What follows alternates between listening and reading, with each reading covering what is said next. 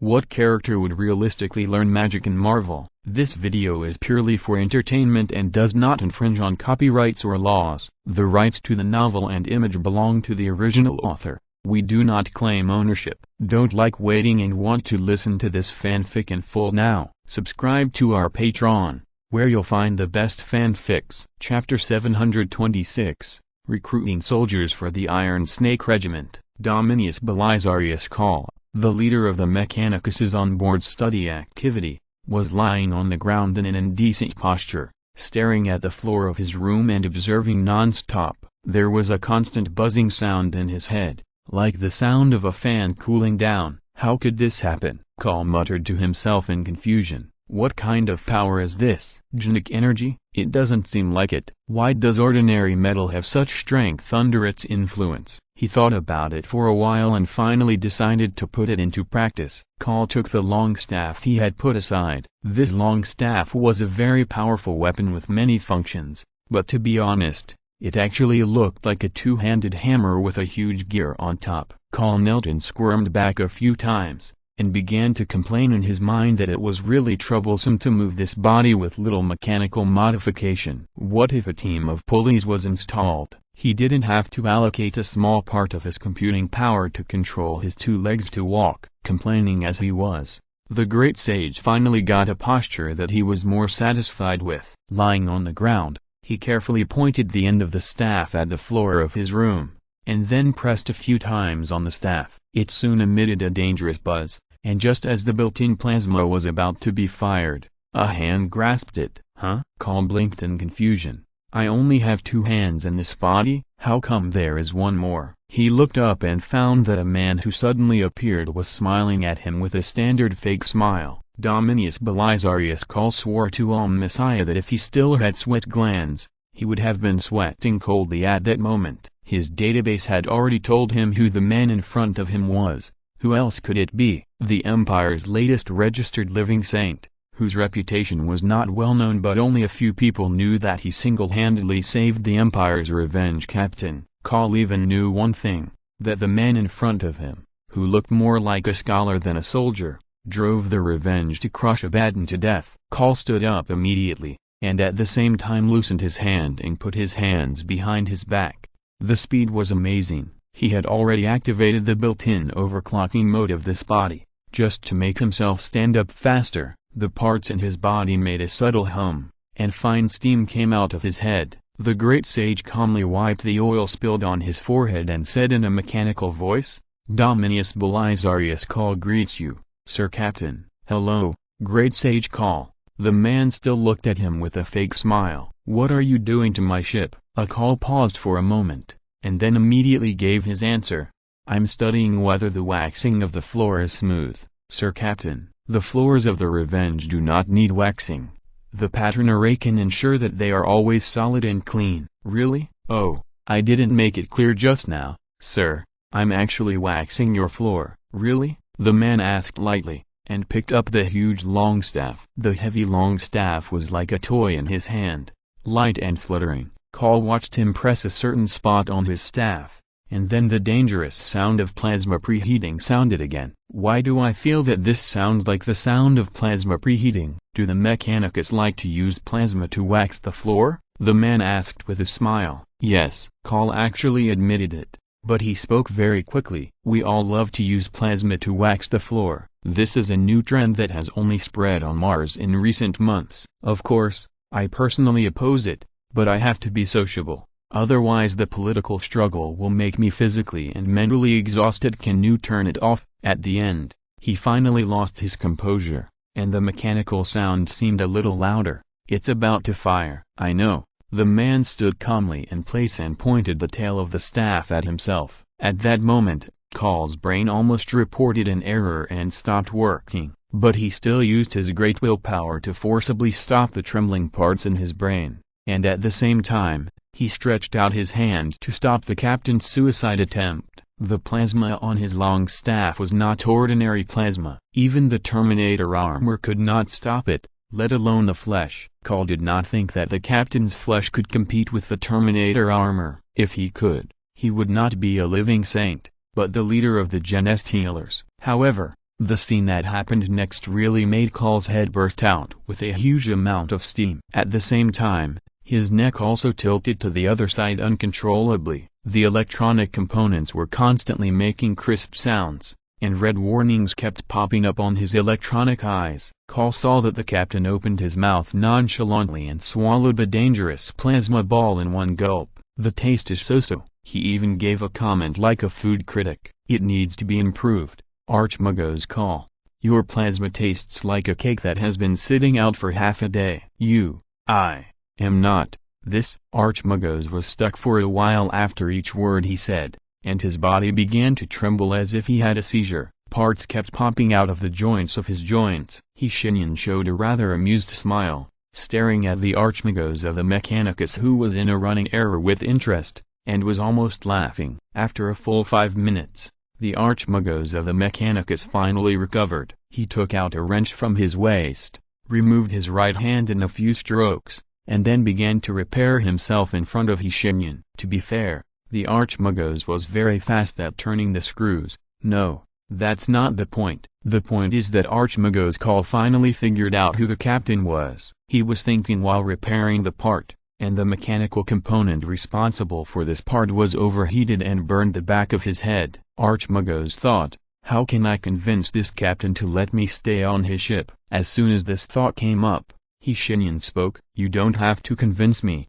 Great Sage Call. If you want to study, then study it. He smiled casually and threw the long staff back to Call. I understand your curiosity. It is normal to have the desire to study when you see something new. I am the same, but if you really want to study how the array works, why don't you ask me? Call raised his head suddenly and said in a stuttering voice, are you willing to teach me? Of course, why not? Shenyan said slowly. The array technology will sooner or later be promoted to all the worlds under the control of the Empire, and you will also be exposed to it sooner or later. From this perspective, there is actually no difference between early exposure and late exposure. But, aren't you angry? What are you angry about? I just tried to wax your floor, Call said tactfully. Doesn't that make you angry? In the Mechanicus, trying to secretly study the knowledge mastered by another priest is a very taboo. I'm not a mechanical priest. Shenyan shrugged. I don't have any so-called possession of knowledge. If you want to learn,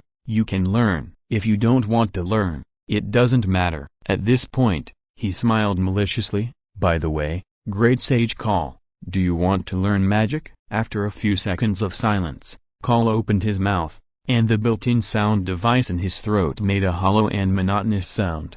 A few minutes later, after bidding farewell to the Great Sage of the Mechanicus, who was completely stuck and fell into a self-repair state due to an error, Shenyan walked on the second bridge in a good mood. What he just said to Call was not false. Mages are very open in this regard. If you want to learn, you can learn. If you don't want to learn, it's okay. Is there any need to hide it? In the near future, magic and array technology will sooner or later be promoted throughout the Empire. By then, even the most ordinary citizens of the Empire will have portable personal terminals in their hands. When facing danger, they will no longer be unarmed and powerless lambs to be slaughtered. The same is true for their souls. In the wizard's vision, personal terminals will connect everyone, and then from planet to planet, from starfield to starfield, the huge network of patterns can not only protect people's souls and keep them from the temptation of chaos, but also completely expose the threats hidden in the human world. For example,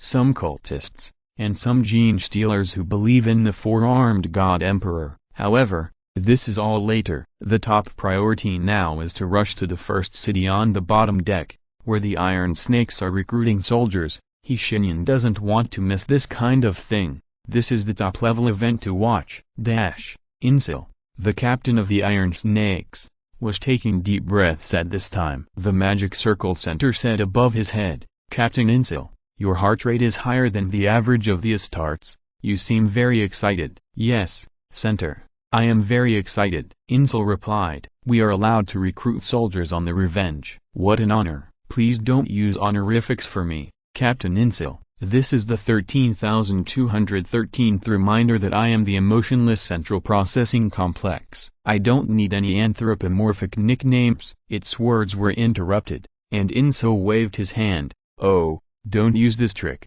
Are there any children who meet the requirements? Please show me so that I can have a clear idea." The magic circle central was silent for a while before calling up the light screen for him. The Astartes usually have a recruitment planet, where they will strictly select a very small number of teenagers with strong bodies and determination to test them. For example, the home planet Ithaca of the Iron Snakes is their home world and their recruitment world. Ithaca is a world where most of the area is ocean, and dangerous marine creatures float and sink in the sea. To become an Iron Snake, you first have to hold a short spear, not wear any armor, and then jump into the sea to fight the giant sea snake summoned by flesh and blood. Giant sea snakes are solitary creatures. When they grow up, they are 7 meters long. Yes, you read that right. The first trial of the Iron Snakes is to let an underage child kill a 7-meter giant sea snake in the sea with a short spear. After passing this trial, the children who survived will be taken to a deserted island,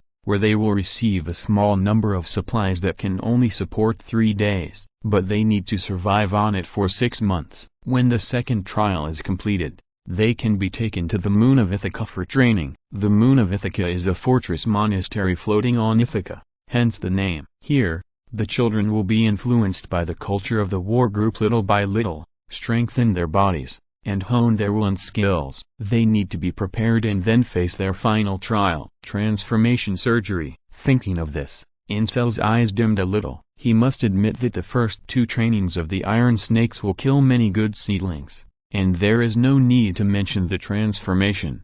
Their recruitment success rate was pitifully low. Although this made each Iron Snake very powerful, they had too few people. When they left Ithaca, their reserve force was less than 70 people. This number once made Insel heartbroken, but he had no choice. This was the tradition of the chapter. However, this low mood did not last too long. Just looking at the light screen, Insel couldn't stop smiling. A full 200 good seedlings. His hands were shaking. 200. Ithaca only recruited a dozen people each time. How come these children from Holy Terra have such good physical fitness? He asked this question, and the Magic Circle Corps replied, when boarding the ship, all civilians will receive a free magic marrow cleansing. Potential diseases will be eliminated, and certain defects in genes, such as being more susceptible to cancer, will also be eliminated. In addition, the ubiquitous magic on the Revenge will subtly make them healthier,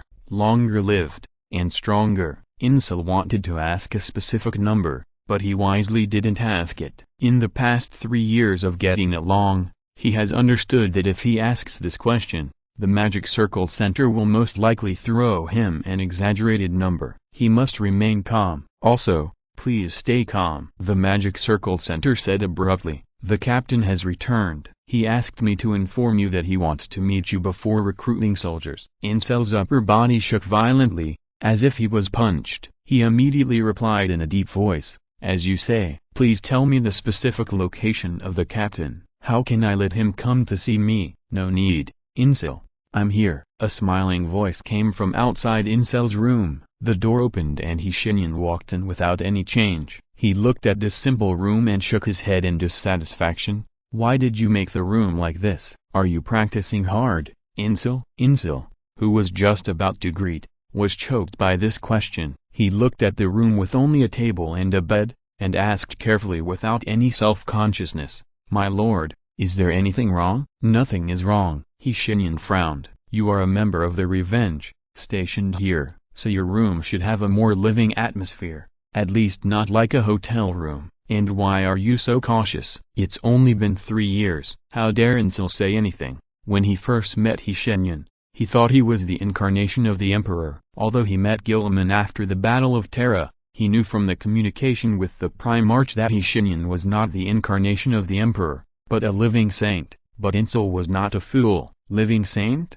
The father of genes said this to him with a smile, and he didn't believe this obvious official statement. However, the captain's performance still made him feel quite warm. Although this person usually likes to wander around the bridge, smiling all day long as if he has nothing to do, Insel knows in his heart who is going to save Terra. No, save humanity. Looking at Insel, who was smiling and silent, Shenyan didn't say more. He asked, Isn't the conscription about to start? Why haven't you gone yet? I did want to go just now. I'm having a hard time calming myself down. It's an honor to be conscripting on the Revenge. These kids are so talented, Incel said sincerely. Shenyan shook his head. There's nothing to get excited about, Incel. You have to get used to this kind of thing. It will happen many times in the future, he said calmly. Calming down means, and I'm sorry, Sergeant Priad's armor was sacrificed along with Givadorn. He used the word sacrifice.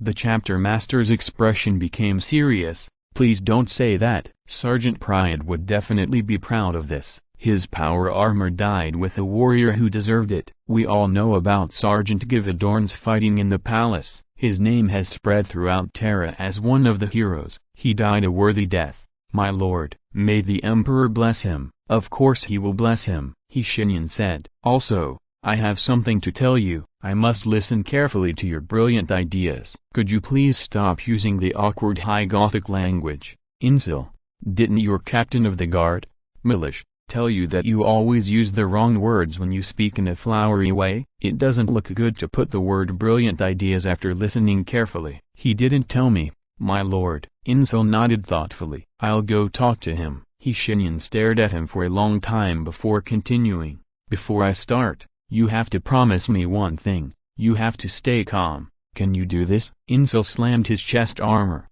Guaranteed to complete the task.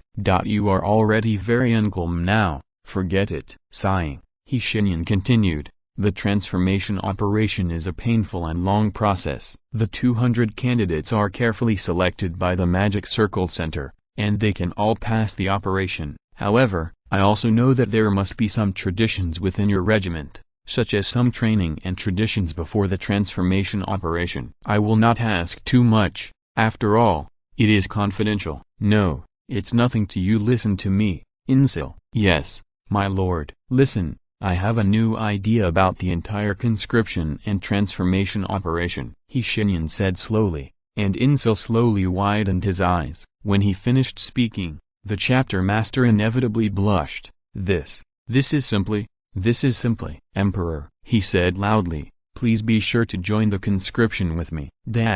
Ezekiel stood on the bridge anxiously, with a crowded but quiet crowd behind him. Needless to say, he knew that his parents were among them. They were looking at their son and were fully expecting him to pass the initial conscription test and become a glorious Astartes. But the problem was that Ezekiel had no confidence in this matter at all. You see, the child standing on his left was Stallman, a full head taller than Ezekiel. Not only that, he always had a stern face and looked very difficult to get along with. There were thick calluses on his hands, and it was obvious that he had been trained for a long time. And the kid standing on Ezekiel's right was even more amazing. He always had a confident smile on his face, not to mention the clothes he wore. It was obvious that he was a son of a noble family and must know a lot about the inside story of conscription. And him, he was a child of a commoner. He was selected by luck. How could someone like him become an angel of death of the Emperor? Just as he was giving up on himself,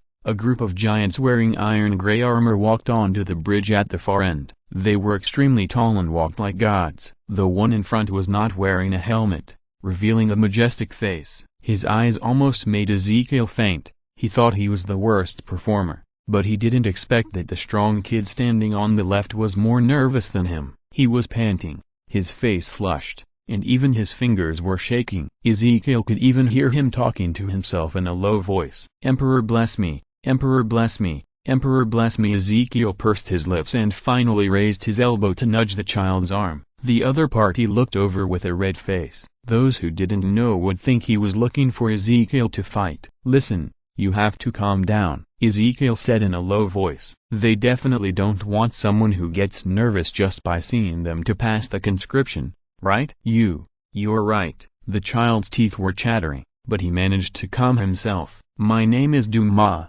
What about you? My name is Ezekiel. They are coming. Stand up straight. Dumas suddenly straightened his back and stood straight, like a sharp sword. Ezekiel was infected by him and couldn't help but stand straighter. At this time, the son of the noble standing beside them whispered, "Don't stand so straight, both of you. Act more naturally. You have to show some grace. In addition, I am the eldest son of the Kanos family. You can call me Xavier. Chapter 727, Recruiting Soldiers for the Iron Snake Regiment. The initial conscription test was very simple. After a cursory observation, all 200 people present were taken to another silver room. Some children have already begun to be complacent. They don't know that this is just a trivial beginning. Standing at the observation window on the second floor, Insel looked at the 200 children who lined up consciously below and nodded slightly. He was happy to see such a scene. Shenyan stood beside him,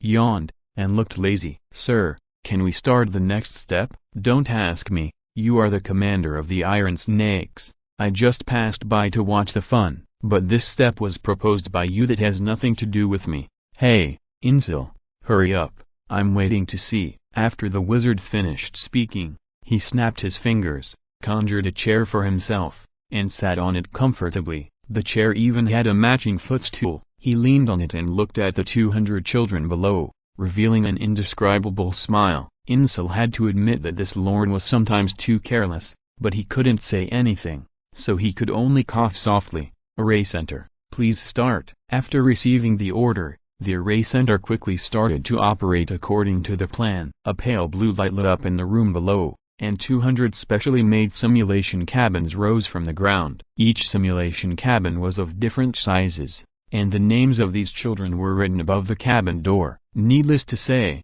after a brief shock, these children quickly understood what they had to do. Amid the low humming sound of the simulation cabin, Ezekiel quickly fell into a deep sleep and lost consciousness. When he woke up again, he was already in another completely unfamiliar area. It was dirty and gray here, with dust, stains and dried blood on the ground, and the lights above his head flickered. On the white shelves around were some things that he couldn't understand. This seemed to be a store, at least it used to be. The moment he saw the blood, Ezekiel's nerves tensed up. He held his breath as if by instinct and bent down. Without saying a word, he carefully walked forward with the help of the shelves around him. He seemed to be lucky and walked out of the store in a short time. It was dark outside, and the sidewalk was covered with blood. Ezekiel couldn't help but take a deep breath. The smell of blood and rottenness rushed into his nose, but the expression of this boy who was only 12 years old did not fluctuate at all. For Ezekiel, the environment here was not too bad. It was still within his tolerance range, and he didn't even touch the edge of the threshold. For a child living at the bottom of the Holy Terra hive, this place was really not good enough. What's more, he survived the Battle of Terra, and what he had seen had already exceeded the limit of many people's lifetime. He began to think, the smell of blood was understandable, but what about the rotten smell? And where was he now? The body worked faster than the brain. Taking advantage of the night, he quickly left the store and walked on this completely unfamiliar road, while trying to keep his footsteps as light as possible. Ezekiel was quite glad that he was not wearing the thick-soled boots that he saved up to buy, otherwise the stone road would have made a sound. So, is this a world where rebellion has occurred? His brain accepted this setting very smoothly, and completely left questions like where am I and what was I doing behind his mind. Ezekiel turned a blind eye to this sense of disharmony. He had no idea where the problem was, and had completely brought himself into the new identity he had set for himself. Needless to say, this was naturally a small contribution of the special simulation cabin. Immersion is the top priority. Continuing to move forward, some slowly crawling people appeared in front of him. They looked very strange. They were all standing, but they didn't communicate or talk. Not only that, some people were obviously missing arms and legs, but they stood as if they had no pain. Ezekiel stopped immediately. The boy chose to slowly retreat calmly at this time, and observed the movements of these strange people vigilantly. A few minutes later, he returned to the dusty shop again, chose a relatively clean place, and began to think about what to do next. First of all, that group of people was obviously wrong. Although there were people who could still stand without a leg, they would never stand like that. Their expressions were also strange, very dull. Not only that, the more Ezekiel thought about it,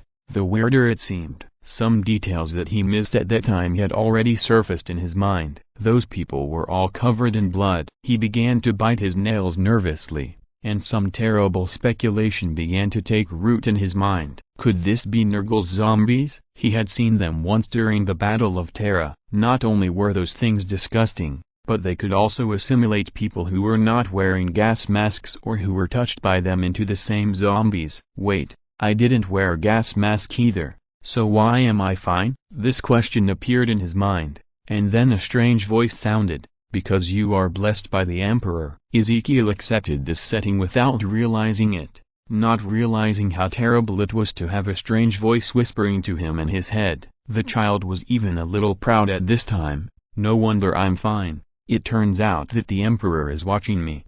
However, he certainly wouldn't be watching me for no reason. He must have something he wants me to do. What should I do? After thinking for a long time, he still couldn't figure it out. So he simply put the question aside. Anyway, the Emperor is watching me. If I do something wrong, he will definitely remind me, he thought optimistically, and then began to search in the store, trying to find something that would help him in his current situation. After searching back and forth for more than 10 minutes, he even didn't miss the gaps in the shelves. Looking at the things he finally got, Ezekiel nodded with satisfaction. In front of him was a backpack, bulging, with 2 bottles of bottled water that had not been taken away, and a small thing with a strange style but could start a fire. The rest were all things that he couldn't understand the words, but could recognize from the pictures that they were food, and some of the packaging was even stained with blood. In addition to these supplies, what made him feel most at ease was actually a long black metal bar. Both ends of this thing were bent, and one side was painted red. It felt heavy in his hand, and the side painted red was a little sharp. After trying to swing it, Ezekiel had no doubt that this thing could perform a craniotomy on those slow-moving zombies. Okay, he muttered to himself, took a deep breath, and then began to talk to himself in a low voice. Calm down, Ezekiel, think about those monks, what they would do. I have to find some survivors. It's impossible for all people to become that kind of thing. I also have to find a safe place to spend the night. It has to be strong enough, or it has to be high up. Taking another deep breath, the 12-year-old boy showed amazing adaptability. He still had fear in his heart, but something bigger suppressed it. Something called courage took root in his heart, and sooner or later, it would bloom completely. Standing in front of the store, Ezekiel held a metal stick and left here without any regrets. Very good, Insel praised quietly. There were 200 different magic light screens on the observation window in front of him. The children who had undergone the test were moving in the screen. Some of them were already covered in blood, and they used the weapons in their hands to kill all the zombies they saw along the way. Some people carefully crossed the street and did not fight with the zombies. Some others had already got long-range weapons from somewhere, and were killing the zombies one by one from a high place, mastering the use of guns without any instruction. What else could he ask for? These children, who were no more than 14 years old, were thrown into this environment, and so far no one had lost their minds or collapsed. This really surprised him. And their physique. Insel almost wanted to ask the captain beside him, what did you add to the so-called magic influence to make them so strong? Shenyan seemed to know what he was thinking. He smiled at the light screen and answered casually, nothing is added to the magic influence. And nothing can be added. It is just a ritual, and magic is really just magic. My vision is really good, he said with a smile. The 200 children I picked are all rare martial arts geniuses. No. Just pretend I didn't say anything. Your vision is indeed as sharp as an eagle, Insel said in a deep voice. Some of these children have aggressive temperaments like fire, but they can still remain calm in battle. I think they are very suitable to join the battle company. He pointed to the children who were hacking and killing the zombies along the way. And these calm little stalkers. Insel did not hesitate to praise him. I am really surprised. So calm. Choosing the least dangerous way to pass through these wandering monsters. Natural-born scouts. Yes. And these young snipers. No ammunition is wasted. Extremely accurate. Extremely deadly. Emperor above. Obviously, the chapter master was so happy at this time. No chapter master could remain calm in such a situation. These children are the future of the chapter. With such a bright future in front of them, how can they not be excited? Shenyan did not intend to pour cold water on him, mainly because there was no cold water to pour. The terrible mortality rate of the Astartes transformation surgery did not exist on the Vengeance. The magic circle core can eliminate all possibilities of failure through operations that are so sophisticated that they are beyond human understanding. As for the organ maturation period that can take a year or even several years, it can be skipped through time acceleration. If Gilliman knew about this, he would probably run to the Vengeance immediately. Seeing this, the recruitment is almost a foregone conclusion. Incel's wave of construction was very successful. However, the simulation cabin will not continue to simulate forever. Each of these children was thrown into the same city. They will eventually meet in this city and survive tenaciously. The simulation will end in just 6 months. According to the comparison of the flow of time, it will only take another 10 minutes. Everything they experienced in the simulation will make them feel confused for a short time when they wake up, but those 6 months will not be erased. The strong comradeship will connect them to each other, and everything they learned in it will not disappear. The simulation cabin is really a good thing, Shenyan thought. Should I go to the White Tower again to buy something similar? Forget it. The faces of the elves appeared in front of him, and he couldn't help shuddering. After saying goodbye to Incel, he quickly left the middle deck. A feeling that everything is ready, only the east wind is missing, began to spread in his heart. The wizard stopped and stared at the deep dark starry sky outside the portal. The magic circle center was still transmitting various data of the revenge to him continuously. On this ship, everyone has their mission, although they are different, but they do know what they have to do. What about me? He was silent for a while, and smiled faintly. The figure came to the outer vacuum in the blink of an eye. A dark gem appeared in the palm of his right hand, and the ocean seemed to be shaking inside. The wizard raised his hand, stared at the gem, and sighed softly. The world is so cruel, and people always have things they can't ask for. He can decide the life and death of countless people with a wave of his hand, shape the stars, and annihilate the world,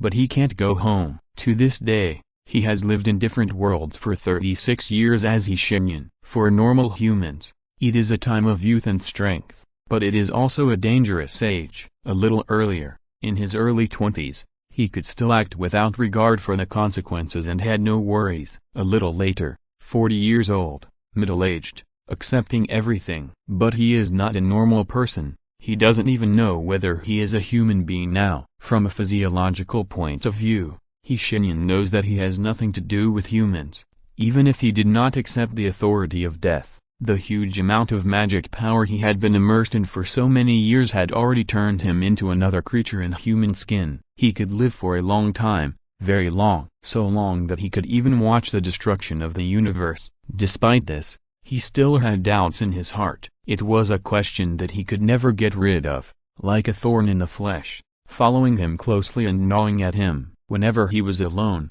this question would emerge from the bottom of his heart and then question him. Going home, you regard it as the meaning of moving forward, but is the act of going home meaningful in itself? Even if you can find the star that originally belonged to you in the endless sea of stars, when you really go back, will it still be the same as before? Shenyan closed his eyes and chose to forget everything temporarily. He floated in the starry sky, his black robe fluttering, like a wandering soul that has lost its coffin. 10,000 more updates tomorrow. If you're listening to this novel on a channel other than Fanfic World, it means they downloaded and uploaded it without effort. We cordially invite you to visit our channel, Mundo Fanfic Novelist. There you'll find the original version of this story and you can explore many other novels of various genres. We are waiting for you to immerse yourself in a world of incredible novels. Chapter 728, Reunion. Gilliman was handling government affairs. As usual,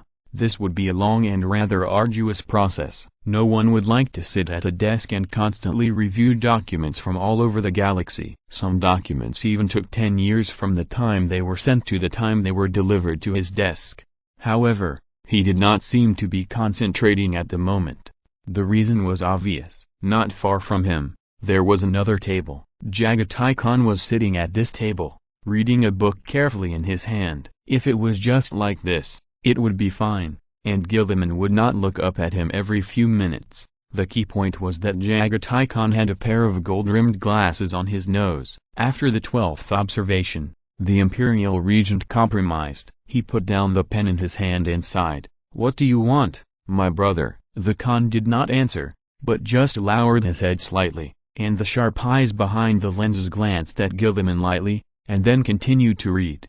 "You have been like this for a whole day, Jaghatai," Gilliman said helplessly. "It will be dinner time soon, and I don't want to carry the doubts until tomorrow. I give up." "Okay, what do you want to do?" Hearing this, the Khan finally showed a barely perceptible smile on his face, which quickly disappeared. He remembered the number of pages he read, put down the book, and meticulously took off his gold-rimmed glasses. A series of slow movements undoubtedly challenged Gilliman's patience, but the regent did not react at this time.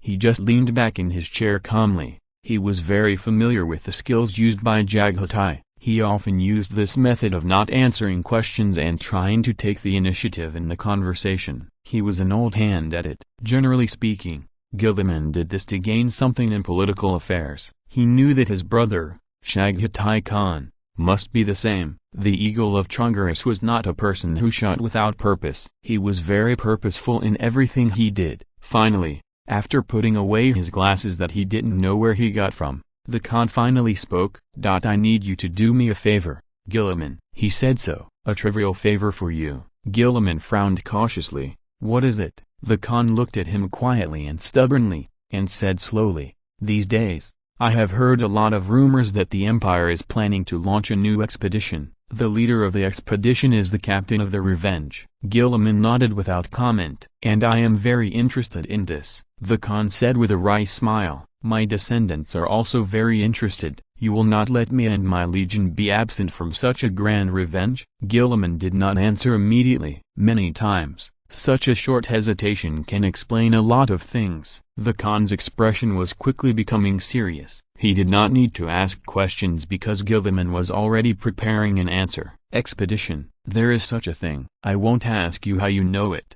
It's irrelevant." Gilliman sat up straight and said word by word, "But I have to tell you that the command of this expedition is not in my hands. Do you understand? I don't even know if I will be assigned to the expedition fleet." "Sorry, my brother, you found the wrong person." "Really? Then who should I go to?" "You know who you should go to, Jaghatai." The tense atmosphere disappeared.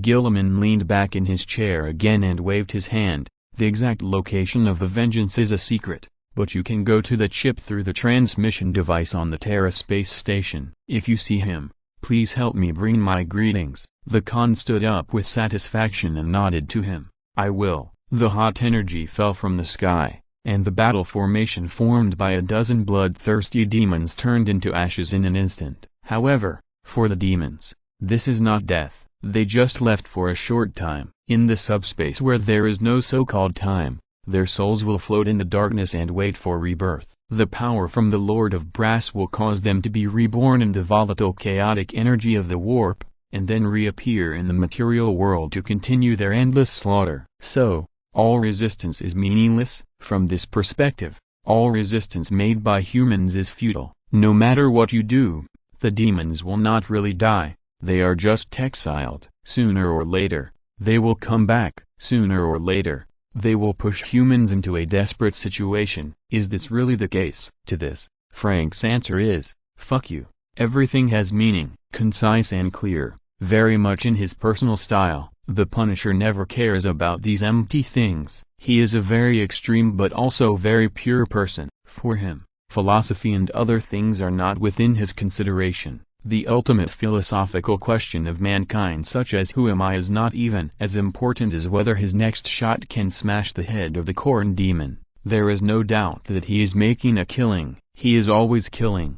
From this point of view, the corn demons should envy him. But the truth was, they were eager to kill him. Punisher. A roaring voice came from behind him. Frank ignored it for the time being, but pulled his chainsaw sword out of the belly of the last bloodletter, and then slashed it horizontally, and its head was chopped off by the roaring chainsaw. Punisher. The thing called again. The sound was hoarse, like the scales of two snakes rubbing against each other. Frank turned around and looked at the tall demon expressionlessly. His eyes lingered on the ferocious horns on its head for a moment, and then he showed a cold smile. This was an invitation to fight. The thing let out a huge roar and rushed straight towards him. The blood-covered ground began to tremble. It was getting closer and closer, and Frank could even see its scarlet eyes clearly. It was like a rolling sea of blood, and the wails of endless victims came from it, which was extremely harsh. He frowned. The demon saw this and laughed triumphantly. He chopped down the axe in his hand and taunted him.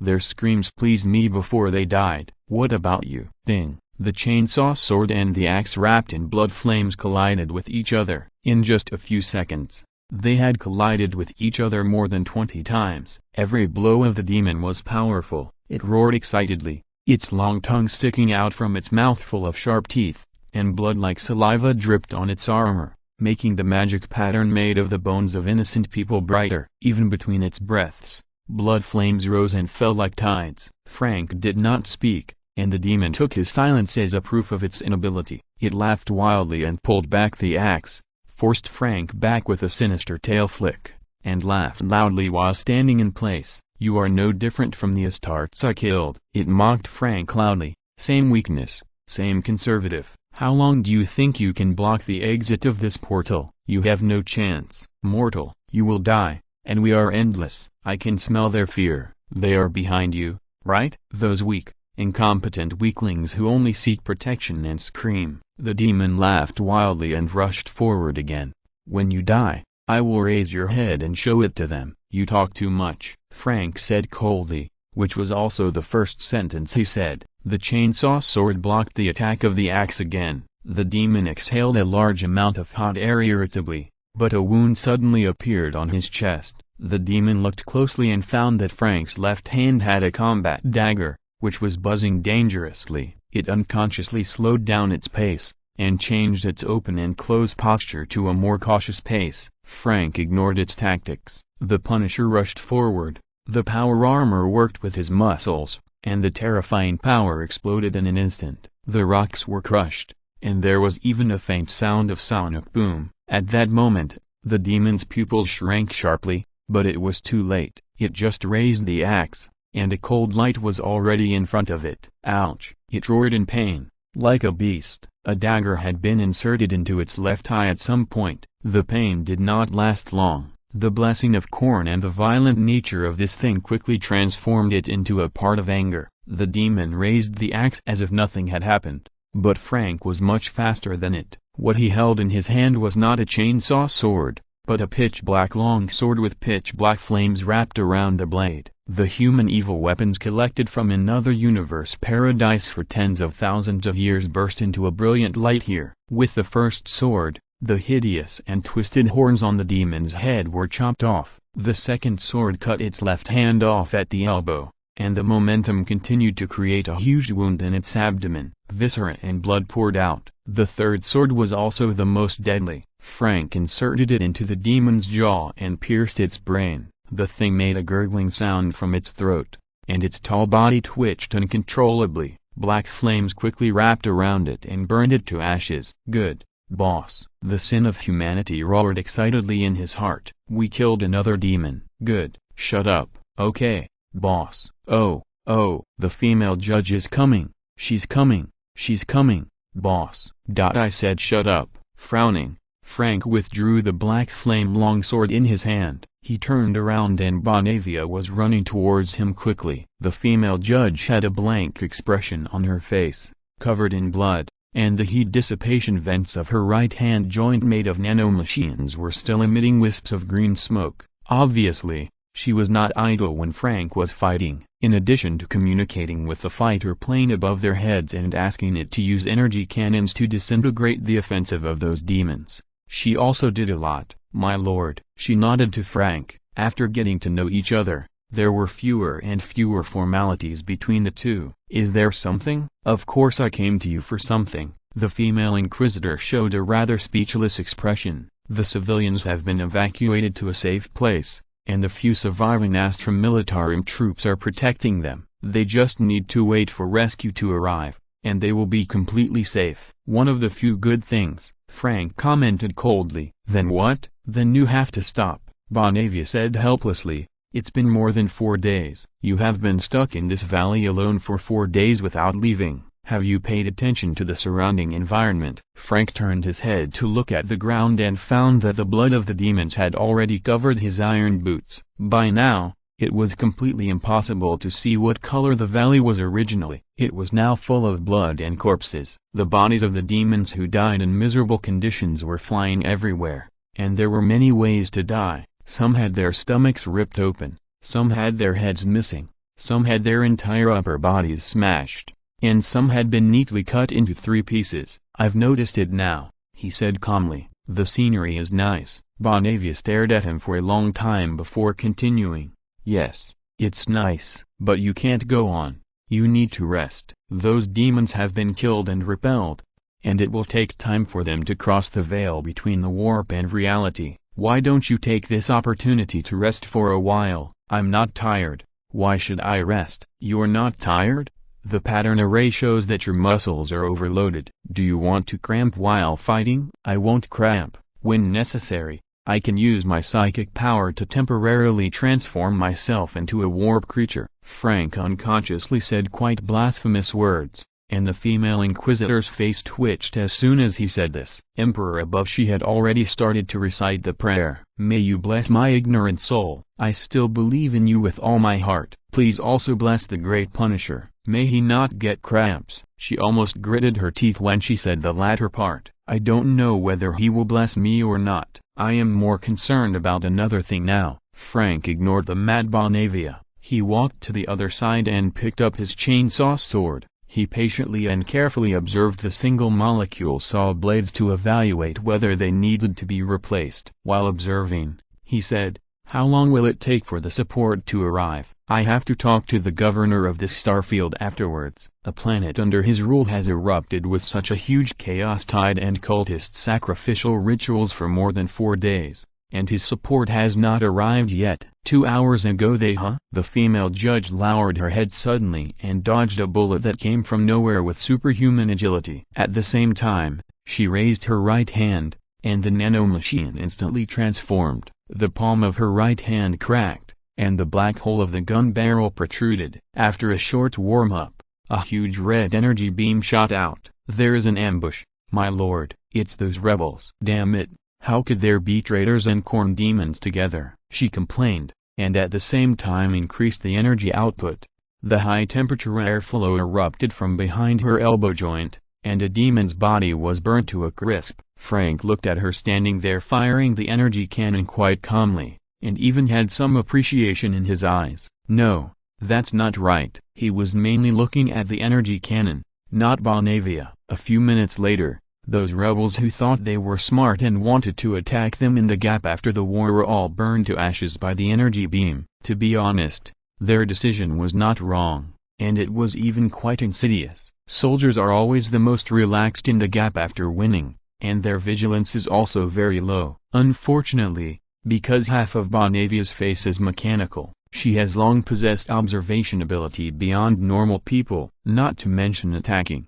They would probably be discovered if they stayed for a while. After coughing twice, Bonavia patted her right hand to undeform the overheated nanomachine. She looked up and saw Frank's strange eyes. Why are you looking at me like that? I'm not looking at you. Frank's expression didn't even fluctuate. I'm looking at the energy cannon in your right hand. Do you think I can also change it? He even began to seriously think about the feasibility.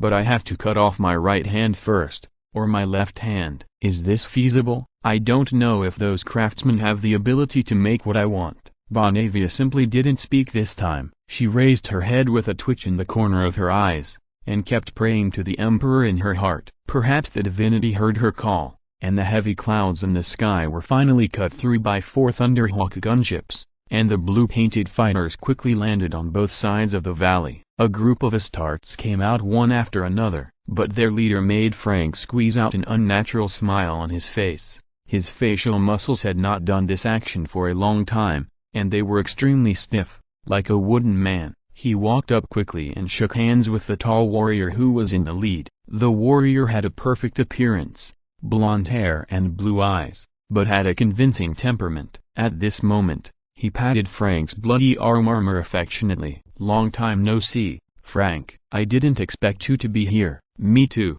Captain. Me too. Aren't you fighting a group of orcs in the fringe starfield? It's over, and I plan to go back to Terra Space Station. But I received a distress signal when I passed this system, and I can't ignore it. Oh, right. He grabbed a Crimson Fist's warrior who was stiff because of seeing another Primarch, and introduced him. This is the Punisher, Frank. I believe you should have heard of his name. Gilliman must have shown you all our information, right, Pedro? The current Crimson Fist chapter master Pedro Cano nodded woodenly. Yes, sir. Frank glanced down at him. His eyes involuntarily tilted to the red power fist on Pedro Canto's left hand, and then moved to the ancient-looking grenade launcher on his waist. This has almost become his occupational disease, always looking at weapons aimlessly. This thing is good. He nodded and pointed at the bolter and commented. What's it called? Dorn's Fist, my lord. Pedro suddenly puffed out his chest and answered loudly. There is still a 5K chapter. I will try to be faster. Chapter 729. An inappropriate joke.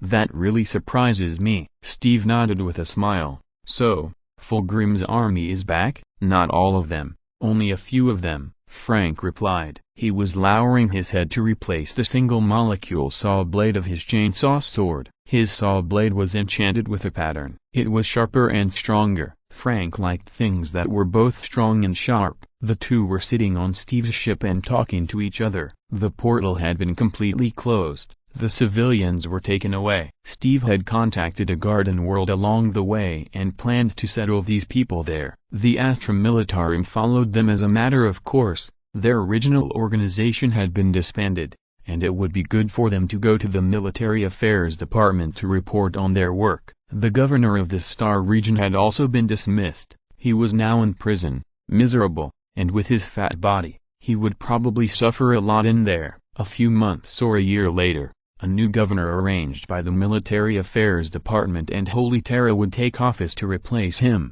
and by then, everything here would be very different. At least it won't happen again. A small number of people? What does that mean? Well, how should I put it, Captain? Frank looked up, and for once he didn't know where to start. The souls of those people were bound to Istvan III. The Chaos Gods wanted to torture them and find opportunities to corrupt them, but they didn't give in. Many people's souls were broken over the long years and became nutrients for the few survivors. Otherwise, their souls wouldn't have been able to survive for so long. Steve was silent for a while. His expression was so serious that it was a little scary. After a long time, he slowly opened his mouth, but he was talking about something else that seemed completely unrelated. When he first told me about the existence of the Empire, I thought he was joking. Too many contradictions, too many conflicts. The Empire is a huge country forged by mistakes. Needless to say, you can also know that most of the systems adopted by the Empire are quite backward,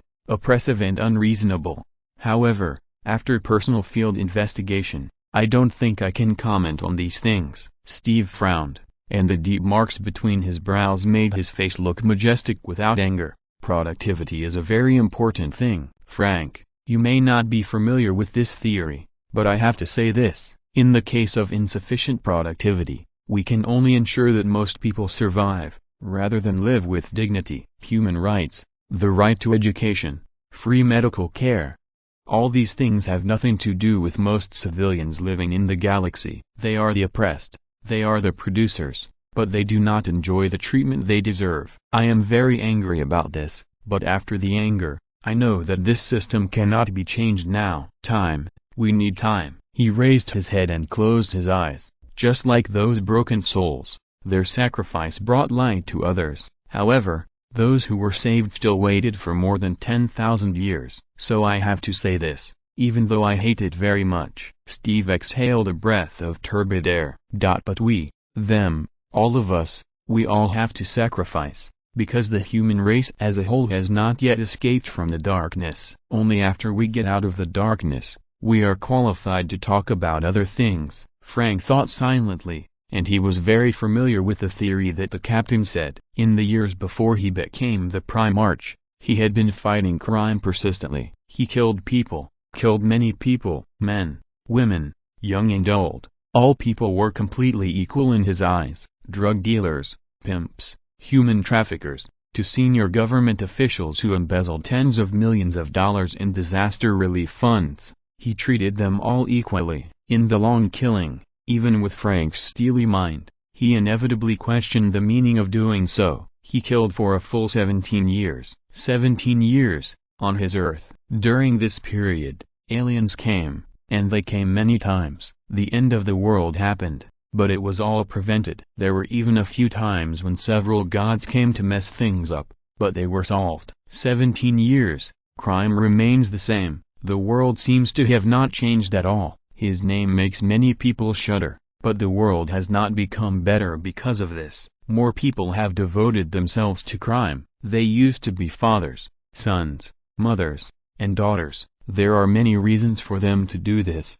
such as medical expenses and children's tuition. Everyone has difficulties, except for some born bad seeds. Few people are willing to do this, but they have to do it. For money, they can hurt other people's fathers, sons, mothers, and daughters. For money, they can sell drugs to children in school. For money, they can do anything. Everything is for money. So, why don't they have money? It was at that moment that the Punisher, Frank Custer, understood the answer, but he had no choice. He was just a killer and couldn't do the work of changing the world. I think I understand what you are talking about, Captain. Frank nodded at him. But this time it will be different. What do you think? Steve laughed. Yes, of course it will be different this time, he said firmly. We are fighting side by side. Not only that, but we have them behind us. We are not fighting alone, and this is crucial. Center, mobilize part of the power supply of the third engine and distribute it to the manufacturing workshop to keep the engine evenly heated. The Revenge does not have so much extra energy to provide it with cooling measures. Also, increase the air magic concentration on the lower deck by 3%. The civilians should be able to withstand this level of magic now. Shenyan tapped his cheek and turned his chair in boredom. Issue a new notice to all officials in charge of grassroots affairs and tell them not to issue a new notice to solicit artists to build giant statues of me in the future. Not only does it take up too much space, but it also wastes resources. And it doesn't look like it at all. He slammed the table and complained loudly. If these people are really not good enough, they can just not carve a face. Wearing a hood can solve all problems. Why do they have to carve my face into a butt-chin? I thought I was Bruce Wayne. The Magic Circle Center paused for a few seconds before answering him. Got it. Do you have any other orders? Of course, we have only just started. How is the shield upgrade going? The outer reactive shield has been updated, according to your idea. The 7-layer composite superposition reactive shield is perfectly adapted to the Revenge. Not bad.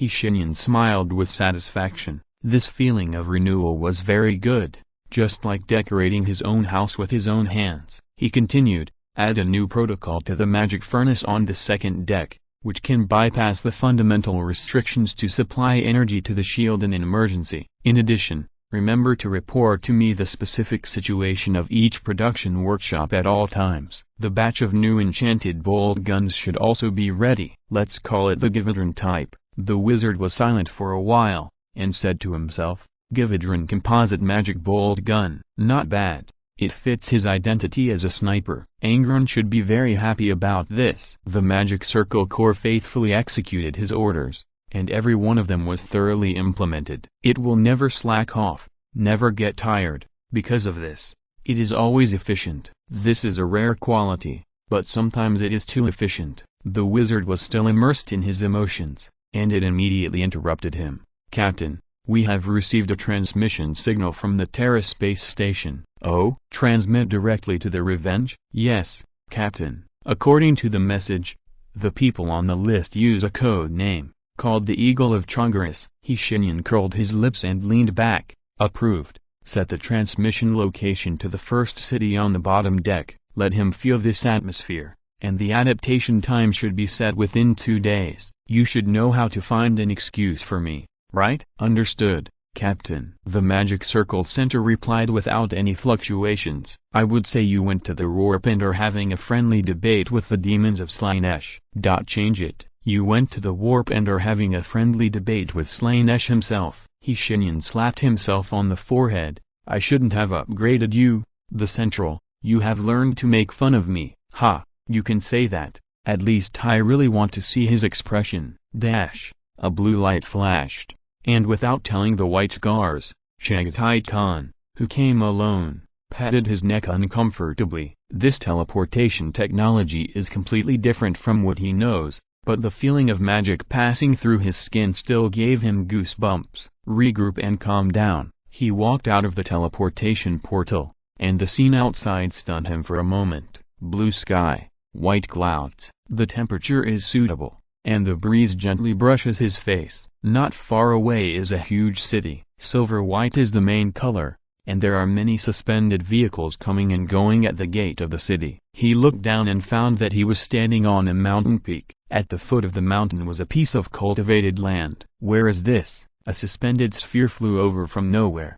and the voice of the Array Center sounded in his ears at the right time. Hello, Eagle of Chongaris. I am the Array Center of the Revenge. Do you need some guidance? Yes. Khan looked at the silver sphere and asked in a deep voice, where am I? Revenge. Is this the Revenge? Yes. Don't you know? The Revenge is a planetary battleship, twice the size of Holy Terra. You are on the lower deck, which is dedicated to the living and rest of civilians. The city is called the First City. What else do you need to know? The planetary battleship is really exaggerated. The First City? Does that mean there are other cities? The Khan asked. What's up with the sky above my head? That's the Ecodome technology. After the captain's improvement, it has the ability to simulate real sunlight. Not only that, the Ecodome also has the ability to change seasons. What about those hovercrafts? They are just ordinary transport vehicles. The First City was built the earliest, so it undertakes most of the agricultural tasks. Every day,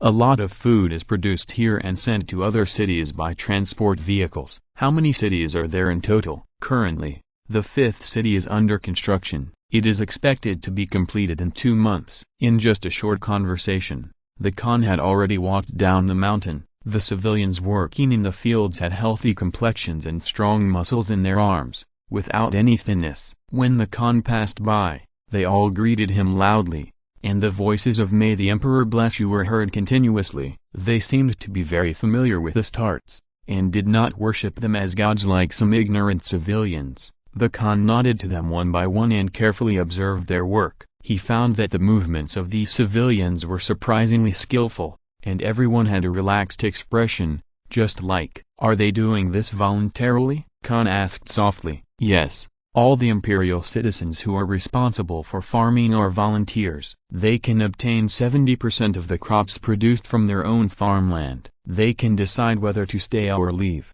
and the remaining 30% will be taken away for food production.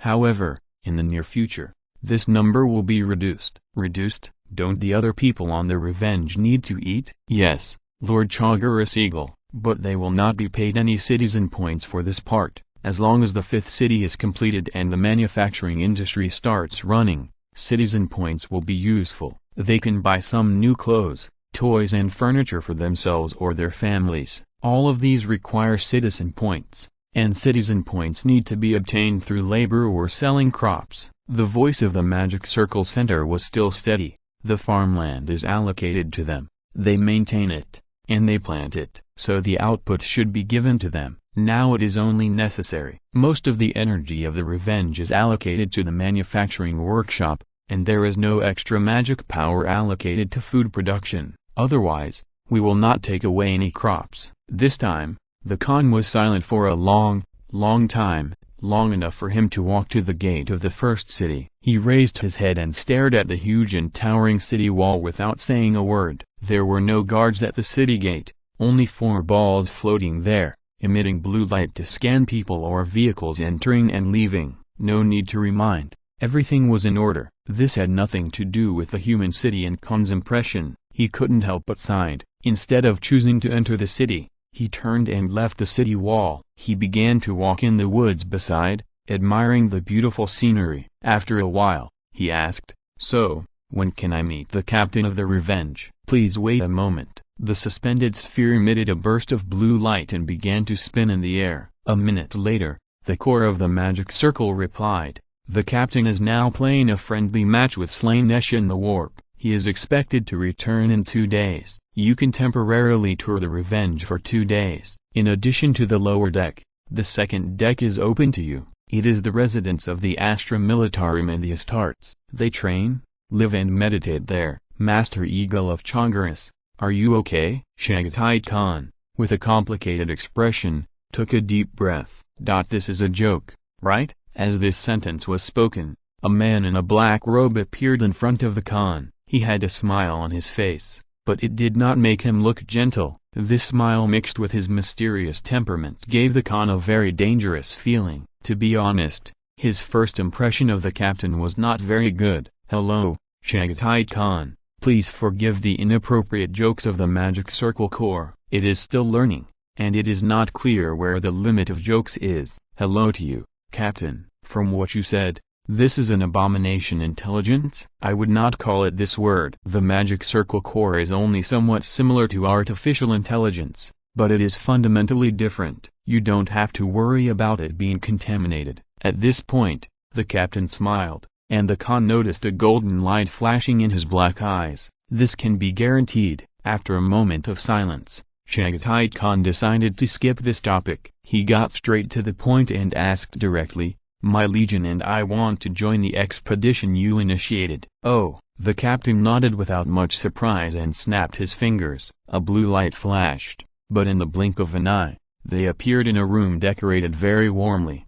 The surroundings were very warm, with books everywhere, and 2 armchairs placed around a round table, one of which was obviously made according to the Khan's body. Please forgive my rudeness for teleporting without your consent. However, the woods outside the city gate is not a suitable place to discuss expedition matters. With a smile, the captain raised his hand. Please sit down, Chagatai Khan. Let's sit down and talk slowly. Do you like tea? I like it very much, but not the kind of sweet black tea. I understand. Ah, how about milk tea? Pure milk tea. The captain winked at him, sat on the armchair, and snapped his fingers. 2 cups of milk tea that were exactly in line with Khan's impression of the local specialty of Chongaris appeared on the round table, even steaming. The captain picked up a cup, took a sip, and sighed with satisfaction. Not bad. Are you sure you don't want to sit down? This kind of chair is very comfortable. Khan sat down slowly and held up the teacup at the same time. At the same time, the captain's slow voice reached his ears. I almost forgot that my name is Shenyan, a mage, and the captain of the Revenge. Khan took a sip of milk tea, and the familiar taste entered his taste buds and exploded on them. The taste from his hometown made him forget to answer for a moment. The man who claimed to be a mage laughed twice and continued. Nice to meet you, Chagatai Khan. How is the milk tea? Very good. Khan raised his head, looked at him and said slowly, thank you. It's just a small favor. Then, let's discuss the specific matters of joining the expedition fleet. 10,000 updates are completed. Chapter 730. Listen, before coming, the Khan had imagined a dozen different conversation scenarios in his mind. Some were treated with courtesy, while others were ignored, but no matter which one, it couldn't be like this. He drank the milk tea from Chongaris, and the taste of the vast grasslands exploded on his taste buds again and again. The taste of his hometown was brought to him by means he could not understand. After entering the webway and hunting continuously for 10,000 years, Chagatai Khan finally had the urge to cry. He had never wanted to go back and take a look like he did now, but he couldn't, at least not now. The people in his hometown were human beings, so were the people in other parts of the empire not considered human beings. There were still many places in the Wailing Galaxy waiting for him and his descendants to save. The Khan had always been very sensible, but he couldn't help but hate himself at this moment. Why couldn't he be more selfish? No one would say anything about abusing power for personal gain. Unfortunately, he was destined not to be that kind of person. The outside world knew very little about Chagatai Khan,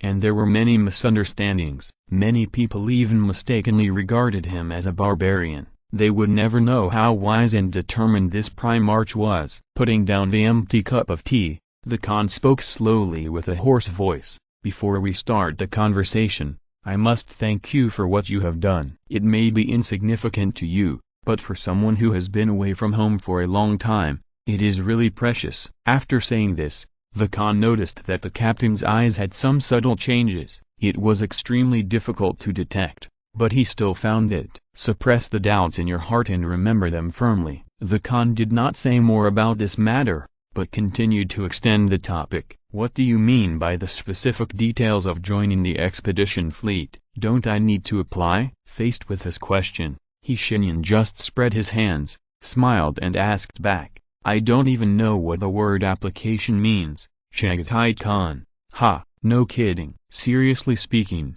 of course I am willing to let the brave White Scars and their Primarchs join the expedition fleet. Why not? The Khan was not overwhelmed by the joy of embarking on the road of glory. He was very restrained and continued to ask calmly, you seem to know me and my men very well. I know a lot of things, but not people I've never met. You don't act like you've never seen me before. Shenyan smiled. Someone told me a lot of stories. To be honest, I know the style and deeds of you and your legion. I also know your general character, but I don't know what kind of person you are, Chagatai Khan. But is it important? The Khan nodded slowly and forcefully, stroking the beard on his chin. It is very important, Captain. As you can see, I am a sensitive and suspicious person. Shenyan put down the cup in his hand and shook his head. Don't worry about any political deal behind this. I have only one purpose for letting the White Scars participate in the vengeance expedition. He raised the finger and repeated his words. There is only one purpose, and this purpose is very simple. The Khan listened quietly, always staring at Shenyan's eyes. Long-term eye contact with people is not the right choice in conversations or meetings, and it is not even polite in daily life. But he did it. He had to confirm something. What purpose? He asked. Revenge. Shenyan said. You don't know, Chagatai Khan. After saying this, his black robe fluttered, and a strong wind suddenly blew in the quiet room. The walls disappeared, the ground disappeared, and some powerful energy began to surge in the air. Chagatai Khan even felt that his bones were wailing. But in the blink of an eye, they came from the warm lounge to a chaotic and disordered space. There was a heavy curtain of colorful colors hanging above their heads, and complex emotions full of malice filled the air. The evil ghosts who wanted to devour people turned invisible and wandered in this space. The warp. The Primarch of the White Scars watched this scene calmly and cast a questioning look at the person who brought him here. The latter just said lightly, listen, Khan, listen. So he began to listen. Under the influence of magic, he heard. The first sound was the scream, which was just the beginning. It was like the sound of gears when a machine started.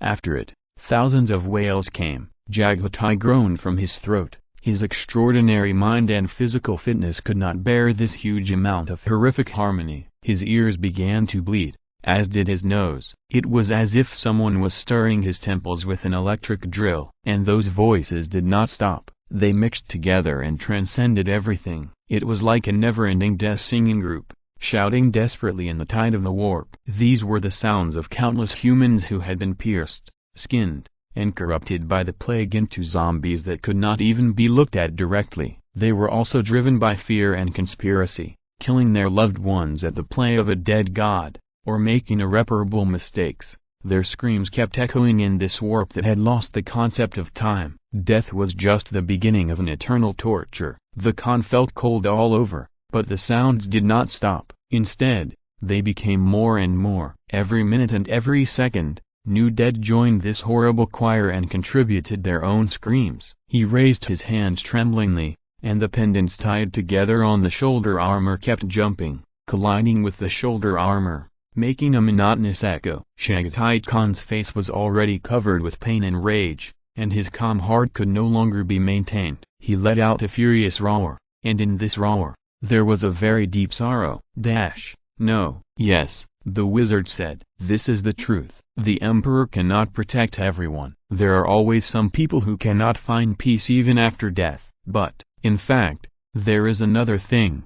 The Khan knew what the other thing was without him saying it. The demons were laughing at this. They laughed all the time. They listened to the voices of the dead excitedly. The pain and suffering of humans were the sweetest wine for them, and the pleasure that could not be abandoned. Those who were eager to kill, those who were eager to have fun, and those who were eager to spread the so-called glory of the Father. They all hid in the dark and laughed. They were extremely satisfied with the horrible scenes they created with their own hands, but they would never stop there. They will always crave for the next victim, just like the essence of this damn place.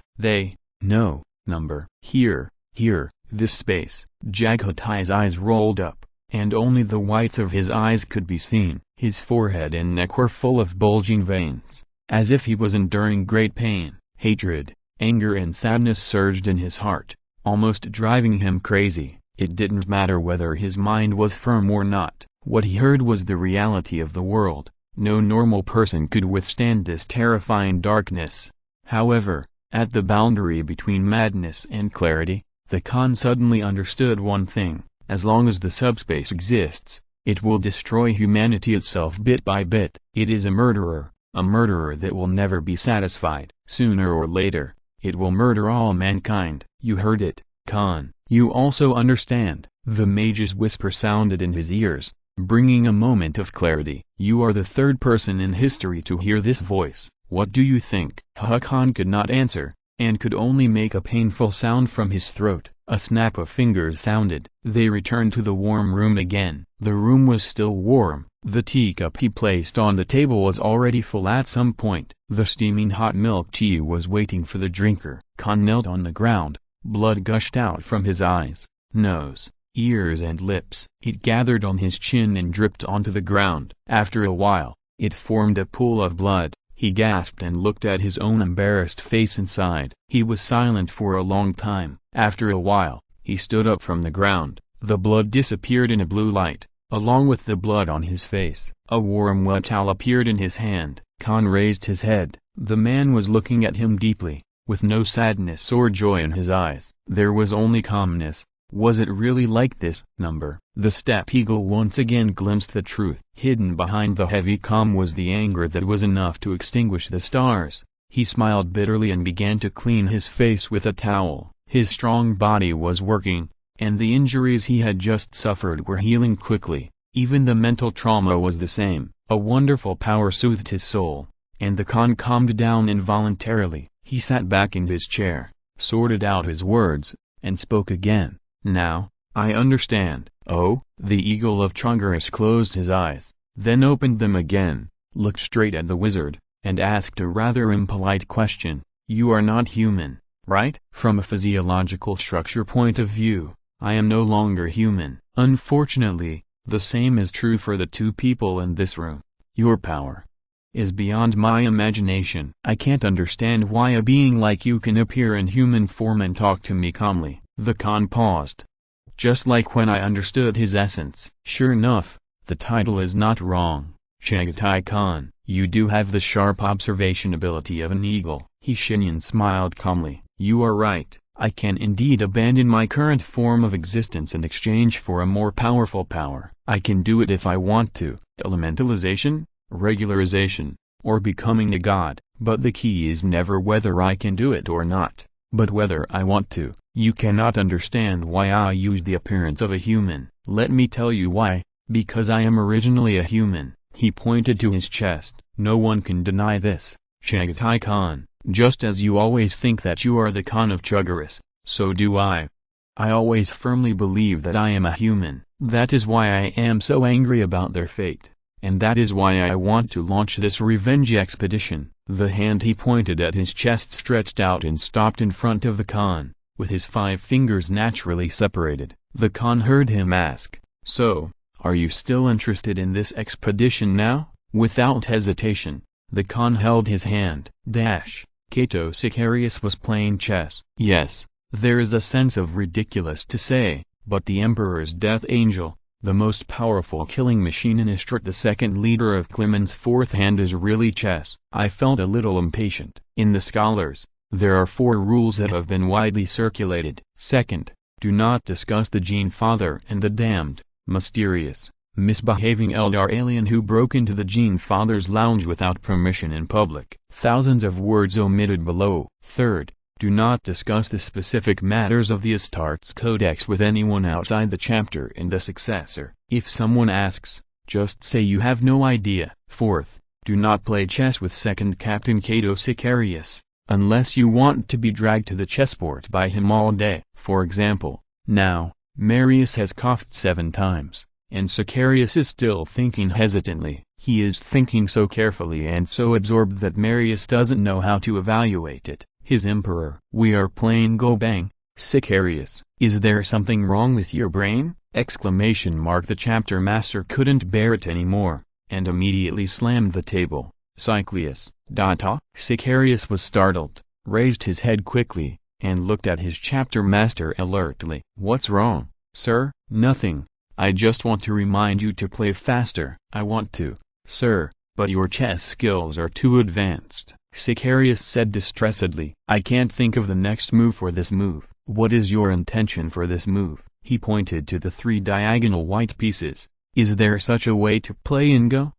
Marius' cheek twitched suddenly, and he coughed twice again. This is an ancient trick I learned from a certain mechanical priest. It's normal that you can't understand it. Well, it's okay, keep thinking. Sicarius nodded, lowered his head and was about to continue thinking hard, but a victorious soldier came over. He first glanced at the chessboard, gave the battle captain a strange look, and then spoke. Captain Marius, the second Captain Sicarius Primarch has something to ask you too. 10,000 more will be updated tomorrow. Chapter 731, Voice of Revenge. Guilliman looked at his chapter master and second captain with a headache. The 2 men were standing in front of him obediently, not daring to breathe. They looked like they were watching one another's hearts. After a while, he finally spoke. I won't ask who came up with the idea. There's no point in asking. You 2 must have contributed. Competing with the White Scars in poetry? Ultramar. Guilliman shook his head,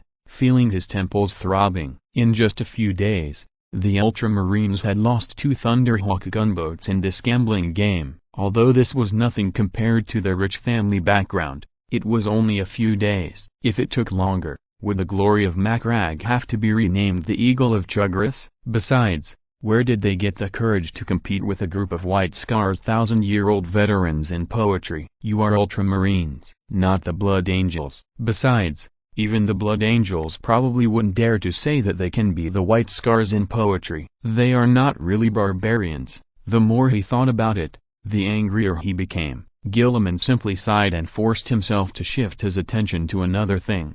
Marius, the chapter master raised his head suddenly. Yes. What are your orders? What is the situation in Ultramar? I mean, cough. Guilliman coughed. Are there any more things in that regard? You mean the second? Oh, no. They have fully understood the uniqueness and sacredness of the Empire. Marius said in a resounding voice. You can rest assured, Jean Father, this will never happen again. I swear on my name. It is difficult to describe Guilliman's expression when he heard the word second. Otherwise it would be too much of a loss of dignity for His Royal Highness the Regent. After all, no matter what, he did this with good intentions, as long as we ignore most of the facts. Very good. I hope so. So, Sicarius, where is your predecessor? It took Cato Sicarius 2 seconds to realize that the ex-boyfriend the Primarch was talking about was not his lover who never existed, but the former second Captain Titus. Sicarius stood up and replied. Lord Titus' ship arrived at Lion's Gate yesterday. After passing the review mechanism, he can reach Macragge's glory through the portal of Terra Space Station. That's good. Well, send another order to the Military Affairs Department and say it's my intention. Let them review Titus faster. Try not to cause any trouble that will get him taken away by the Inquisition. Although the Inquisition is gone now. Guilliman laughed self-deprecatingly, making a joke of himself. Listen to me. Just say it's my intention. This is really ridiculous. Primarch, no. Let me finish. Marius, this is necessary. People must always reflect on themselves. It's difficult, but I have to do so. You see, when I woke up, I felt unfamiliar with all of you. I won't hide this because that's the fact. The Lord of Ultramar's eyes flashed with light and darkness, and he smiled bitterly. This smile made Marius and Sicarius at a loss. Not only that, I feel strange to the Empire. It is extremely painful for me to live and see all this happen. At that time, I would rather die in the flames ignited by Horus than to see all this. However, there is still hope. Yes, we still have hope. But some things have already happened. He sighed and stood up. His towering body like a mountain was inevitably a little hunched at this time. This is the most painful thing for me, and it also makes me most surprised and sad. When I woke up, everyone was afraid of me. We are not afraid of you,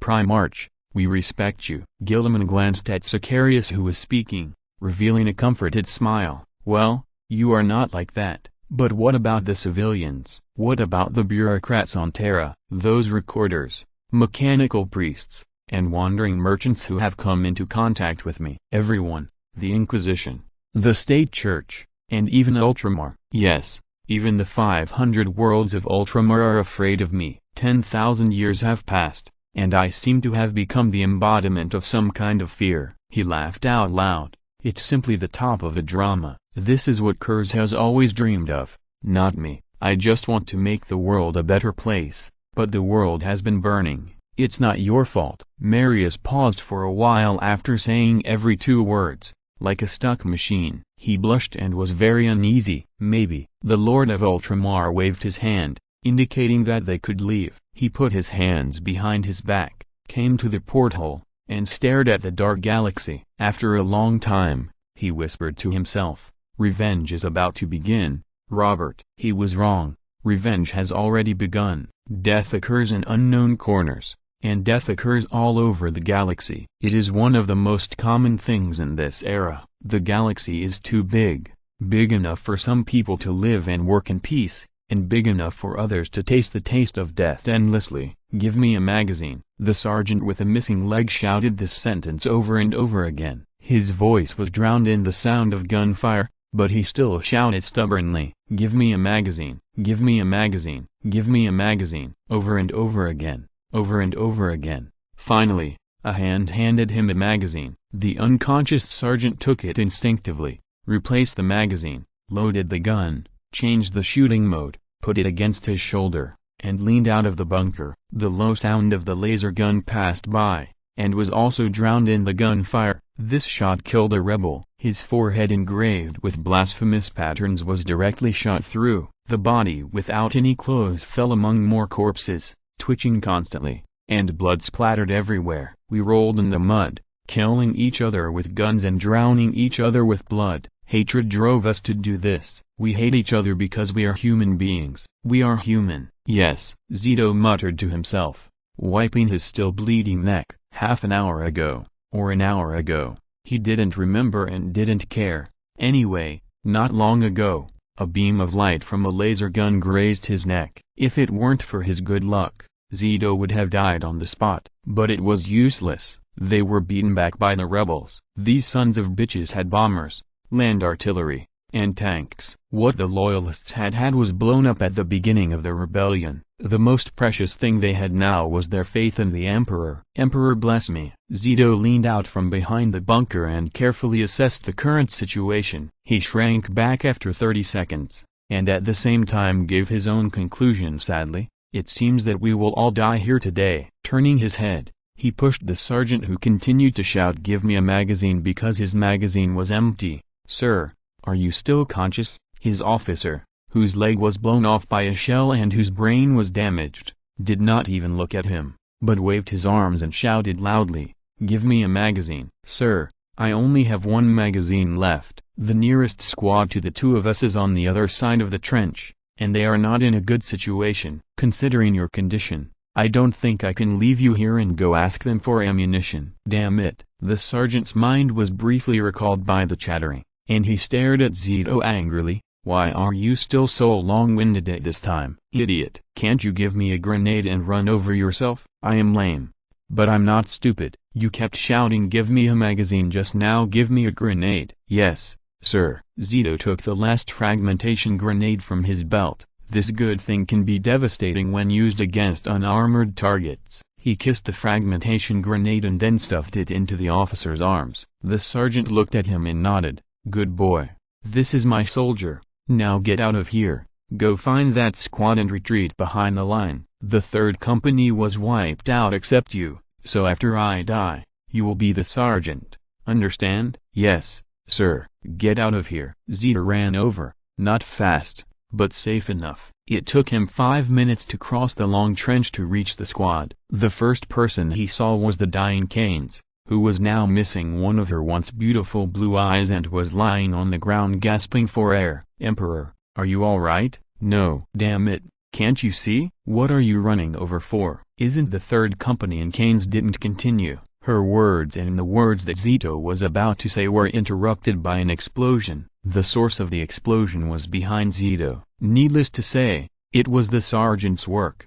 "The third company is now wiped out, except for me." Zito nodded at her. "Now I am a sergeant, the last person in the third company." "Where is your company commander?" "Dead," Keynes said concisely, and pointed to the other end of the trench, where there were about 20 soldiers. "Corporal Toruka is commanding us now, the bald guy who lost a hand." "Go find him. I think I'm dying." "Well, damn it," she muttered and turned over. At this time, Zito discovered that there was a hollow wound on her back, and even bones and beating internal organs could be seen. "The Emperor bless you, Keynes." With her back to him, Keynes' voice sounded like some kind of heavy echo.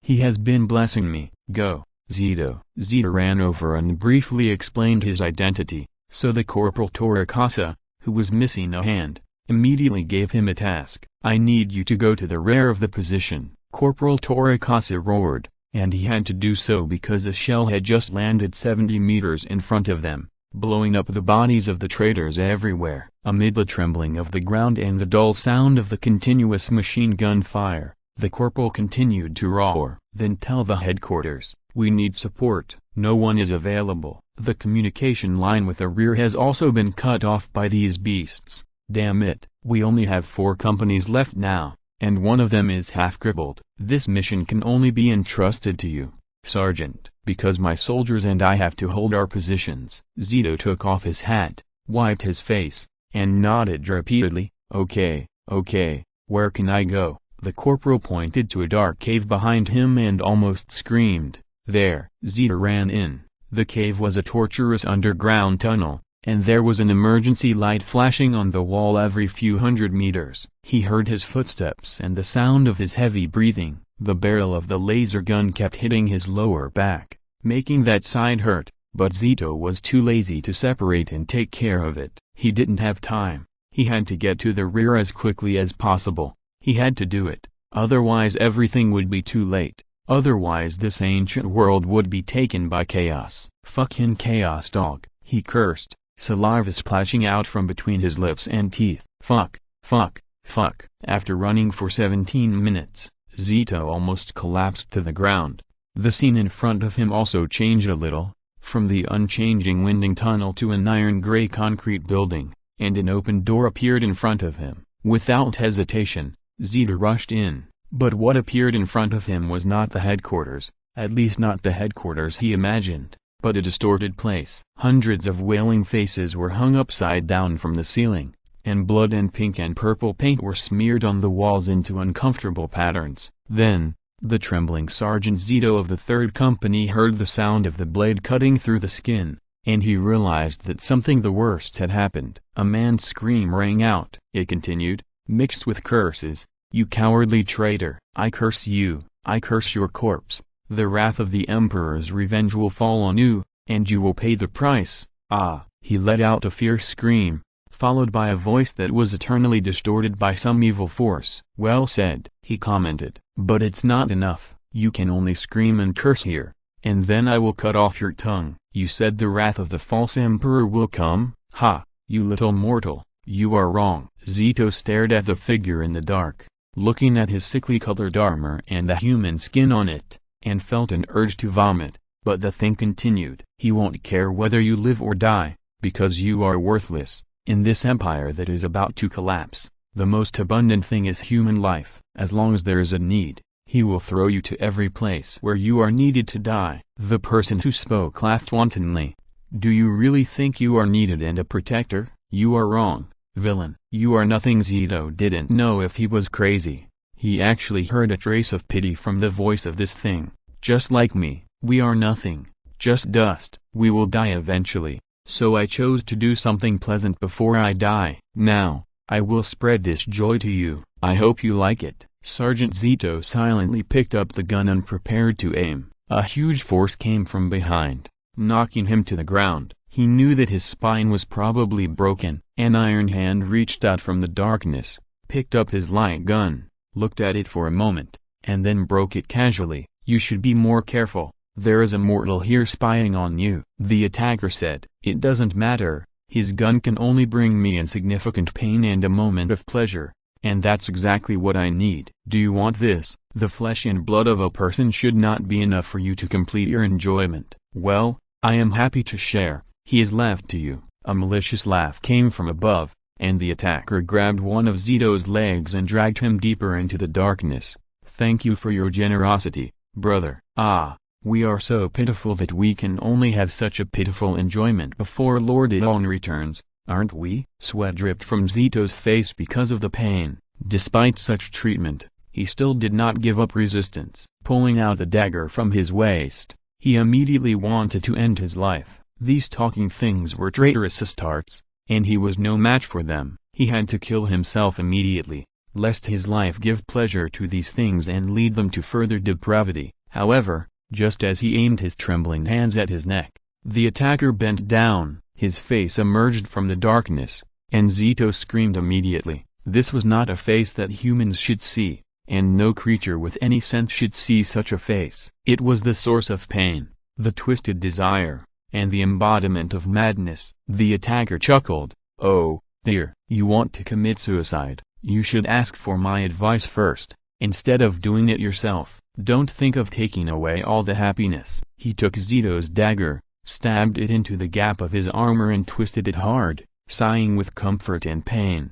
"Don't be so selfish. Living is painful enough. Why don't you be more generous? Suicide, you can only satisfy yourself, but if you let me teach you, both of us can be satisfied. What do you think?" Zito's reason was gradually disappearing. The face and words of this thing, as well as the scene he just saw, opened a hole in his head. Reason slowly drained from it. He gritted his teeth and cursed. "Traitor!" The attacker dragged him to another part of the hall, and said boredly, "That's it? Alas, my ears are so tired of this word. Is there any new word? Even if you want to scold me, you have to say something that can excite me." Zito also wanted to, but unfortunately, until he was completely dismembered by this traitor, he failed to say a word that stung him. Zito could only promise one thing, that he would curse the traitor until his death. But what after that? Sergeant Zito stood beside his body, watching the attacker smear his armor with his flesh and blood, his expression blank. "Am I dead? I should be dead. Why am I still standing here?" No one answered. Only a ruthless and cold golden light. More souls who were tortured to death like him walked out of the darkness and came behind him. Everyone's face was the face of a dead person, and everyone's eyes were filled with lifeless darkness. But the golden light connected them together. A voice sounded, appearing in the ears of all of them, plus revenge plus the voice was ethereal, like a whisper on the wind. Before Zito's eyes, a burning lighthouse appeared, floating in the darkness. Its long burning, continuous cold flames expanded vigorously, and the voice continued to sound. This time, there was something else in it. Plus revenge. Plus is it you, Emperor? Are you talking to me? The voice did not answer, but spoke two words in the most incomprehensible voice ever. Zito's soul was sublimated at that moment. The golden flames permeated his body, bringing pain and solidification. The voice continued, and continued. Zito thought, no. It will not stop. With this thought, his thoughts were torn apart bit by bit. The huge amount of spiritual energy made his soul merge with the souls of others, condensing into something new. Plus revenge, revenge, revenge, revenge. Plus it roared madly, and the attacker who was enjoying himself stopped moving. He looked up and out, looking at the headquarters full of their masterpieces. A kind of rage from the void bloomed at this moment, exploding in his dull nerve endings like a whirlwind torpedo. He had been indulging in pleasure for too long, so he could not realize that the danger had come. The air was swept up, screaming in the invisible violent force. The wall collapsed, along with the corpses hanging on it. Blood rose up, and the golden flames jumped wildly in it. The storm gradually roused. When everything calmed down, a statue of revenge made of golden flames appeared in the room. The enjoyer stared at this thing dully, with a dull expression. He seemed unable to understand what was going on. In fact, he didn't need to understand. A fist fell down suddenly, smashing him and his armor into powder. The flames began to burn. In the scorching sky, fire burned on the corpses of the sufferers. Their loyalty was answered, and so were their prayers, but who answered them? This question is irrelevant. There is also a 4K chapter. In addition, whether Sicarius' predecessor is Titus remains to be verified. In the official history, the former second captain was not Titus, but Severus Agman, but in the Star Marines game, Titus is Sicarius' predecessor. I don't know if it is another deviation from the book, just like the dark history of the Grey Knights, slaughtering innocent nuns and smearing their blood on themselves. It took me a while to look up information, and finally, the author decided to let this issue go. GW can do whatever it wants. I can't help it. Chapter 732. I hope you stay calm. Shenyan opened his eyes and turned his head to look at the wall on the right. His eyes penetrated the wall of his room,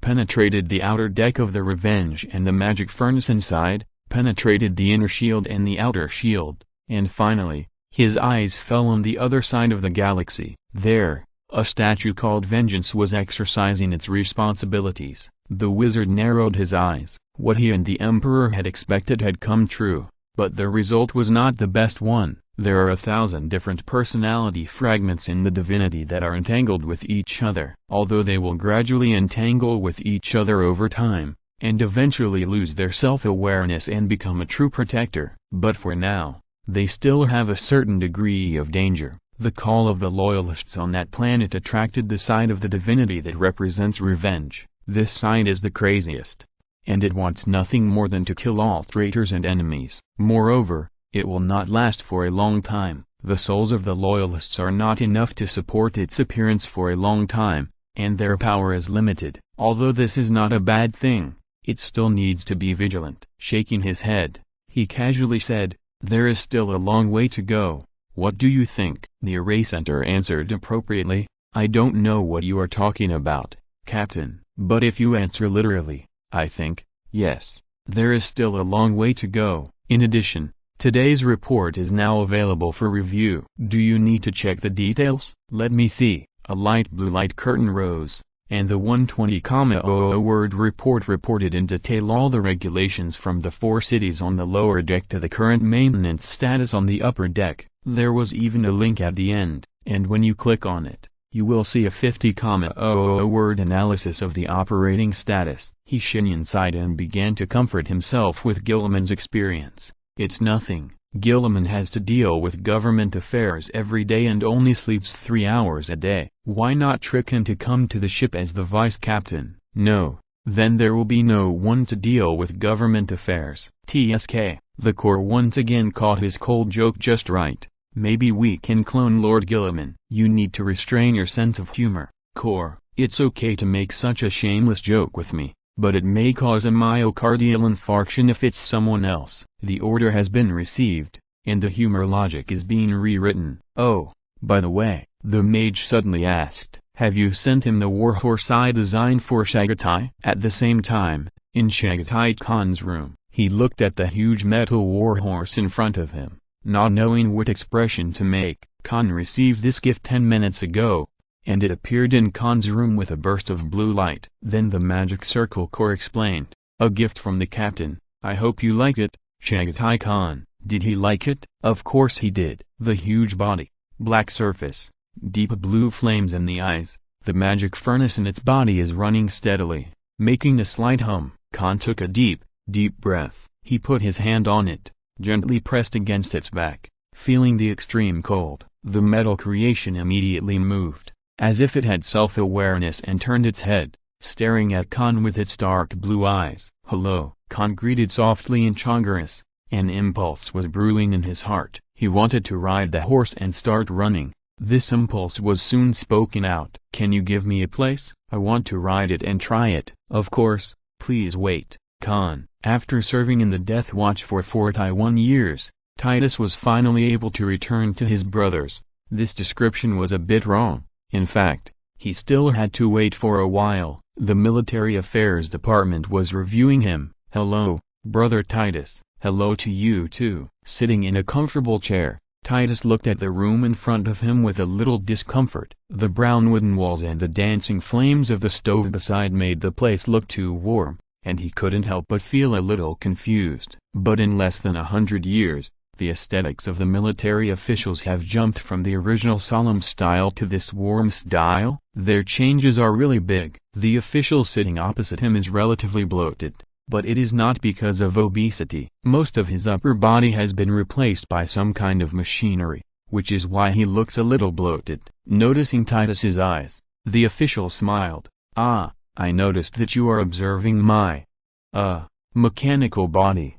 Yes. They are not transformations, but divine machines that temporarily save my life and allow me to continue working. There is no way, my position cannot be replaced, and there's a severe shortage of medical cabins recently. My treatment is scheduled for 3 days later." He piously made a sky eagle salute in front of his chest. "Anyway, the Emperor bless you." Titus looked at him silently, waiting for the next words. "Well, then, I'll get to the point. As you can see, I'm an official sent to examine a war hero like you. Frankly speaking, I don't really want to do this, and it's a bit disrespectful to you, but there's no way. Rules and regulations are rules and regulations, and we must abide by them." He chattered on and on, but suddenly threw out a question after a certain sentence. "Have you ever killed an orc or a boss single-handedly?" "Not single-handedly," Titus answered expressionlessly. "Oh." The official nodded thoughtfully. "You also killed a demon prince single-handedly?" "It is in the process of transformation,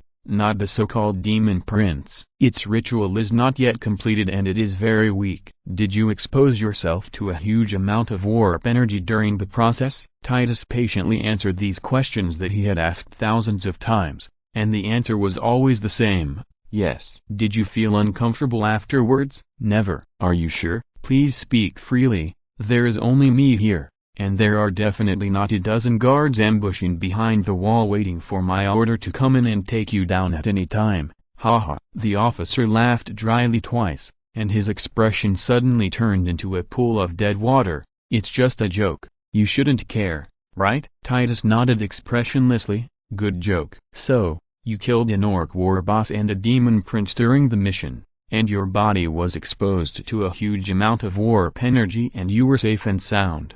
Wow. The official looked through the information in his hand and sighed. Titus said nothing, but his mood became heavier. He didn't know what happened on Terra for the time being. When the defense war started, the former second captain was serving in the Death Watch. Not to mention knowing what happened on Terra, he didn't even know what happened in his own chapter. He didn't even know the news of the resurrection of the Gene Father until later. The Death Watch also ended his service early because of Gilliman and let him come back.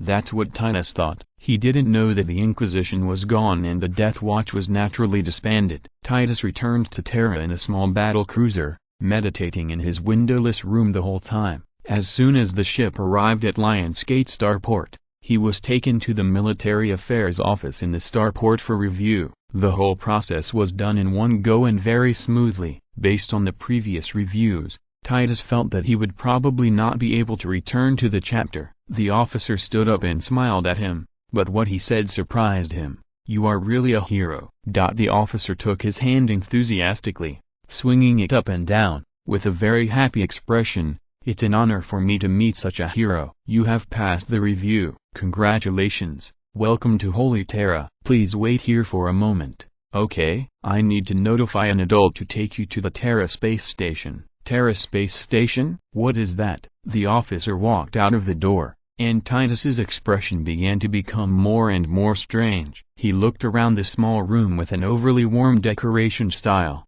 His eyes stayed on the window for a moment, and finally, he stood up. The black armor, the left shoulder is silver, with the seal of the Inquisition. The right shoulder has the logo of the Ultramarines. All Astartes who join the Death Watch must do this. Once you join, you need to change the power armor to black. The right shoulder can be painted with the logo of the original chapter, and the left shoulder must be replaced with a silver shoulder armor with the seal of the Inquisition. The tactics they learned there were also very different from before. In addition to studying the physiological structure of the aliens and gaining a deeper understanding of them, They also learn various unconventional tactics. It is no exaggeration to say that Titus is now extremely good at assassination. However, he was not happy about this. On the contrary, he felt a little sad. Assassination. Titus came to the window and opened it so that he could lean out and observe the outside. It would not matter if he did not look. As soon as he looked, he was stunned. What was going on? Where did this blue sky come from? Isn't Holy Terra an Est city? Wait, is that a ruin over there? Why is there a piece missing from the bottom of this statue? Prime Arch, he murmured unconsciously. What is this situation? A voice sounded behind him. A situation you don't understand yet, brother Titus. Titus turned around quickly, and the person who appeared in front of him was a guardsman, without their iconic helmets, but the thin face of humanity immediately made him determine the other party's identity. The guards? Yes, the other party nodded.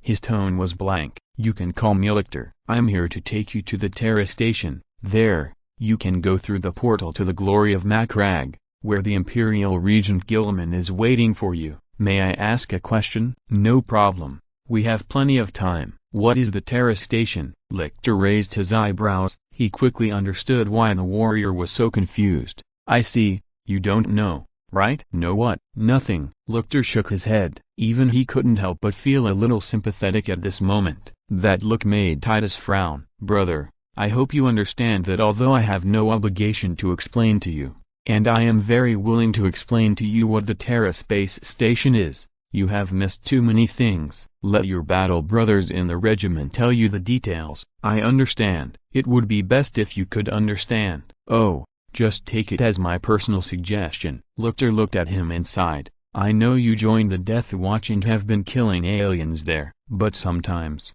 they can also be partners. So, whether you go to the Terra space station or the glory of Macragge, I hope you can stay calm. Titus stared at him cautiously, then nodded deeply. I will try my best. That's good, brother. Please get ready. The transmission is about to begin. Lictor nodded at him and pressed the button on his right arm. Armor. I'm stuck. I owe 500 and I will pay it back tomorrow. Chapter 733, Rebirth of Fearlessness. Titus stood up with difficulty. He was so dizzy that he could hardly stand. If Lictor hadn't grabbed him quickly, Titus would have fallen to the ground. Take a deep breath, monk, the guard said. Take a deep breath. I know you feel very bad now, but you have to keep yourself calm. Titus wanted to tell him that he had tried very hard, but he couldn't speak. The continuous and lasting dizziness was as terrifying as if someone had taken out his brain, thrown it into a blender without blades, and then turned the gear to the highest gear. He didn't feel any pain,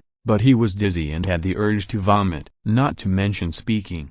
Titus even found it unbelievable that he was still awake. Fortunately, the dizziness came and went quickly. After just a dozen seconds, he returned to normal, as if nothing had happened. Lictor looked at him carefully, and only let go of his hand after making sure he was normal. What is that? Titus asked. His expression was very ugly. Teleportation dizziness. Many people will experience this when they teleport for the first time.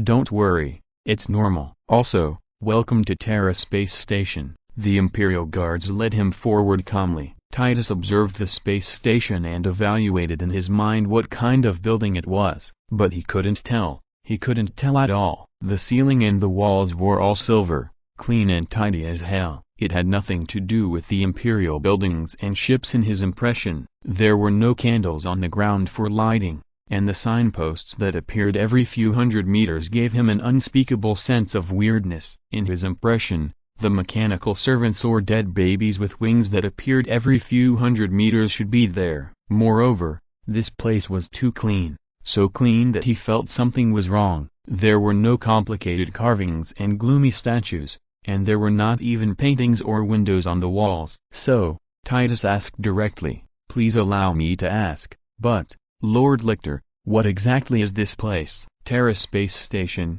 Your brain memory function is not damaged. Monk, why do you keep asking this question? Because I don't understand what Terra Space Station is at all. The guards pondered for a while, and while leading him forward, he began his explanation. Terra Space Station is a miracle. Such a miracle should not appear in the real universe, but with the help of a great man, it can appear before our eyes. Climbing it is an honor in itself. Monk, remember this. The space station surrounds Terra, and its shape is similar to a ring, which tightly wraps Terra. It has a complex defense system and many partitions with different functions. You can slowly understand these things on the glory of Macragge. Your brothers will be happy to explain them to you.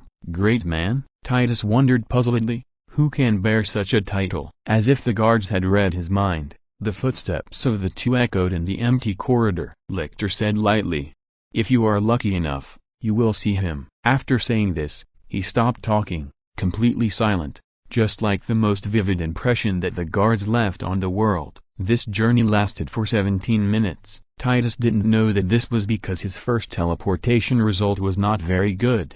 Otherwise they would not have to walk at all. The guards stopped in front of a black door. Above the door was the letter B2 in square fonts. Titus remembered this detail in his mind, and then he saw a flash of light, covering the guard's entire body. A mechanical voice sounded. Authentication passed. "Welcome back, Lord Lictor. Do you need a drink to quench your thirst? The drink can be put aside for later. If my work is finished, I will consider it," the guard said with his hands behind his back. "But now, please enter the identity of the monk behind me." "Okay, monk, please step forward." Following the mechanical voice, Titus took a step forward. A blue light suddenly appeared above the door, enveloping him, but he had no sense of reality. Titus tried hard to restrain his curiosity, so as not to embarrass the chapter by asking too many questions. He didn't want to appear as someone who had never seen the world. 30 seconds later, the blue light disappeared,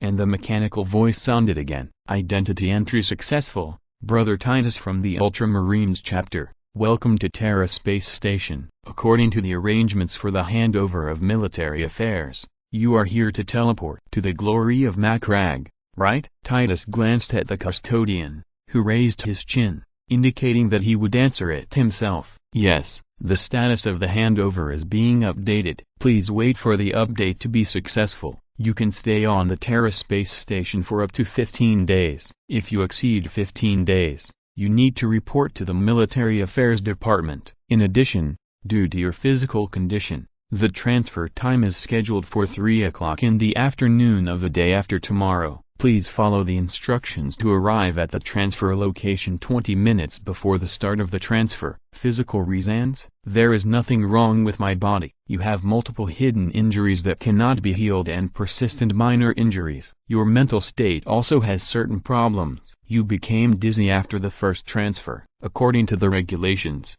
you need to be observed for 30 hours before the next transfer. What the hell is this teleportation? Why is it completely different from the teleportation he knows? Titus frowned in annoyance, but didn't say more. The guard nodded at him and said, "Then, my mission ends here, brother. You can wait here for a while, and the Central will arrange a suitable room for you. You have 30 hours to move around the space station, so make the most of it." Oh, he seemed to remember something. "You can also go to area to have a look. Your second Captain Ionides Hill is receiving dreadnought treatment there. As long as you reveal your identity, he should be happy to meet you." Titus' pupils shrank suddenly. What a joke. Elder Ionides Hill? This elder was the second captain of the Ultramarines Legion, and the tradition of Ultramarines officers painting their helmets red originated from this elder. It was because of his bravery that the Primarch said, "After Ionides' heroic deeds, the red mark will become a badge of honor, not a punishment." At that time, the company was still the Great Company. He followed the Primarch to participate in many wars, even including the Battle of Sassara, which led to the Primarch being put into stasis. Elder Ionid Hill faced the abominable demon Primarch Fulgrim, and together with other brave Ultramarines, he defended the Primarch and brought him back to a safe place. He survived and continued to lead the Second Great Company in the battle after the war. Unfortunately, he eventually entered the Dreadnought after a battle in M37 that has lost detailed records. Only his right hand and half of his upper body were left. Elder Ionid Hill was reluctant to say why he entered the Dreadnought. He was always vague about the battle, and only showed obvious joy after learning that the chapter had won. How should I get through?" Titus asked, somewhat at a loss. You should ask the Cephalon for this question. It will give you the answer. Cherish these hard-earned 30 hours,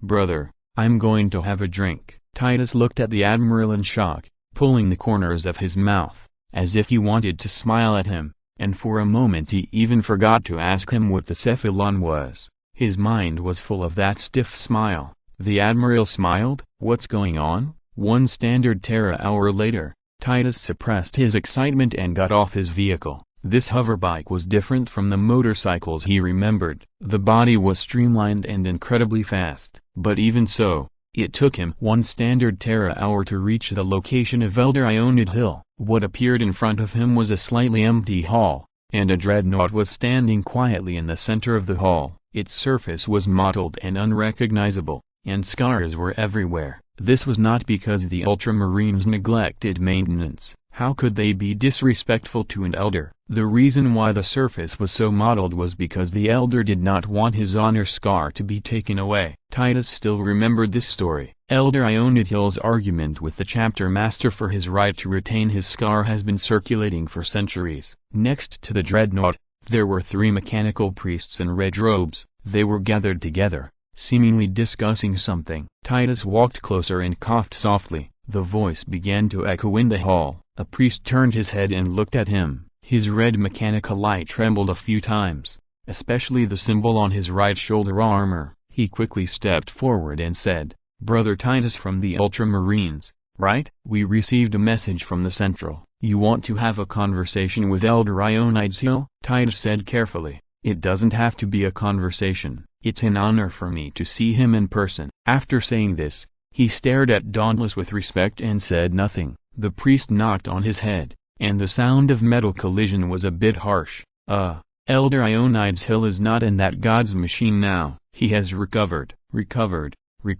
Titus looked at the priest blankly, not understanding what he was talking about. Fortunately, this priest was obviously not the first time to experience the situation, and he quickly spoke in an electronic synthesized voice. Elder Ionid Hill completed his treatment 2 hours ago, and he is now recovering from the operation. You will be able to see him soon, and if you want, you can also attend the celebration ceremony. A celebration ceremony will be held on Terra Space Station for every elder's recovery, and Elder Ionid Hill is the 31st to be cured. May Messiah bless you. Cure? What does cure mean, Father?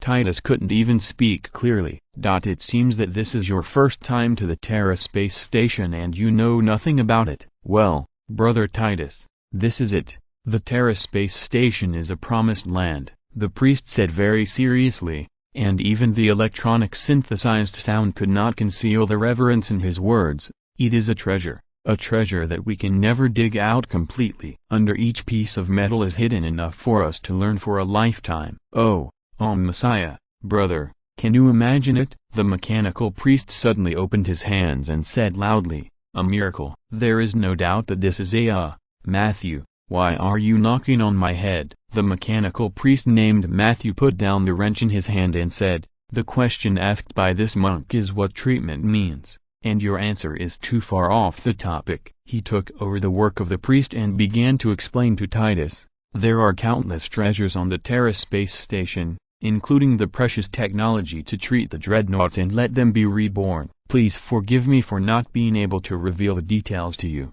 because to date, only the 3 of us have mastered this advanced technology." "You cured Elder Ionid Hill?" Titus' voice rose 3 degrees. No, Matthew waved his hands modestly. "It was the 3 of us together." Brother, what are you doing?" He tilted his head and watched Titus pull his hand up and down. And after a while he said, "Oh, I see, you want to express your gratitude to me. But I would like to ask you to let go of your hand. There is something wrong with the sensor unit of my right hand. The simulated pain signal is very real." "Brother, you pulled me a little painfully." Titus let go of his hand awkwardly and thanked the other 2 one by one. What does it mean to heal a dreadnought? At least Titus had never heard of such a thing before today. He thought that if someone could do this before, the war groups throughout the Empire would surely treat him as a guest of honor. The dreadnought elders are mostly in a sleeping state on weekdays, and they will only wake up a few times, and most of them are before the war begins. Each of them is the narrator of the chapter's history and the pillar of the chapter. How does that saying go? It doesn't matter if the chapter leader dies. There will always be a successor. But the fearless elders are not like that. One less person dies. Father Matthew coughed pretentiously. His throat had long been replaced with electronic components and metal tubes. The reason he coughed was to start a conversation. That's right, monk. You can be ready. His post-operative recovery is going well. Matthew's mechanical eyes flashed, and he seemed to be communicating with someone. You don't want to lose your manners in front of the fearless of your own chapter, do you? The priest actually has a sense of humor. Titus took a deep breath and calmed himself down. Tell an imperial joke. Teach the archbishop to talk to the overlord of the space undead and brag about each other. The overlord said, the Tomb Dynasty has advanced medical science. There is a pill that can revive the dead after taking it. The archbishop said, the Empire has advanced technology. It can teleport from Holy Terror to the Eye of Terror in 10 minutes. The overlord demanded that it be fulfilled. The archbishop panicked and called together the high-ranking officials of the state church to discuss countermeasures. A priest said, this is easy to do. First, ask the overlord to bring the pill and let the God Emperor take it. If the God Emperor is really resurrected, the entire state church can travel from Terra to the Eye of Terror in less than 5 minutes. Chapter 734 Battle Sister Ankosa. Let's turn our attention away from Brother Titus' awkward meeting with him and return to the Revenge, where a conversation that will change the entire empire in the future is slowly taking place in the captain's cabin. Interview me? Narrator, I thought the profession of war correspondent disappeared a long time ago, Shenyan said, looking at the emperor with a strange expression. The latter was flipping through an ancient book from the 3K era, frowning, and it was unknown what he saw that made him look like this. It's not an interview, just following you to record various matters of the expedition. In a way, this is also a tradition of the empire. Moreover, this matter is also conducive to our change of the state religion. The word he used was change instead of ban. In the final analysis, it was because he sat on that damn broken chair for too long. The state religion has been deeply rooted for 10,000 years, and the faith is deeply rooted in the hearts of every imperial citizen. If it were to be announced that the state religion was bullshit, that the emperor was never a god, that he just happened to have godlike powers, that he really had nothing to do with gods, except for immortality, the ability to extinguish stars with psychic energy, the ability to bless, to manifest, and to create immortal legions of the damned and living saints, then let's get straight to the point of the consequences, without even mentioning whether anyone would believe it. First, rebellion. That's for sure. It's estimated that a large number of fanatics would take their ships to Terra to see for themselves which blasphemous bastard dared to issue such an order. Then there would be instability among the people. The idea of the divine emperor has been around for 10,000 years, and now you tell people that what you believed in before was bullshit. What would the common people think? Most people can't even read, let alone distinguish right from wrong. In this case, someone with ulterior motives only needs to gently incite them, and the consequences will be disastrous. Of course, there is also the most fatal part, taxes. Shenyan rubbed his brows and asked casually, what will happen after recording it? You are not going to publish this book and promote it to all aspects of the empire, are you? You are right. The emperor continued to flip through the book calmly. Don't worry. This recorder is a nun I specially selected. She has a rare scientific spirit and broad vision, and is good at accepting all kinds of new things. She will not write you as a god walking on earth. I don't care even if she writes me as Squidward. The key point is not here. The mage leaned back in his chair, as if he wanted to shrink back. Seriously, can't you let her change someone to follow the record? Gilliman, Sanguinius, even Angren will do. Why do you have to let her follow me to record? Having said this, the emperor finally raised his head. He stared at the mage with a mischievous look and asked, your problem hasn't been cured yet? Do you like to be an unknown guardian? Ha, don't even think about it this time. I will make sure that your name is known to the whole empire after the war. We don't have any hatred between us, right? Of course not. The emperor grinned, except that you always talk about my family education and the bad father-son relationship. We have no hatred at all. I didn't discuss your family education and the bad father-son relationship. How can I discuss two things that don't exist at all? The Emperor looked at him steadily for 2 seconds, with a golden light flashing in his eyes, and then stood up and straightened his collar. She is on her way, the Lord of Mankind said calmly. She will be there soon. After saying this, he disappeared in the flickering golden light. Only the mage with twitching eyes huddled in the armchair, and weakly cursed, "Stingy old man." Battle Sister Anko Shakorelli did not know the Emperor's evaluation of her. Otherwise, even she would be very happy. However, don't think that having a scientific spirit and a broad vision, and being good at accepting all kinds of new things is a particularly good adjective for the Battle Sisters. The Emperor is a person who is good at playing with the art of language. If it were other Battle Sisters who knew Sister Ankosha, most of them would not comment. This is because Sister Ankosha is really a great warrior, otherwise they would have started to scold her early. Why? Because Sister Ankosha is not only very good at fighting and very loyal, but also has a lot of heretical ideas in her mind. Picking up a few more famous deeds, Sister Ankosha once had a sudden idea that orcs can be tamed. So after a battle, she caught 2 surviving orcs, tortured them, and educated them for a month and a half. In the end, the 2 orcs decided to help each other commit suicide because they couldn't stand being forced to learn the Emperor's prayer. They bit each other's belly with their teeth, pulled out their intestines and strangled each other to death. No one knows how they managed to suffocate themselves to death without resisting.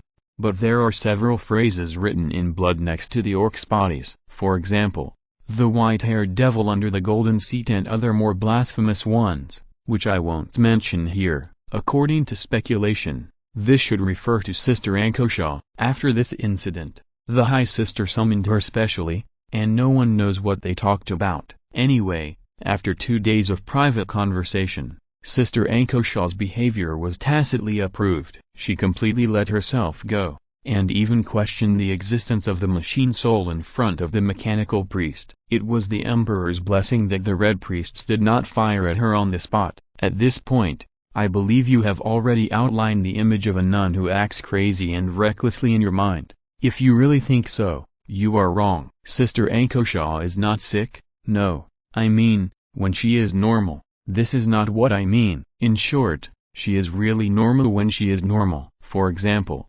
now, Sister Ankosha, who had obtained permission to board the Revenge, shook her short white hair, her blue eyes full of curiosity. She was from the Order of the Martyred Saints, and wore the iconic black and red power armor, which also had many small items she personally installed, adding a bit of playfulness to her seriousness. On her waist was a mortal-sized bolter and a chainsaw sword. Apart from her beautiful appearance and a pen and paper in her hand, she was a standard combat sister. She couldn't be more standard, but you have to ignore the thoughts in her mind for this description to be valid. Well, I've never seen this kind of architectural style. It's quite special, but I don't hate it.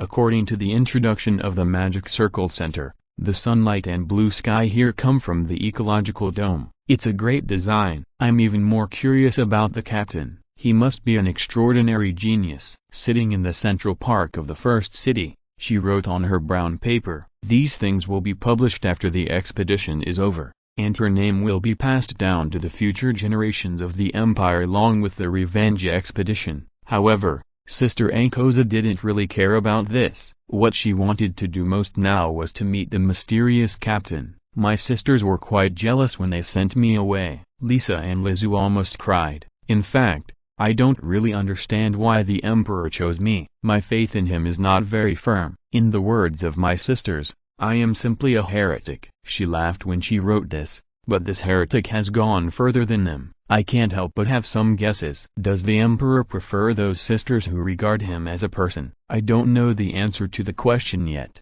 but I will try my best to find it. May mankind prosper forever. She put down her pen, closed the brown paper book, and put it into her belt. Of course, these things cannot be published directly. They must be polished by some scholars. Ankosa has no opinion on this, although she is a heretic. She also knows that for most people in the Empire, faith is their only way to protect themselves. But it would be great if she could meet the captain directly. As she thought about this, the warmth cast by the artificial sunlight above her head was blocked by a person. Looking up, she saw a man in a black robe and even a hood standing in front of her. "Can I sit here?" he asked politely in High Gothic. "Of course, sir." Sister Ankosa glanced at the empty benches around her and nodded to him, also responding in High Gothic, with an impeccable attitude. She seemed relaxed, but her nerves were already tense. According to the description, this is a star battleship. There are probably all kinds of people on it, and based on Ankosa's understanding of the Imperial Society, she has roughly guessed that this suspicious person is probably a noble who wants to have fun with her. He will be disappointed, Ankosa thought. The hooded man sat down, and Ankosa noticed his exposed chin and immediately caught the details. His skin was a little pale, his beard was shaved clean, and his jawline was square and masculine. She squinted her eyes and became more convinced of her inference. "You know, only nobles are qualified to pay attention to and take care of their appearance." Her thinking did not last too long, because the man spoke again. "Are you a nun?" "Yes, a combat nun." Ankosa emphasized the pronunciation of the word combat. "From the martyred sisters." "Oh, then you must have experienced many battles." "Can you tell me about them?" "Of course, I will not refuse the legitimate request of an imperial citizen." Having said that, Ankosa frowned. She always felt that the man's tone was a bit deliberate, as if it was pronounced by a stick. "I've been through many battles. Take the most recent one, for example. It was with some hateful green skins of orcs." "Ah, do you know orcs?" "You know, orcs, right? Hateful aliens, green and shiny. It is said that they grow up eating steel. It's terrible. Alas, I can't bear such fear. If it weren't for a brave lady like you who blocked them for us, I'm afraid I don't know where I am now. It's just my duty." "Your praise is a bit exaggerated for me." "I didn't do anything," Ankosa said stiffly, frowning more and more. "What's wrong with this man? His tone. Why is it so strange? Why does he sound like a bad actor?"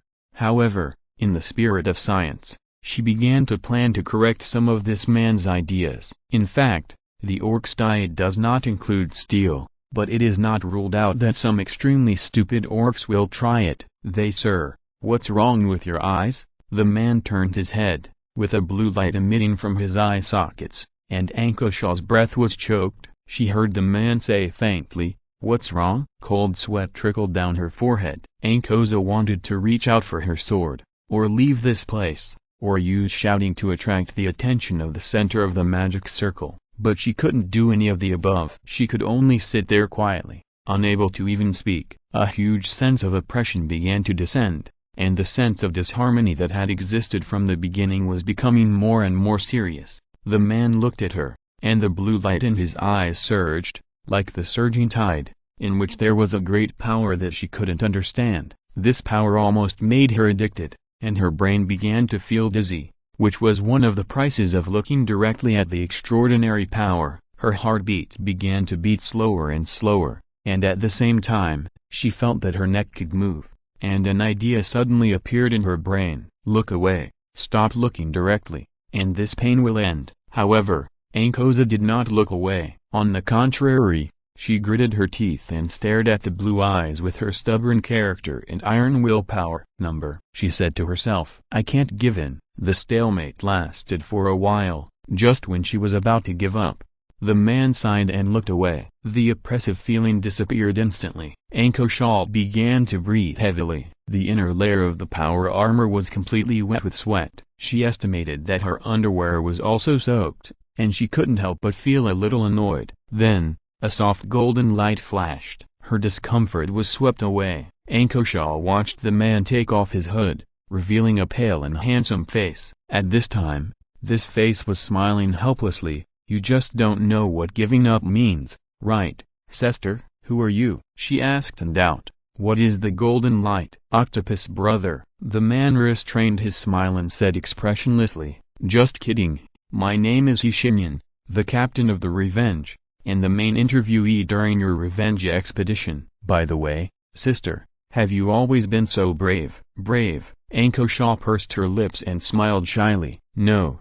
it's not bravery. It's just that surrender is never an option for me." Shenyan looked at her deeply. This nun who made him lose the gamble with the emperor had a pure soul and heart, which was extremely rare and very special. Please follow me, nun. I will show you where you will live in the future. 10,000 more chapters will be updated tomorrow. If you are listening to this novel on a channel other than Fanfic World, it means they downloaded and uploaded it without effort. We cordially invite you to visit our channel, Mundo Fanfic Novelist. There you'll find the original version of this story and you can explore many other novels of various genres. We are waiting for you to immerse yourself in a world of incredible novels. Chapter 735. There is no such thing as coincidence. Machine souls really exist? Of course they do, Sister Ankosa. Every gun on the Revenge was once a cannon or firearm that was turned into scrap metal by the rebels. Their souls are contained in them, forged by people with hatred,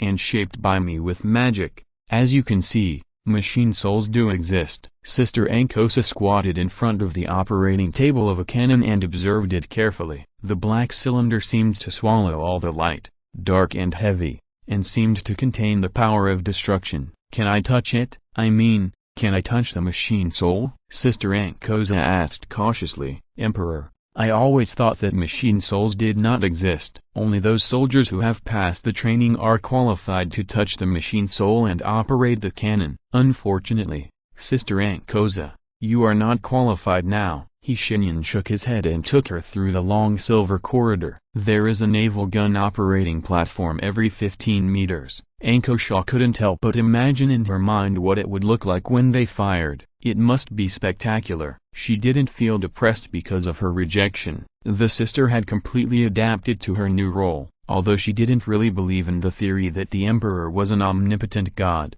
her loyalty was impeccable. So she would devote herself to completing the tasks assigned to her by the emperor himself. This is very good. As you can see, Sister Ankosa, the Vengeance is a star battleship. Of course, I believe you knew this before boarding the ship.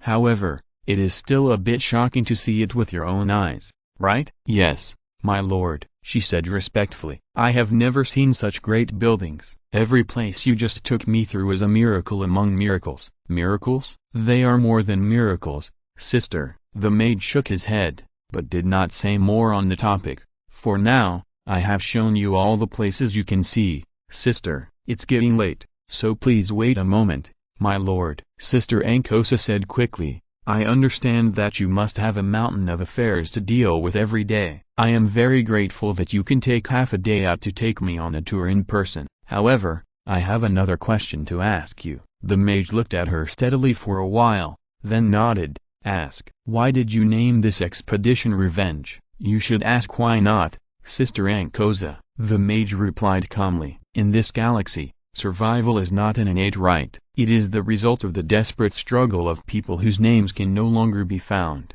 Their names have long been forgotten in history and are no longer mentioned. Some are even just a vague number. Do you understand? War is a bloody tax bill, and every number on it is stained with blood. And the saddest thing is that we have to do this. We have to let people sacrifice one after another, because this damn galaxy is a place with thin air, and humans must breathe, so they must conflict with other races. The spiral of hatred has been sown, and now there is no point in arguing like philosophers about other things. Sister Ankosa heard him say, so this expedition is called Revenge. Who do you think we are taking revenge on? Aliens, traitors, greenskins, orcs, bugs, or those resurrected undead? None, sister, none of them. The object of our revenge is this damn universe, and as for other things, they are just condiments on the road. His voice was very soft and his speech was very slow, but somehow there was a convincing power in it.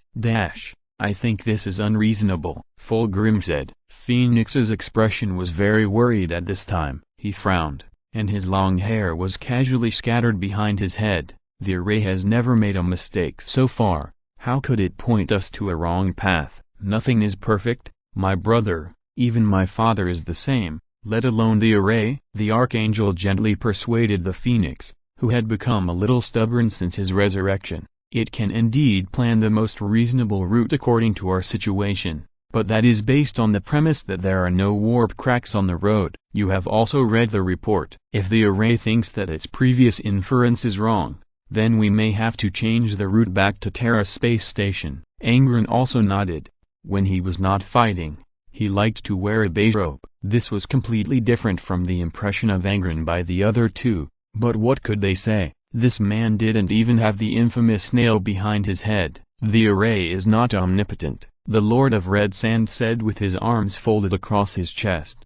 Even if he can't do something, his creation is naturally not omnipotent. It is indeed very useful, but that is enough. We cannot expect it to do everything perfectly. You say, perfect man? Fulgrim glanced at Angren, who was smiling when he said this, and replied dully, if you mention that title again, I will make you never laugh again. Oh, really? What are you going to do? Angren raised his eyebrows, and his innate emotional perception ability made him understand that Fulgrim was in urgent need of something to distract his attention at this time. He simply started a harmless quarrel. You are not going to fight me again, are you? Do I need to remind you that you have never defeated me once? Brainless reckless man, Phoenix scolded. You can only be complacent about this matter. You can't beat me, Fulgrim, so you can only show off your strength with words.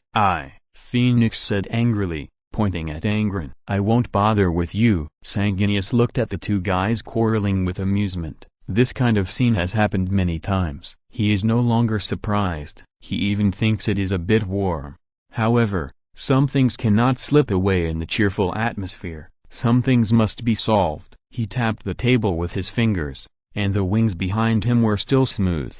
Well, let's get back to the topic. Brothers, the array is calculating a new path. We don't know how long it will take, but the sudden subspace crack has been detected by it clearly. Sanguinius coughed. Array, please project its relevant information for us. A slight buzzing flashed, and a blue light screen appeared in front of the three people. Their expressions were different and changed to varying degrees, but they all stared at the light screen. A subspace crack the size of half a planet. The Archangel's expression was no longer as gentle as before, and he said solemnly, did the cultists on that planet perform a successful sacrifice? Such a huge warp crack cannot be formed naturally. It reminds me of the Eye of Terror. No, maybe we should call it the Great Rift now. Fulgrim sighed. Why does our world always have to face the prying of these damn things? I remember that we didn't have to face the demons from the warp 10,000 years ago. Good question,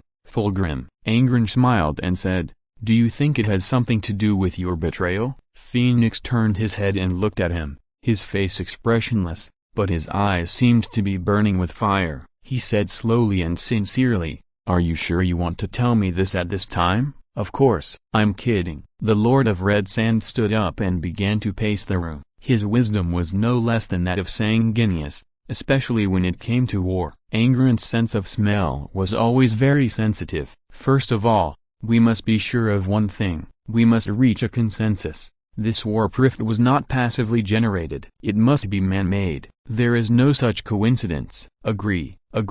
Very good. Angren nodded, already getting into the role. Well, now the second thing. I think there is a push from them behind it. What do you think? Fulgrim was the first to raise an objection. He said, if it is really them who drove those cowards to create this warp rift, then what are they trying to do? We have been anchored here for 2 days. 2 days is enough time for those chaos creations to fly out and attack us. Maybe it's a bait. Sanguinius continued to think as he said, frowning, anything involving the warp is a big deal and must be treated with extreme caution. He said almost word by word, they are probably taking advantage of our curiosity. No, only one of the remaining 3 can do such a thing. At this point, he glanced at Fulgrim. The Phoenix certainly knew who he was referring to. Nurgle focused on creating plagues, and Khorne hated conspiracies and intrigues. Tzeentch was dead, and the only one who had the time to play such a trick was Slaanesh. The Chemos people's expressions darkened. If you ask who hates Slaanesh the most in the world, apart from a certain wizard who was forcibly kissed, Fulgrim must have a place among them. That kind of hatred cannot be described in words. Therefore, he said, then, perhaps we should start preparing from now on. I don't think he will give up when he has a chance to get me again. If it is really him, we will definitely face a tough battle. He will try to corrupt me again at all costs. Fulgrim bizzed the word corruption very lightly, but Angren sensed a certain thought in his calmness. The Lord of Red Sand knew that if that situation really happened, Fulgrim would kill him without hesitation. He was not afraid of death, but he felt extremely unacceptable to the fact of being corrupted again. Sanguinius knocked on the table again to get the brother's attention back to him. Don't be too pessimistic, Fulgrim. He would indeed do so if he had the chance, but he can't really deal with us without scruples. The number of enemies that can pass through the crack is limited. Besides, I don't think we are powerless to fight. He laughed, and that smile was so warm and gentle that it made people sigh that he was worthy of being the best idol of the Empire for 10,000 consecutive years. But the murderous intent under the smile was real. There is another big chapter of 7K, which will be slower. If you don't want to wait, you can read it tomorrow. It is not recommended to wait. The author is a bit stuck. I have to sort out the outline tomorrow. Chapter 736. Primarch's Talk. Damn, this is a hell of a place. A tall man walked among the ruins, his expression calm, but those details always made people feel that he was very unhappy. He had a head of golden messy hair, wild like a wolf's sideburns. At this moment, he was expressing his sincere dissatisfaction with the scene in front of him, but the words he used were not very civilized. Those bastards should really be stuffed into the asshole of Nurgle. A bunch of bastards, and the bastard who led them, pray to Nurgle for endless life. An idiot with a completely underdeveloped brain and cerebellum. He kicked a broken piece of rubble with a curse, and the thing flew out with a whistle, causing a secondary collapse in the ruins. The blond man bared his teeth in dissatisfaction, and his sharp canine teeth protruded from his lips. Where are the people? Where did they die? He found a relatively clean place to sit down with a gloomy face, and the heavy fur cloak was blown by the cold wind. The man had been sitting down for only 5 minutes when he started to complain. There was no wine to drink, no one to see, and my 13th company was taken away. Allfather, you might as well just kill me. He ended with this sentence, and at the same time he suddenly raised his head, pretending to be speechless and choking and asking the heavens, honestly, you might as well just slap me to death. Pa! A crisp sound rang out, and the golden light gradually disappeared. The blond man silently covered the back of his head, blinked at the old man who suddenly appeared in front of him.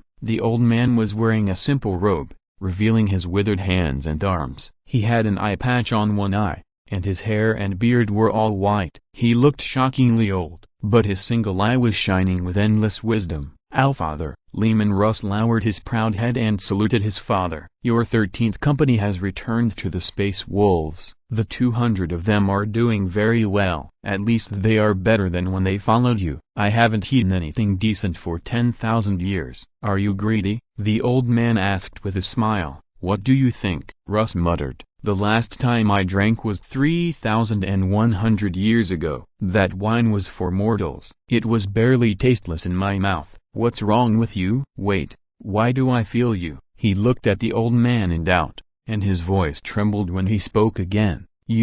Are you okay? The old man blinked at him and didn't say anything, but he had already given an answer. Russ took a breath of cold air. His first reaction was not joy, but a cry of regret. I have been looking for the damn tree of life for 10,000 years. Allfather, I want compensation. Okay, what compensation do you want? The old man asked with a smile. A barrel of wine? Russ asked tentatively, and soon he got too much. No, 10 barrels of the best wine, enough to get me drunk and a big meal. Okay.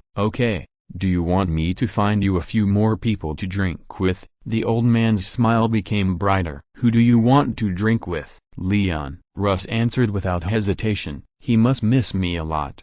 What do you think? Russ, my son, this may make you a little sad, but Leon may not like you as much as you think, the old man said tactfully. I like your cheerful personality, but hey, don't act like you know our relationship very well. Leman Russ patted his breastplate carelessly and interrupted his father loudly. I don't know if you really think you know it very well. Leon and I are definitely good friends. What is our relationship? How many times have we fought each other? How can our relationship not be good? The old man didn't know how to start for a moment. He didn't know whether to tell Russ first that not everyone can be good brothers for life after fighting like you Fenris barbarians, or to tell Russ that he was very dissatisfied with what Russ said.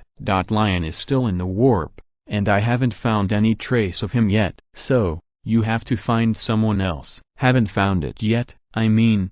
Your progress is a little slow? In this ruins where only the two of them were, Russ laughed at his father wantonly. It seemed that they were not respectful to each other, but this was actually the proof of their close relationship. He grinned and laughed happily. I really want to know what his expression was when he saw you. It must be funny. The old man sighed, brought a stone to himself, and sat next to Russ. His thin body seemed to be out of proportion with the tall giant, but it unexpectedly gave people a sense of harmony. From the side, it seemed as if he was shielding Russ from the wind and rain. My progress is indeed a little slow. So far, I have only found Horus. When he said this, he took a special look at Russ's expression, and the latter showed a complicated expression as expected. If he had to say something like "Really, I'm happy, but I also want to beat him up," should I be happy? The old man smiled and continued to tell Russ about the changes in the Empire. I have made a precious friend who has brought new vitality to the Empire, saved me, and saved our dreams. At least the Empire no longer has to become a mess where everyone is governed by ignorance and lies. There is hope for our future. Why are you looking at me with that expression? Russ scratched his face and grumbled a few times from his throat.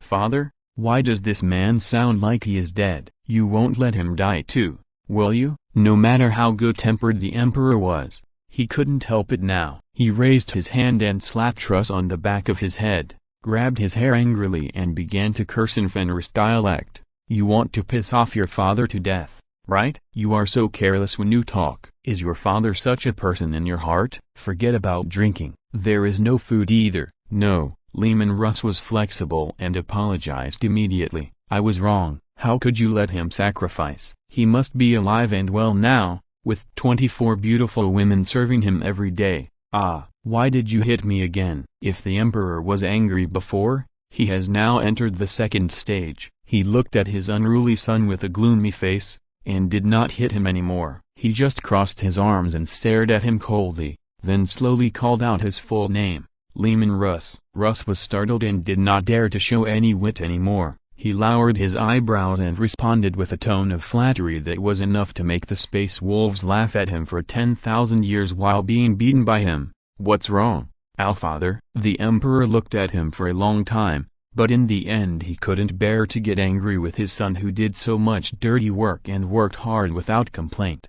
He just sighed and brought up another topic. Do you think I have changed a little? Russ looked at his father steadily and didn't speak for a while. The whistling cold wind blew over their bodies, but most of it was blocked by the Emperor. The Wolf King's eyes were softer than ever at this time. He took off his cloak and put it on his father, and spoke softly. You have changed, he said, no longer so cold and mechanical. At least you are willing to respond to these bad jokes I made. I am surprised, father. I am really surprised. It would be better if you could do this earlier. The Emperor was silent, and Russ continued. I have always had no objection to the tasks you have assigned me. I know I am not good at thinking, so why not let someone who is better at thinking do it? But I forgot that you will also make mistakes, and the consequences of your mistakes are countless times more serious than the consequences of a child's mistakes. I should have known that you were not in the right situation at that time. Lorgar had discussed his theories with us, and his eloquence made the other brothers lose in that debate. They could not refute his theory that you were a god, but I could. But I didn't say it at the time. The Wolf King grinned.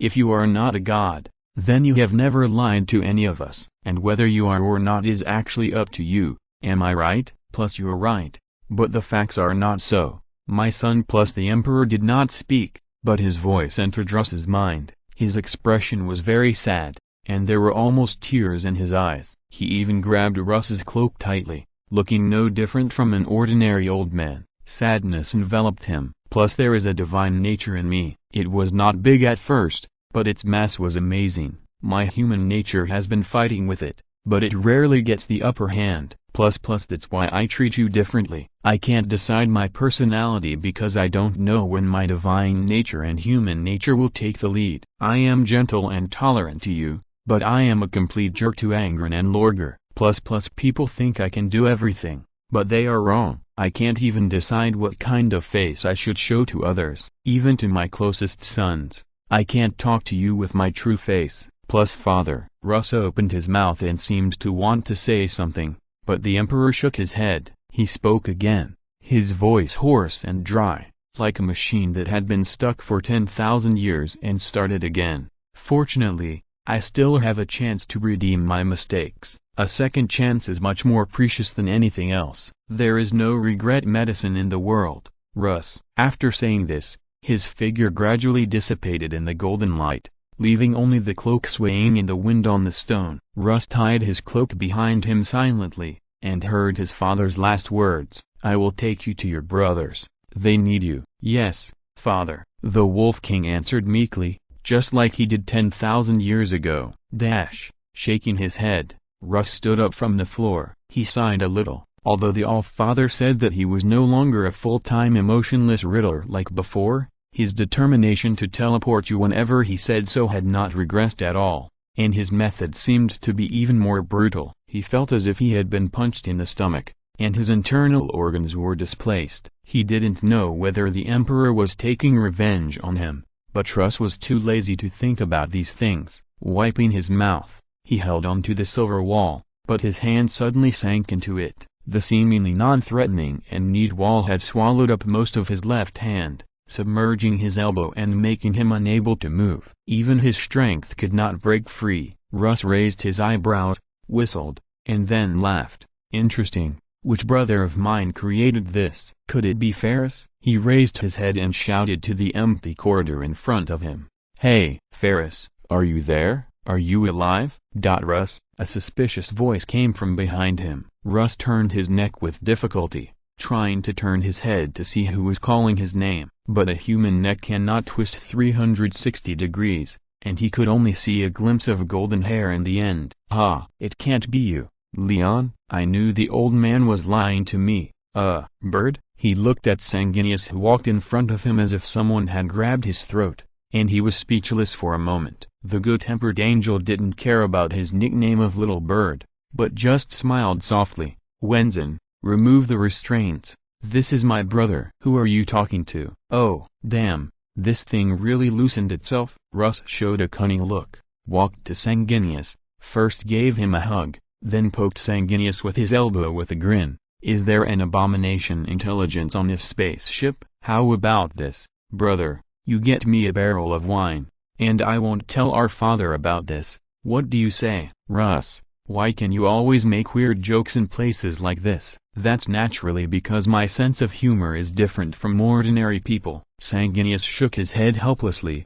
Did my father send you here? Look at you. My God, where have you been? Are you in the warp too? His gentle and sympathetic eyes almost made the Wolf King explode. The latter took a breath and took several steps away before continuing. For the All-Father's sake, don't talk to me like that, Sanguinius. You give me goosebumps all over my body. It's a good thing for you to calm down. At least don't think about drinking all the time. The Archangel nodded to him mercilessly. Come with me. I hope that when those two see you, you can calm down and have a good talk. Huh? There are two more brothers here? The Wolf King grinned happily. Who are they? Is Lion among them? Oh, my father told me that he found Horus. He can't be here, right? The Archangel turned around and looked at him with pity. No, it's Fulgrim and Angron from another universe who has never been hit by the butcher's nails.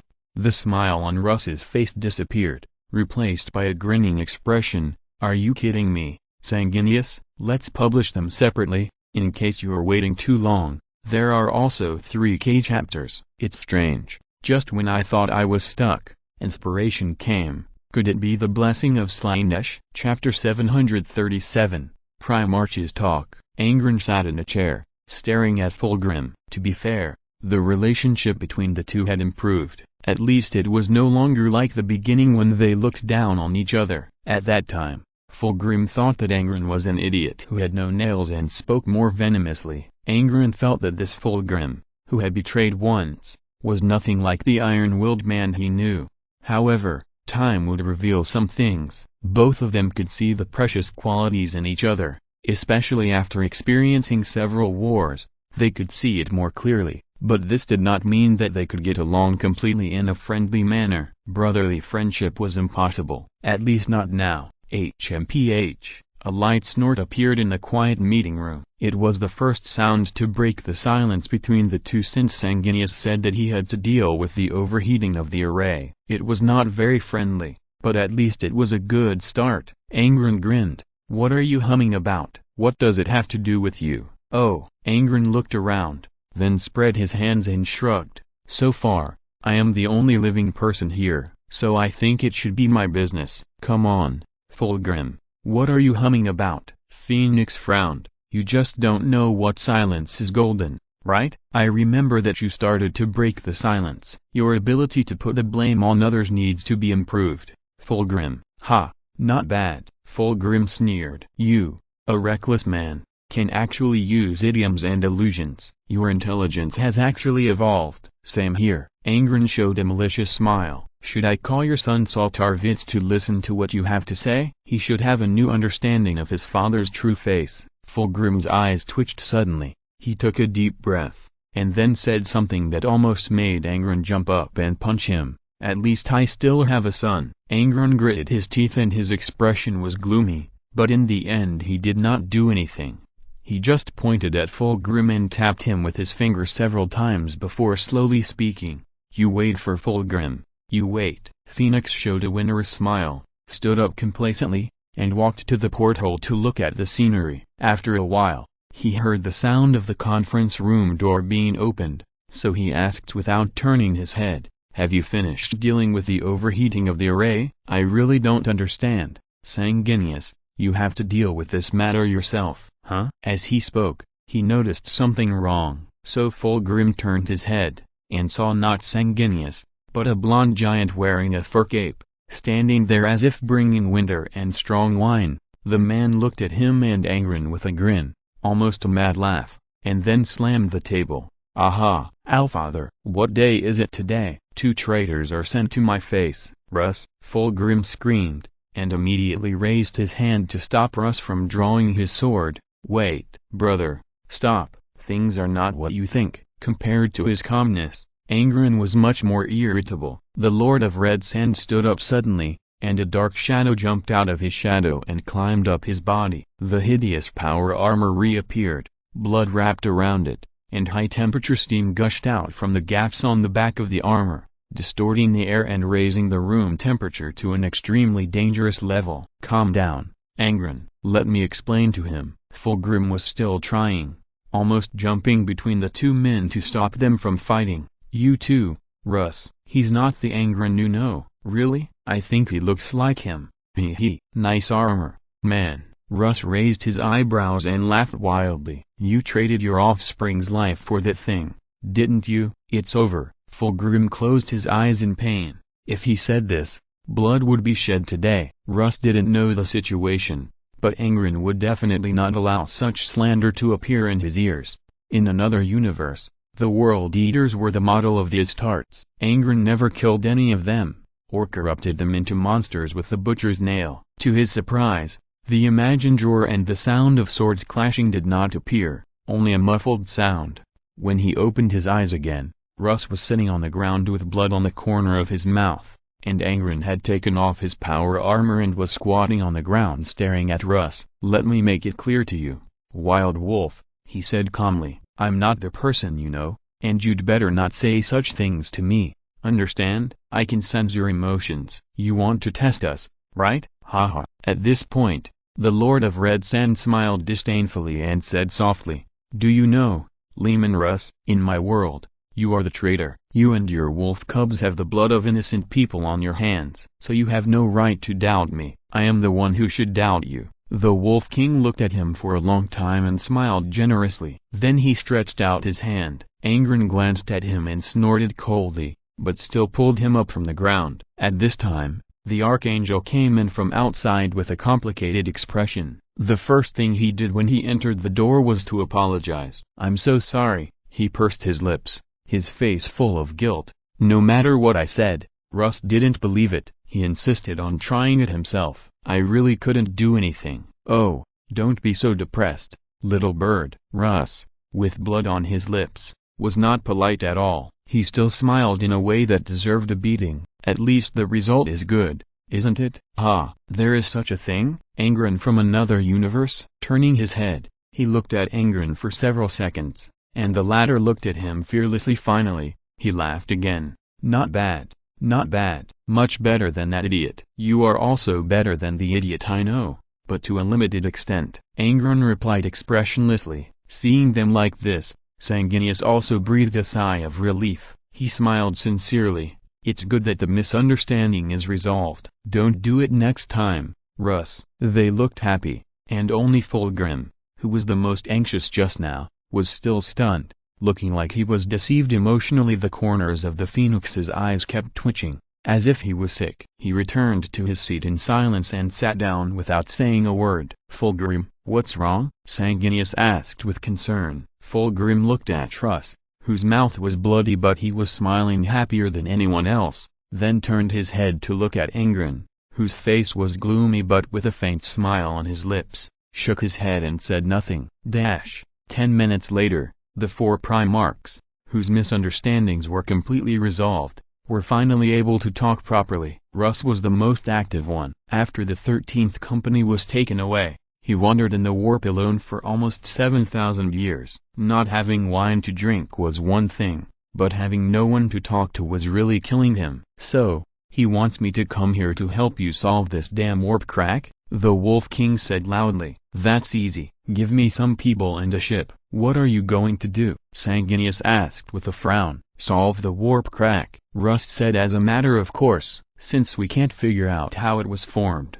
we might as well go in and kill all those demon bastards inside. Does that make sense, Angren? He wanted to seek Angren's support, but the Lord of Red Sand looked at Russ with a rather indescribable expression and turned his head away as if he had a toothache. Hey, what did you mean by that expression? I thought we had resolved our knot. His expression means that your plan is simply suicide. Fulgrim took over weakly. For the Emperor's sake, can't you come up with a more reliable plan for once? Isn't this reliable? You think too much. Hearing this, Russ stopped laughing and his expression became serious. Thinking too much is never a good thing. Sometimes it's better to let your instincts lead you. For me, this method works every time. Besides, the chaotic creatures in the warp won't talk to you about any bullshit logic. They are the creations of chaos and the natural enemies of order. The legendary barbarian Leman Russ, who only knew how to drink and have fun, showed his extraordinary wisdom hidden under his barbaric appearance at this time. He said, "You should all understand your own nature, right?" 3 different answers sounded. Angren sounded more toothache. Fulgrim sounded like he was about to die. Only Sanguinius' tone was normal, but the Archangel's wings had shrunk. Obviously, it is not easy to make them accept their own nature. After all, the fact that the enemy and I are of the same origin is too horrifying. Russ didn't think there was anything wrong and nodded. Isn't that right? We are all our father's great demons. Why do you look like you were punched in the stomach? Sanguinius covered his face and raised one hand to wave at Russ. Come on, brother. Don't mention this anymore. Okay, I won't mention it. Anyway, you understand what's going on. With the 4 of us joining forces, what are those things? Just rush in and kill them all. With the All-Father protecting us, what is there to be afraid of? If you can't beat them, you can just run away. He became more and more excited as he spoke. I tell you, I've been in a damn place in the subspace for 10,000 years. I didn't learn anything else. But I learned one thing. You must never think too much when dealing with them. The more you think, the more you lose. Why? Because they don't reason with you. We have to protect humans and care about civilian casualties. These bastards don't. So don't think too much. Just take a knife and chop them. Kill them all one by one. If they are all dead, how can they threaten people? His words were rough, but the logic was there. His theory was actually unanimously recognized by the 3 people. Except that Truth's words were a little uncomfortable. There was nothing wrong with his words. Okay, the 10,000th update is over. Chapter 738 Undercurrent. Some people are stubborn. Very stubborn. This stubbornness can take many forms, such as being stubborn and refusing to accept advice, or acting like Perturbo. Fulgrim has become one of them since his resurrection. but he is still in the early stages. I mean, he is stubborn. Like now, with his weapons drawn and ready to attack, he still stubbornly talks about how unreliable Russ's plan is. I can't believe you two agreed to his damn plan, rushing into that place with an entire ship. Is that a plan? Fulgrim used his eloquence to the fullest. His words were so sharp and his expression was so mean that it was unbelievable. A farmer working on a remote planet or a brain-damaged corn berserker could come up with a better plan than this with their big toe. Angren glanced at the phoenix in disgust, wondering why on earth he had to show an attitude of I don't agree. So he started straight to the point. If you're afraid, you don't have to go, little phoenix. I understand that you don't want to have a few more scars on your face. After all, women care about their appearance, don't they? What a good analogy. The Wolf King on the side grinned and laughed heartlessly, and even clapped his hands. Good, good, brother, you are much more eloquent than the man I know. The Archangel stood on one side, looking at the three unreliable brothers with a melancholy face, and began to sigh in his heart. He felt like he was managing 3 children at this moment, and, based on his understanding of Fulgrim, the Chemos people would definitely not give up after hearing Angren's words. As expected, Fulgrim was furious, and the power sword condensed by psychic energy in his hand suddenly raised. Who do you say is a woman? Angren did not answer his question immediately, but looked around. There were only 4 of them in the conference room, and the reason for his pretense was self-evident. After looking around, he turned his gaze back to Fulgrim's face. He said nothing, but smiled provocatively. Fight, fight. Russ cheered. I can give the winner a barrel of wine. Sanguinius could no longer bear them. The white wings suddenly spread out, revealing a deliberately dazzling golden light, making it almost difficult for the other 3 to open their eyes. His voice came from this light, not as gentle as usual, and sounded like thunder in the dark clouds. He said angrily, My brothers, how about acting more mature? I don't want to judge your character, because your character is almost the same. Fulgrim, are you starting to learn from Dorn now, trying to make everyone hate you? Angren, can you stop teasing him? Do you feel good to deliberately anger others? As for you, Russ, what are you laughing at? After his speech, the scene finally quieted down a little. The Archangel sighed tiredly and began to communicate with the array. Rubbing his brow, he said, Let the guards prepare. We never mind, let them gather in the lower hangar. Let's talk about this face to face. And the Emperor's children. Fulgrim stood up and continued with a serious expression. Thor will take the lead, and all the Emperor's children must be present. You have only 63 descendants, Fulgrim. Are you sure you want them to attend? Angren tapped the table with his fingers, as if asking casually. Of course, the Chemos nodded calmly. No matter how few there are, they are still the Emperor's children. No matter how many enemies there are, we will not escape. They have been sleeping for 10,000 years, and now it is time for revenge. Russ grinned and looked at his somewhat unfamiliar brother with great satisfaction. In the past, he had always had a bad relationship with these cultured people like Fulgrim, and he himself couldn't explain the reason, but now it seems. I have to say, I'm beginning to like you, Fulgrim. He laughed wildly, stood up, and hammered his chest. Ah, familiar pre-war mobilization. What a beautiful rhythm. Let's get started quickly. I can't wait to kill some monsters. A demon is breathing. It is hidden in the darkness, and blood-red cables are wildly scattered behind its head, with skulls hanging at the end of each knot. They originally belonged to some people, but now, they are just trophies. Thunder roared from the top of the monster's head, and then it moved. The monster opened its eyes, and a bright red light lit up in the darkness. It didn't speak, but just silently radiated its anger. The scarlet river gushed out from the void, as if it really existed, and stopped in front of it, reflecting its terrifying face. Then, a voice sounded from above its head. The darkness trembled, and the blood mist drifted from afar, beginning to obscure its vision, causing the monster to roar in anger. It waved its claws, trying to tear the mist away, but it couldn't do it, because they would not let it go, just as it had never let those innocent people go. Go kill them. The sound of a war drum sounded in its ears, mixed with the sound of swords clashing and the roars of warriors. Its heart began to beat in unison, following the rhythm of the war drum. each time stronger than the last. He whispered in his monster's ear, "They are coming, the reborn, the foolish wolf, your mirror image, the angel.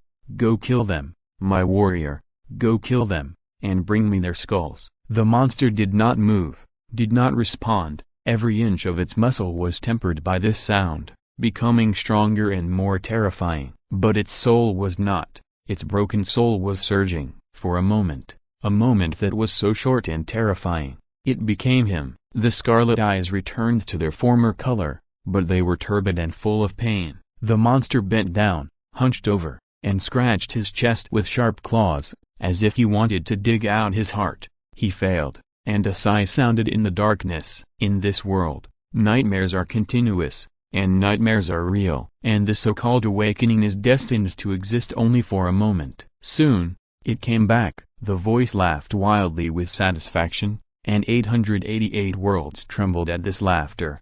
However, in the chaos, there were another 888 worlds that rejoiced. His laughter is the horn of war, and his joy is its destiny. The monster's broken mind has long understood a fact. It has become a slave of Korn, and the rest of its life will only kill to please him. It walked out of the darkness, and a manic wind blew up over the wasteland made of blood and bones. The wind howled, sounding like the screams of the dead souls before they died. The wind howled, howled endlessly, until it blew up corpses, limbs and weapons, forming a huge whirlwind that rolled straight towards the monster. But it did not move at all, and the monster let this hatred entangle itself. Soon, a hideous brass armor covered its body. Then came the torrent of blood. It flowed from the bodies of the dead, and their long-dried bodies were bleeding again, gathering into a rolling river, which actually covered the dark sky and formed a blood sun in the sky. The wind still did not stop. The wind howled, the wasteland boiled, and the ground trembled. This world-destroying scene was just for a sword to be unsheathed. A flash of black light flashed, and from under the ground that was made of piles of bones, a black rune giant sword broke out of the ground. It once again destroyed the bones of the dead it killed, cut their bones in the storm, and returned to its owner in the wailing of the wind. The demon held a sword, and the skulls hanging on the brass armor collided with each other, making a sound like metal. It breathed heavily, and the huge scarlet wings behind it suddenly opened. A storm that was dozens of times more violent than before was generated by a swing of the wings, and the corpse was shattered. A roar sounded. Countless demons poured out from the blood sun in the sky with joy, from the bones of the dead, and from the darkness behind the monster. The bloodletters howled and formed a battle formation. The huge brass beasts couldn't wait to spit out hot breath, and the flesh hounds bit each other at the feet of their masters. Skull cannons, brass scorpions, silent warriors wearing heavy brass armor and holding huge axes, demons, monsters, and those who thirst for killing stood here, and the swords in their hands were still dripping with blood, as if they had just returned from a massacre. The monster looked at all this in front of him without sadness or joy, and there was only numbness and emptiness in its mind, without any joy. That voice rang again, "Let the war begin." Then, the storm gradually subsided, the corpses stopped trembling, and even the demons disappeared. Only the terrifying laughter still echoed here. The above nightmare-like scenes are undoubtedly beyond human imagination. Normal humans cannot remain unshakable after seeing such scenes. This is the revival of nightmares. The demons will soon reappear in the world and set off an endless sea of blood. However, coincidentally, there is more than one place in the universe where such things are happening. For example, the collection of the Endless One Trazyn. This famous undead knocked on his metal skull and made a surprised synthetic sound.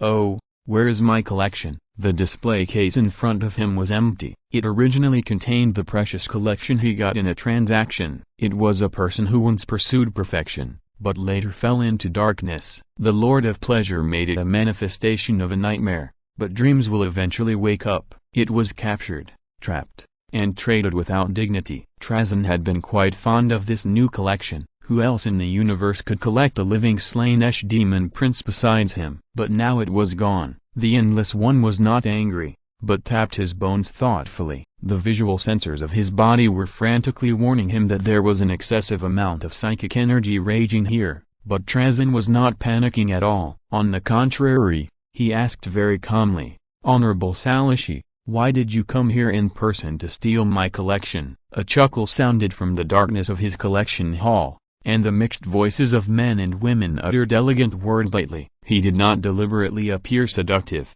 but the few words were enough to fascinate people, because he was temptation itself. "That's my poor man." "Why are you confusing right and wrong, necromancer?" Transcend shook his head unmoved. "I made a deal with a wizard. Your poor man is now my collection." "Honorable Salishi, does stealing bring you pleasure?" "Of course not." The voice became serious, but the naturally playful ending made people feel very itchy. "Besides, I just took back something that originally belonged to me." "Is this also called stealing?" "I made a deal," Transcend reiterated again. "Are you going to deny this?"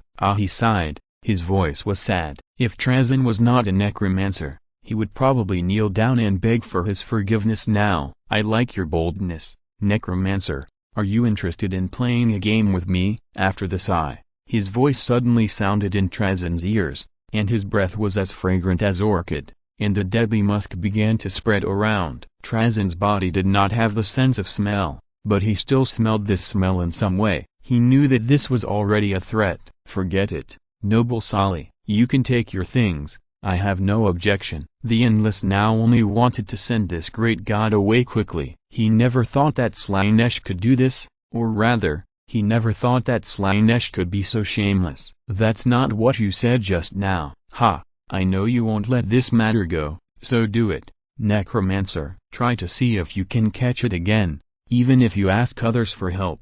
This is my promise, as long as you catch Fulgrim once more, it will belong to you forever. It will become your collection forever." Slaanesh's voice became tearful, and I felt pity for him. "Although it is my treasure, it will be painful if it is taken away. But I look forward to this pain. I have never experienced such a thing before." A faint cry came, and Transcend's visual and auditory sensors simultaneously wailed under the heavy burden, and finally exploded at the same time. He fell to the ground, the green light in his eye sockets flickering, and the voice of Slaanesh penetrated his damaged auditory sensor and drilled into his soul that no longer existed. "Go find him. I know you will tell him about this." "It doesn't matter. I look forward to seeing my dear wizard again. Remember to bring him my greetings." "Don't forget, necromancer." The darkness receded, and Transcend stood up silently, without saying a word, as if he was really dead. Enough of the foreshadowing.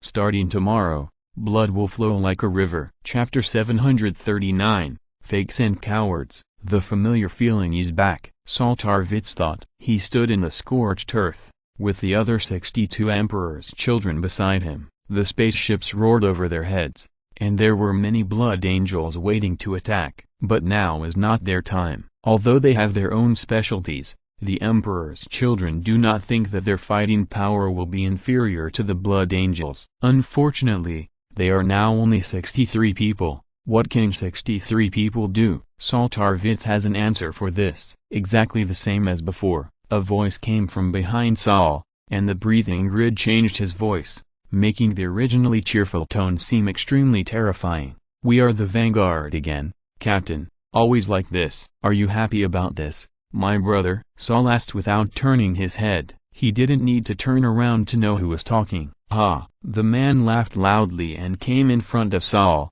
and the weathered Mk3 power armor made a sonorous sound as he moved. He raised his hand and knocked on the double-headed eagle on his chest, with an extremely proud tone. "Of course, my captain." He laughed loudly, and the elegant high Gothic language popped out one sentence after another. "Such honor cannot be given to those younger generations for no reason. We are the children of the Emperor. Of course, it would be better if you could tell us in detail about our mission, Captain." Saltarvitz's face under the helmet couldn't help but smile. His brother Antrik was always like this, never knowing how to write the so-called danger. That kind of confident optimism had inspired all of them countless times at the critical moment of life and death. "Our mission is to serve as a pioneer to explore the environment here clearly. There is no order in the warp, brothers, but the power of the Primarch in the living saint who has never met us protects us. Activate your portable shields." With many dull hums,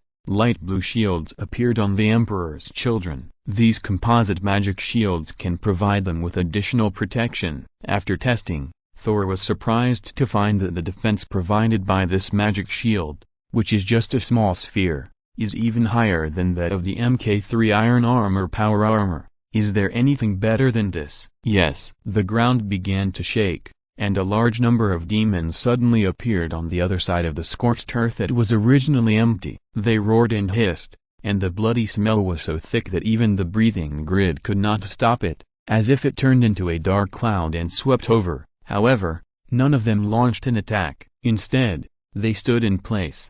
A huge demon stood quietly in front of them, without saying a word. The scarlet cables behind his head made Thor's pupils shrink sharply, and the rune giant sword in his hand shone with an ominous light. Someone in the communication channel shouted, "Is it him?" "It's him." Antrik's voice sounded, low and solemn, with an unconcealable anger. "It's definitely him." "Why didn't he let them attack?" someone else asked. "I saw those damn cannons, and they look more than just scary." "Humphrey, what's the point of looking scary?" Antrik snorted disdainfully. "We didn't see them when we died. That means they are nothing." Once again, his unfounded and unreasonable optimism worked, and Saltarvitz sneered, "Whatever he wants to do, it has nothing to do with us. Our mission is to gather intelligence, and now, this mission has been completed." "Emperor's son, stay alert and stand by." Fulgrim's gloomy voice sounded from the communication channel, with distorted noise.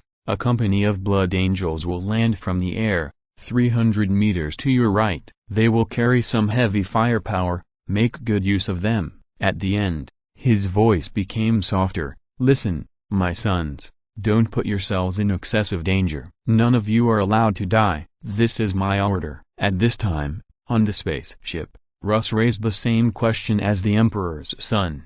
"Why doesn't he let these slaves of Khorne launch an attack? It's strange that they can still hold back the desire to fight. I have never seen such a thing in the 10,000 years I have been wandering." "That has nothing to do with us," Fulgrim said stiffly, then turned around and asked Sanguinius, "Brother, when can your troops land?" "I want to land with them." "Don't be impatient, Fulgrim. The teleportation of the array will take effect in 12 seconds, but I'm afraid you can't go with them. The number of people that can be teleported at one time is limited. You have to wait another 5 minutes." "Well, I am very interested in the self-propelled artillery brought by the wizard. This is their first time on the battlefield. I hope it will have a good effect. Please hurry up, brother," Fulgrim said in a deep voice. "I can't wait any longer." As he said this, he clenched the sword in his right hand tightly. Angren didn't seem to care about the conversation between the three before the battle. He stared at the hideous and huge demon in the light screen.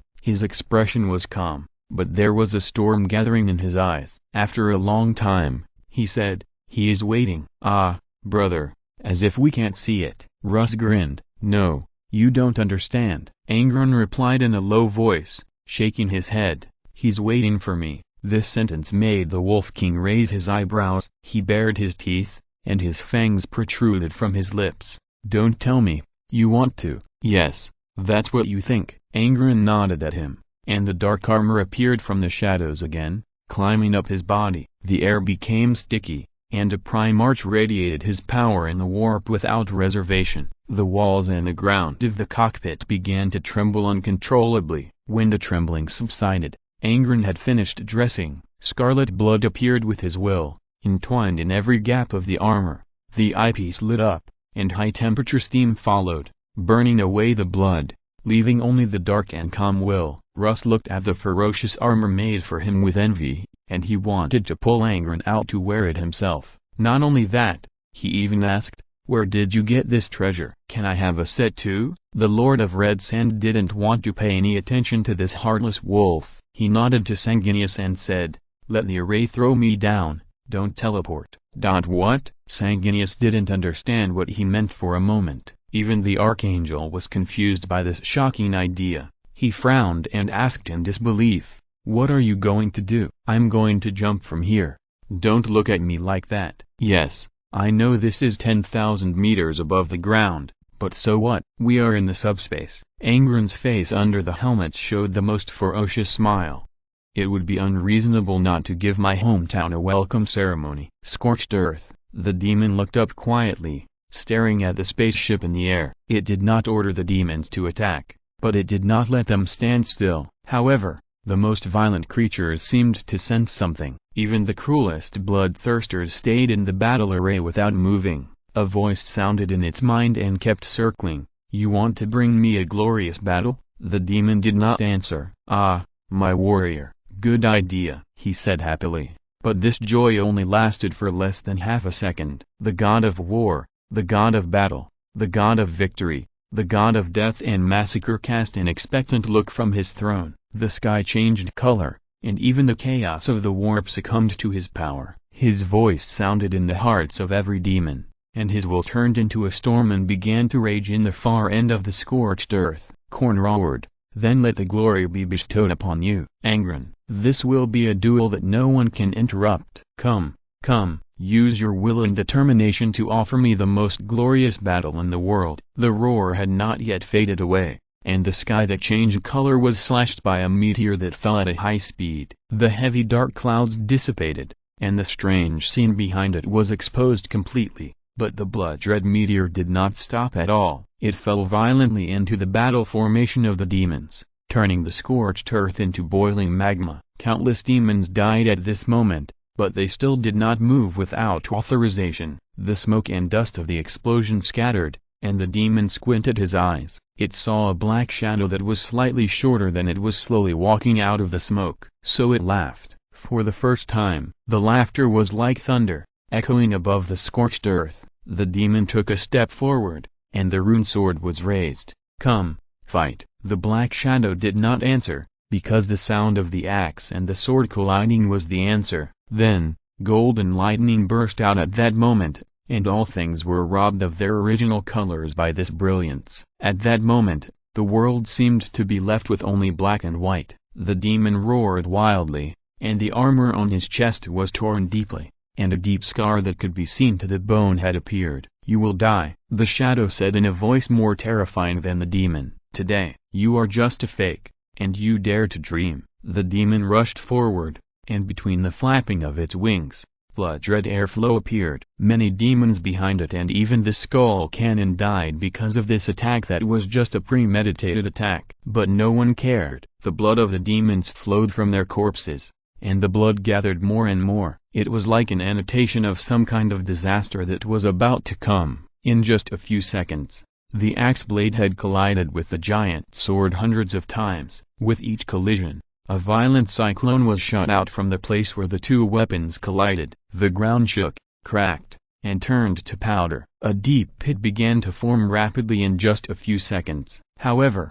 the river of blood behind the demon was not affected at all, as if it existed in another world. "Fake?" Angren still had the strength to sneer at it. "Look at yourself, coward. Ha ha ha ha ha ha ha ha ha." The demon laughed wildly at the question, swung the great sword violently, and jumped back to avoid Angren's attack. The river of blood had already descended on their heads, but it was not an attack. Yes, it was not. The blood only flooded the deep pit created by the terrifying force. Only a small part of the middle could still stand, but it was only 40 meters. Angren narrowed his eyes slightly, and the demon's voice sounded at the other end of the narrow platform. "Does this scene remind you of anything, Fake?" It actually used a nostalgic tone. "You carry a pit. You seem indifferent to this. You have never experienced this, have you? You were not thrown into the pit to fight civilians when you were a child." It opened its fanged mouth, and the sharp teeth rubbed against each other, making a harsh sound of metal collision. "Like I said, you are just a fake. You have not experienced my pain and you dare to call yourself Angren?" The demon roared and rushed into the sky. The rune giant sword stabbed at Angren in a deadly arc. "That's my name." Boom. The sound of explosion came from the pit more than the collision of weapons. Blood hung upside down, hanging all over the sky, and the corpses of the demons were burned into dry bones by the hot blood magma. In this nightmarish scene, Angren's voice still sounded calmly. "That name belongs to a warrior who dared to resist the slave owner, not a slave of an evil god." The lightning axe roared sharply, not a metaphor. This weapon was roaring for real. The violent golden lightning was driven out without reservation, and the demon had to raise the giant sword to block the attack. Even so, its arms were also turned into charcoal by the lightning. Angron's attack continued. He took a step forward, lowered his knees and bent his waist. A hideous barb suddenly appeared on his right shoulder armor. Without hesitation, he shoulder-butted the demon and destroyed its balance. This horrible and bloody attack was just a prelude to the next combo. Angron rotated his waist, and his scarlet eyepiece shone brightly. At this moment, he was more like a champion of Khorne than the demon lying on the ground. High-temperature steam erupted from the heat dissipation holes on his back. The speed and power that were strengthened by 2 times made his high-raised axe perfectly hit the hideous double horns on the top of the demon's head. Angron did not pursue the victory to take its life, and even stepped back a few steps. He looked at the demon whose face was distorted by pain, and whispered, "Yes, that's it, be in pain. I made a promise to Givadrin, I made a promise to Khan, and I made a promise to Ariando. When I see you again, you will become 100 times more painful than them." The demon did not answer this sentence. It just panted and slowly stood up. Sticky blood was constantly flowing out of the broken horn, spreading to its entire face, making it even more terrifying. "Really?" It touched its broken horn and laughed again. "You can't fulfill your promise,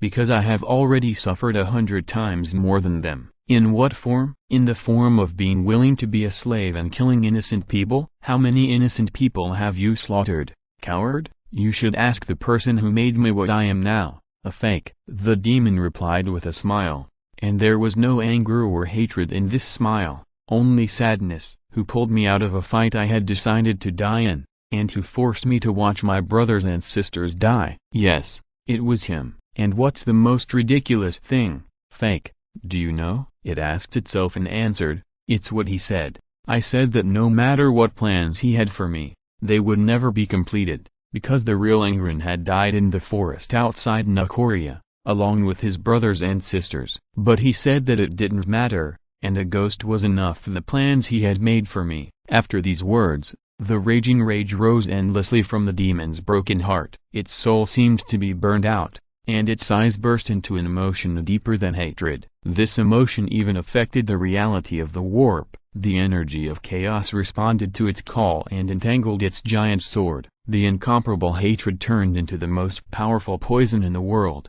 causing the surface of the giant sword to emit a heart-pounding glimmer. It roared. Speaking word by word, he said, "It doesn't matter. My brothers and sisters and my battles are of no importance to him. He calls us sons, but never truly loves us. We are just pawns and tools, knives in his hands. If I was born to be a knife for others, why don't I choose someone who is acceptable?" Angron stopped answering and just clenched the lightning axe. Chapter 740, Fakes and Cowards. Angron panted heavily. He had to admit that fighting the demon version of himself was the most challenging battle he had ever fought. His physical strength was exhausted, and even the armor made by Shenyan could not resist the smell of blood in the air around him. It was thick enough to drown a person, he thought. He frowned in disgust. The demon roared. Once again, he was too lazy to count. He raised his lightning axe, and the crackling thunder prevented the poison from sweeping from the rune sword from entering.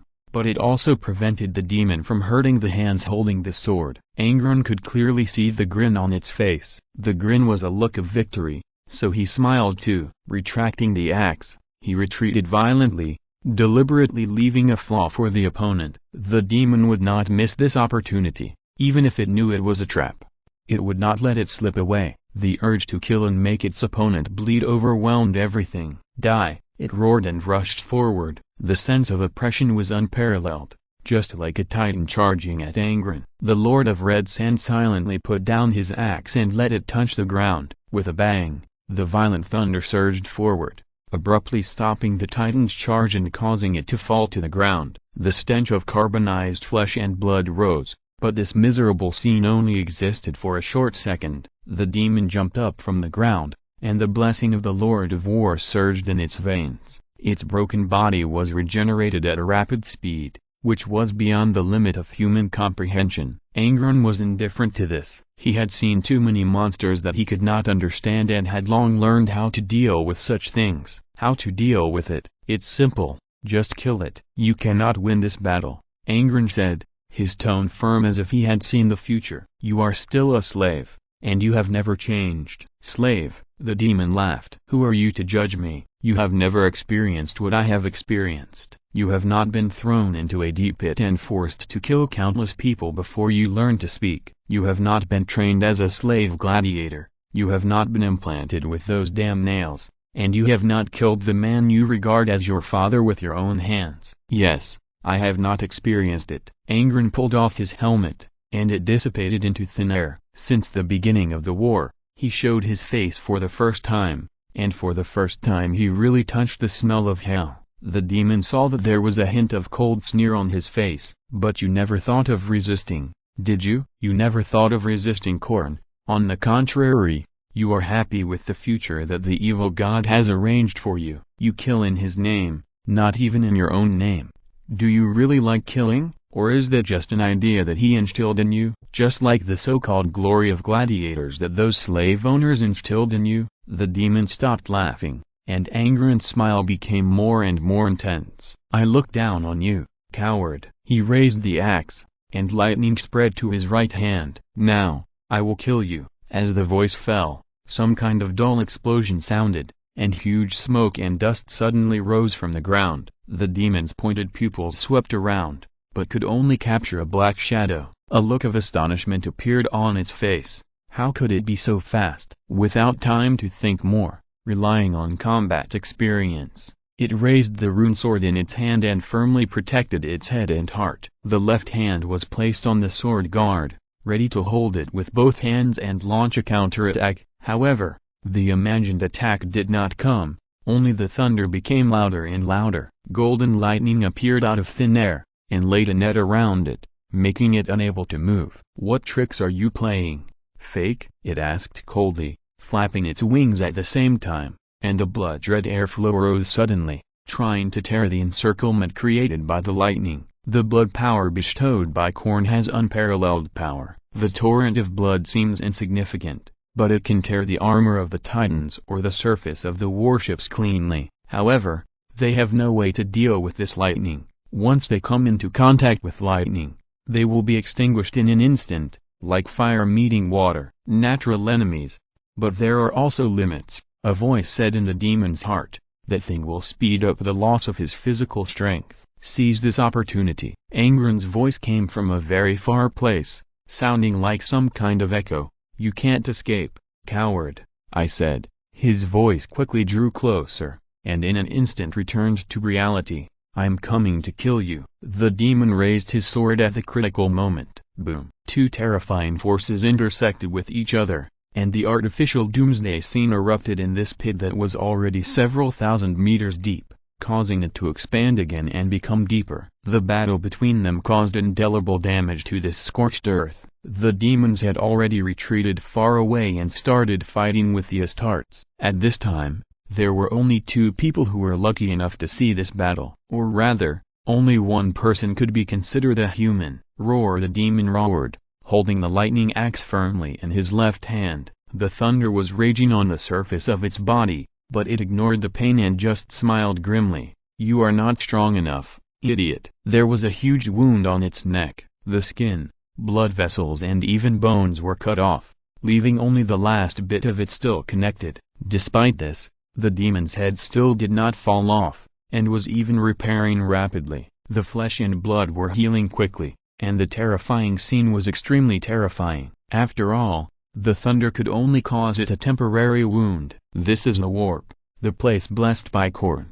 His power is the strongest here, and no other power can suppress it. "Really?" Angren smiled coldly, loosened his hand, and the lightning axe turned into a light spot and dissipated. He took a step forward and swung his right fist to hit the demon's left face. This punch actually brought a small sonic boom, and the shockwave exploded from his fist and the demon's cheek, causing the healing flesh to stagnate. Not only that, Angren's left hand formed a claw, and the hand armor extended at that moment, and the 5 fingers turned into sharp claws. He thrust it out fiercely, stabbed it into the wound on the demon's neck, and rotated and stirred it, with more force each time. "Now, how do you feel?" Angren laughed wildly and continued to punch the demon's shapeless cheek. more and more terrifying each time. Blood and flesh flew everywhere, and high-temperature steam kept pouring out through the heat dissipation vents on the back of his power armor. The armor was overloaded,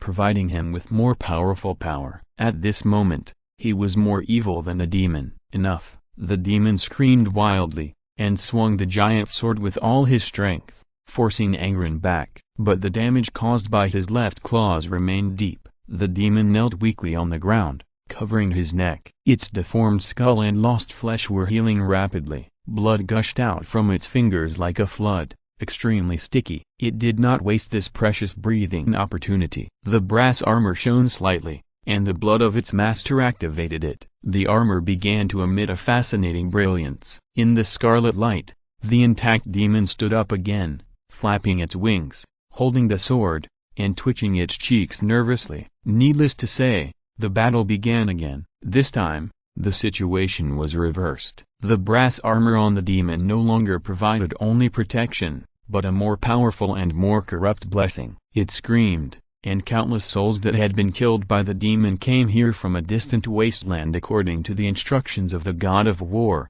and then died again one by one and were swallowed by the armor. Their souls turned into power, providing the demon with immeasurable and terrifying blessings. At the same time, its soul was also dragged deeper and deeper by the second death of these victims. It didn't know, but it had already happened. Unprecedented, the huge blessing from the god of war surged in this body. In the warp that ignored any rules, the demon at this moment was almost equivalent to the arrival of him in person. You can't beat me. Fake. Its fury turned into a visible blow. The rune giant sword made the air tremble just by swinging. The unparalleled storm forced Angren to raise his giant axe to resist, but he could no longer defend against the swing of the giant sword. The armor on the abdomen was deeply cut, but it still completed the task of protection well. The outer side of the cut armor firmly bit the giant sword, preventing it from advancing any further. However, the poison on the sword had already entered Angren's body. He gritted his teeth to prevent the blood from his throat from overflowing from his lips. The demon caught this scene and laughed at it without hesitation. You pathetic fake, you think you have mastered such noble power, come here to tell me those shabby truths that everyone knows. Who do you think you are? Fake. It held a great sword with both hands and pulled it out. With a sudden force, it actually destroyed the structure of the armor for the second time. Then, it slapped Angren into the air with the sword. With a flap of its wings, it also came into the air in an instant. The rune sword drew a fatal arc in the air and stabbed directly into Angren's chest. In such a life and death moment, Angren just stared into its eyes. He saw that there was no so-called humanity in those eyes at this moment. The desire for killing, anger, hatred, all kinds of emotions superimposed together, making its soul completely become a plaything in the hands of Korn. It itself did not know, and even if it knew, it would not admit it. But at this time, it was not just itself fighting Angren. Thinking of this, he pulled his muscles, raised the corners of his mouth, and a disdainful smile appeared again. Boom boom boom boom boom. A series of explosions sounded, and the demon pierced his armor frantically, nailing him to the ground, and kept trampling on Angren's chest with its feet, as if to vent its previous anger. Its power forced Angren to almost embed into the ground, and his appearance was extremely miserable. Ahem. Angren vomited a large mouthful of black blood, which was one of the side effects of the poison, not to mention the damage caused by the demon. His internal organs were almost completely corroded by the poison, and the intermittent voice of the pattern array due to excessive damage sounded in his head. Warning: too serious injury. Too serious injury. After venting, the demon put his hand on the blade and twisted it fiercely. With a satisfied cruel smile on its face, it even pretended to ask softly, "How do you feel now, fake?" Angren glanced at it, then looked at the lightning axe that fell not far away, sneered, and did not answer. The demon's face quickly became distorted. It roared wildly, and the wall of the pit cracked due to the sound. The rubble rolled down and the smoke and dust scattered everywhere. It exhaled gloomily, put its face close to Angren, stared into his eyes, and said word by word, "You have already lost." "Really?" Angren asked with a sneer. "Then who won?" "Me." "Fake. You can't beat me, because you are a fake." "Fake," it proudly declared, raised its hands, and its wings spread out, covering the sky and the sun. "Remember, the great Angren won. Now, I will take my trophy, your skull. Don't worry, after you die, I will carry your head through many worlds. You will watch the people you protected die in wailing. I will not let anyone go, and I want you to remember that they all died for you." Ha ha ha ha ha ha ha ha ha ha. It laughed wildly and drew out the giant sword, intending to chop off Angren's head, but found that he still had a smile on his face, and the disdain was particularly strong. This discovery froze its expression, and the joy of victory disappeared in an instant, leaving only the rage of a comeback. "What are you laughing at? You lost. Are you going to deny it? I was the one standing, and you fell." "Yes, I lost," Angren said calmly. "So, who won?" I won." It roared and stopped in the middle of the sentence. The expression it showed afterwards was extremely rare for a demon primarch, but it was indeed stunned. "Did I win?" The anger subsided, and its few, even pitiful, rationality prevailed. It lowered its head and stared at the brass armor on its body that was still screaming, and its hands began to tremble. "That's right," Angren laughed. "You finally found it, you poor coward." "Who won?" "Shut up," it roared wildly and threw the giant sword out like throwing garbage, and the rune giant sword pierced deeply into the rock wall. The demon began to hammer and scratch at its armor as if it could not accept it. Its eyes were bloodshot and it was more angry than ever. "Get off," it roared as if it could not accept it. "Leave. I do not accept your power. Get out." Boom. Blood-red lightning fell from the sky and instantly knocked it to the ground. It could not bear the wrath of Korn. The structure of its limbs was destroyed, and its wings were broken into broken skeletons. It was intact in the last second, but in the next second it fell to the ground with Angren. There was no so-called victor's majesty, and it was miserable. Angren's laughter came from its side. "Now it's my turn to ask this question again. How do you feel?" The demon did not answer, because it could not answer. Every inch of its muscles was in deep pain, which was a severe pain that even demons could not bear. The wrath of the gods descended here, leaving an indelible mark on the soul in his hand. The brass armor quickly tightened, melted, and turned into high-temperature molten iron, creating wounds on its body that were difficult to look at directly. The molten metal was boiling, pouring into its body from the wounds. The demon howled loudly, its body twitching, not from pain, but from something deeper. After the punishment was over, it looked up at the sky, its eyes returning to their original color. Now, Angren raised his hands with great effort and sat up. "You will always be his slave." He stood up tremblingly and walked towards the lightning axe. He was too weak to even recall it, so he could only walk over and pick it up. Angren walked past the unresponsive demon and approached his weapon in small steps. "To be honest, I felt sorry for you at first," Angren said with difficulty, using his willpower to move his broken leg. "I didn't experience what you described, but I saw it, and I know that it was not entirely your fault, but you did too much." He was still a little short. He was only 14 steps away from the axe. "When you were taken away from your brothers and sisters, you killed one of the custodians who surrounded you. I saw that you did a good job. That was an act of defiance against the Emperor.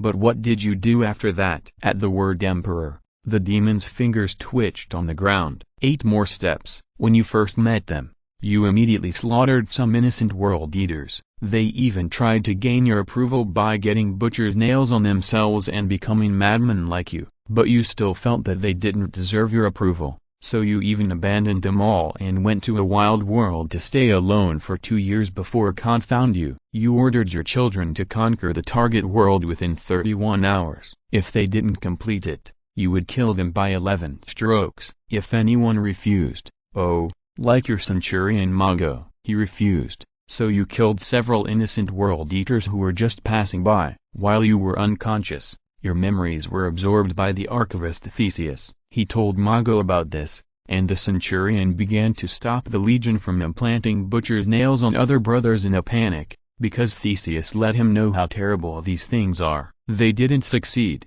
Yes, cough. Angren vomited a large mouthful of blood again, and he barely bent down, as slow as an old man. He touched his axe with his fingers. The lightning axe obediently turned into a point of light and climbed up his palm. allowing him to release his grip. "Because you killed them, and killed the centurion? You killed the young Theseus. Since then, your innocent and loyal descendants have begun to slide into the abyss of depravity with you. What crime have they committed?" Angron slowly raised the axe and walked in front of the demon, staring at it, and slowly spoke. "No one is born to be a knife in someone's hand. You chose a path for yourself that cannot be turned back. If it were just this, you would not have become like this, but you have harmed many people who believed in you. They should not be like this, they should have a different future." "Enough," the demon said. It turned its head. No, it was he who turned his head. The former Nuceria returned, and the color of his eyes turned into pure blue,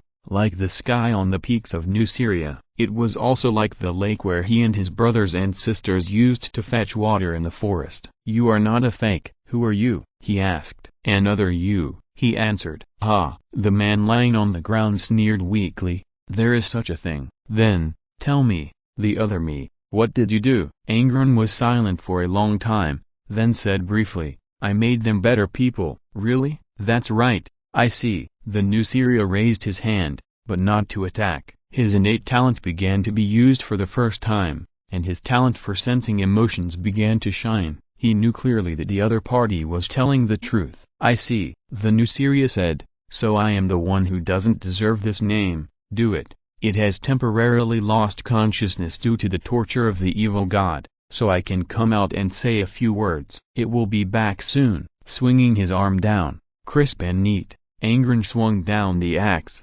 But a left hand suddenly stretched out to stop the axe blade from falling. The Nuceria's left eye returned to its previous appearance, and it opened its mouth, and the devil's voice sounded. "Sneak attack? Wishful thinking." It sneered and tried to take the axe, letting the lightning rage in its hand without any reaction. However, its right hand suddenly hit its left hand as if it was completely out of control. The Nuceria roared, "Do it!" Puff. The sound of the axe blade entering the flesh was real, and a skull rolled to the side. Blood began to gush out crazily, forming a pool of blood in just a few seconds. Angron fell to the ground helplessly, and there was a loud gunshot from above the deep pit. He knew that the blood angels were attacking in order to prevent the demon from approaching him. This was the agreed plan. According to the plan, he should inform Sanguinius of the result in the communication channel so that the archangel could enter the battlefield directly. But he no longer had the strength to do anything extra. The warmth and strength were leaving him, leaving only a calmness, colder than ice, darker than the night, but calmer than anything else. He lay on the ground, turned his head, and looked at the skull. His eyes began to blur and double images appeared. In his vision, the demon's face seemed to have turned back to human appearance. At the very end, Angron calmly said to the Nuceria's head, "I am not a fake, and you are not a coward." There is also a chapter in 4K. Kill Fulgrim tomorrow. Chapter 741 Bet. Forward, forward, forward. The priest's roar could be heard almost without the need for a communication channel. His roar was even crazier than the demons. It might be blasphemous to say this, but the blood angels were indeed much crazier than the corn demons when the Primarch was there. High morale was not enough to describe such a scene. After all, their Primarch had just flown over their heads. 10,000 years of confusion were all released at this moment. For example, Ibit, as a member of the Holy Blood Guard, should have used his superb skills to kill the enemy, elegantly just like people's impression of a member of the Holy Blood Angels, but what he was doing now was smashing all the demon heads he saw with his warhammer. Demons. His voice was hoarse and terrifying, like the echo of a nightmare. Ibit roared crazily, chasing a bloodletter and throwing the warhammer in his hand. The head of the thing immediately turned into a pool of paste, and the body trembled and fell down. Ibit still felt it was not enough. He was known for his elegance in the past, but now he was like a berserker. He ran over in 2 steps, picked up the hammer, turned around and created another headless corpse. Devil Dash. He roared again and jumped into the battle formation of the vampires to kill them. What happened to Ibit was just a microcosm. Just a few steps away from him, an old soldier was beating a lame vampire with a rifle butt. The thing was wailing and trying to fight back, but as soon as it raised its hand, it was chopped off by the old soldier's chainsaw sword. and then it continued to wield a grenade launcher. All of this, Sanguinius saw it clearly in the sky. The Archangel's expression was hard to describe at this time. He really wanted to ask, "Where is your tactical quality? How come after 10,000 years, everyone has become ... become?" His cultivation prevented him from saying those two words. Sighing, he flapped his wings and flew over the heads of the demons at a very fast speed. The feathers of glory fell from the two seemingly harmless wide wings. They fell on the demons, causing unparalleled horrific damage. The condensed golden light began to bloom one after another, and explosions continued to sound. A skull cannon was blown to ashes before it even had time to fire. He repeated this 3 times, and the heavy firepower of the corn demons suffered. He flapped his wings and rose again. The enemy's heavy firepower had basically been dealt with by him, and the help he gave to his descendants was over. As long as those self-propelled artillery started, the demons would have no chance of winning. And now, he should go find Angren. Following the guidance of the pattern, he flew all the way to the side of the deep pit. Looking down, Sanguinius' heart sank suddenly. His eyesight could not see Angren's situation through the diffuse blood mist, but the tragic state of the deep pit and the blood mist that had not yet dissipated made him somewhat worried. With a leap, he gently entered the dark bottom. After a descent that lasted for several minutes, he suddenly spread his wings and stepped silently on the ground. A sticky feeling came over him, and Sanguinius knew that it was the appearance of flesh and blood being trampled. His sword of Inkaman had been handed over to the chapter master after his death, and Sanguinius had no intention of taking it back. He had transcended his original form. Although he hated to say it,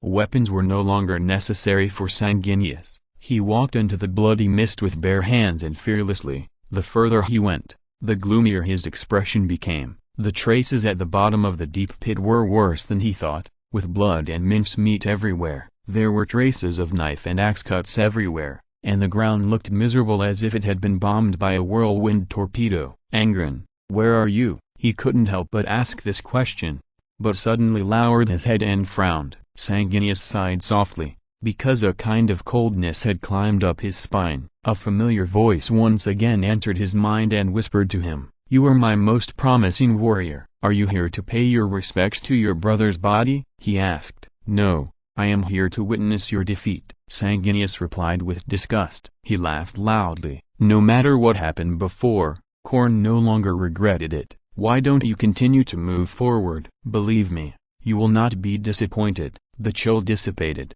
and Sanguinius clenched his teeth to prevent the anger from consuming his heart. But another voice sounded. That voice was calm and rational, but the language used was not civilized at all. "Don't listen to this bastard's farts. Just move forward, Sanguinius." He said that this would be a battle that no one could interrupt, but he couldn't help cheating when they were halfway through the fight. "Shameless bastard." "What?" "It's me." "Move forward, Sanguinius. Angren is protected by my power. He will be fine. But you must bring him back to the treatment cabin as soon as possible." Sanguinius let out a long breath, and he strode forward. Every feather on his wings was shining brightly at this time. The power of the Lord of Baal bloomed here without reservation, dispersing the blood mist, and also causing Khorne to roar angrily on his throne. He slapped the steel handrail with an angry laugh, and said to a light blue light floating above his head, "You are really very bold." "Bold? This is just the beginning, you bastard." Shenyan's voice came from the light blue light, full of malice. "Sooner or later, I will pull you off this chair and beat you up. Come on if you can." He laughed loudly. "The winner of the war will always be me." "You will see," Shenyan said. "But before that, you still have something to give me. I won this gamble. Don't forget it, Khorne." The evil god narrowed his eyes slightly, and the red light in his eyes was bright. He said in a low voice, "So that's it. You were the one behind the wolf's departure. Why does the corpse listen to you so much?" "Don't talk nonsense," the wizard said coldly. "Give me his soul." "You want Angren's soul?" Khorne raised his right hand, and a blood-red light slowly lit up in his hand, and a soul that was broken to the limit slowly fell asleep on it. The scarlet mist covered his eyes, covered his ears, and locked his lips and teeth. He couldn't see, hear, or speak. "He is mine," Khorne roared, and the sound made his wasteland tremble, and the warp ushered in a storm again. Compared with his anger, the wizard was much calmer. "No, he doesn't belong to anyone," Shenyan replied. "According to the bet, he no longer belongs to you. Give him to me." "Corn, what if I say no? I guess you would do that." So I came." The emperor's voice rang out in his kingdom of God, majestic and vast, and the sound alone killed countless demons. Golden light descended from the sky and landed opposite Korn, forming a giant in golden armor, holding a flaming sword in his hand. Korn stared at him without speaking, and the fingers of his left hand rubbed the steel. After a long silence, he sneered. "Good plan," the blood god said slowly. "You are more skilled in playing with people's hearts than that dead bird." "What? When he has fallen to this point, you remember that you have a son again?" The emperor did not answer this question, he just raised his sword. "Give him to me, or we will go to war immediately. You choose." As the voice fell, the light blue light above Korn's head also suddenly lit up, and the destructive power was gathering in it. "How?" Shenyan asked again. "God of war, do you want to choose war? After all, only a few people or demons are qualified to know what happened in the warp. At least Fulgrim and Russ don't know." For Phoenix, what he wants to do most now is to stay away from this annoying wolf. Russ laughed and swung his sword of the long night. This frost sword named Myanmar was incredibly sharp and sturdy. For a sword, this is the best. Myanmar's light blue blade pierced through the chest of a bloodletting vampire lord in an instant. It roared fiercely, completely ignoring the pain, and waved the twisted blade in its hand to take off Russ's head. But how could the Wolf King let it succeed like this? Russ grinned, actually let go of his hand and took a step back, then kicked Myanmar's hilt, nailed the bloodletting vampire lord to the ground, and stuck out his tongue at it. The thing screamed in rage. It had never encountered such a predicament since it was promoted to lord in the endless killing. It still killed personally, but rarely had such a powerful opponent. After all, most opponents were crushed to dust by the bloodletting battle formations and steel bulls before they met it. "Okay," Russ yawned. "Stop screaming, man. If you shut up, I will give you a quick death. What do you think?" "Hey!" Fulgrim retracted his sword, and the head of the bloodletting lord flew into the air. Russ yelled at him, his face full of disbelief. "How can you steal my prey? Can't you just kill it quickly?" The phoenix felt the pain in its nerve endings. "We are the vanguard." Vanguard. Do you know what these two words mean? Put away your playful thoughts, Russ. It's been 10,000 years. Your temperament hasn't changed at all. Of course not as much as you have changed, my brother. The Wolf King shrugged. "I mean, you've finally grown into a real man." As he said this, Saltarvitz and the other emperor's children glared at him from behind. Russ was unaware of this, or rather, he noticed it but didn't care. He grinned, walked over and drew his sword, wiped the blood off the bloodletter, and sheathed it. "This is the last of the lords. They are all dead." Is that a self-propelled artillery shell?" Russ pointed to the sky. "It looks pretty." Fulgrim looked up and had to agree with Russ. Those shells were indeed beautiful, pale blue rails streaking through the sky, dotted with stars, looking more like works of art than weapons. One of them landed not far from them, and some of the steel bulls rushing towards them were instantly melted. It was a literal melt. The flesh was reduced, the bones were broken, and it turned directly into a huge pool of mud. "Hiss!" Russ gasped and yelled, "Where did you get this stuff? I need to get some for my sons." "Oh, the Emperor." Fulgrim's teeth were chattering, and he wanted to draw his sword to hit Russ. Even on the battlefield, he was not a decent person, and he was 100% shameless. After weighing the pros and cons, Phoenix finally convinced himself to give up this idea. He sighed and called Saltarvitz to him. "Call the spacecraft and let the array airdrop some supplies. Your bolters should be running out of ammunition. We can still hold on." "Prime Arch," someone from the Emperor's children shouted. "Even with the butt of the gun, I can kill a group of demons." "I believe you can do it, Antric, but the bolter may not be willing," Fulgrim said. "So let it play its original purpose." "Okay, no problem, Prime Arch," Antric shouted. "Whatever you say is what it is." "Hey, kid, I like you." Russ pointed at him and laughed. "What's your name?" "Antric, respected Lord Lehman Russ." "Not bad, not bad. Are you interested in coming to work for me for a few days?" Leman Russ. Fulgrim drew his sword and drawed.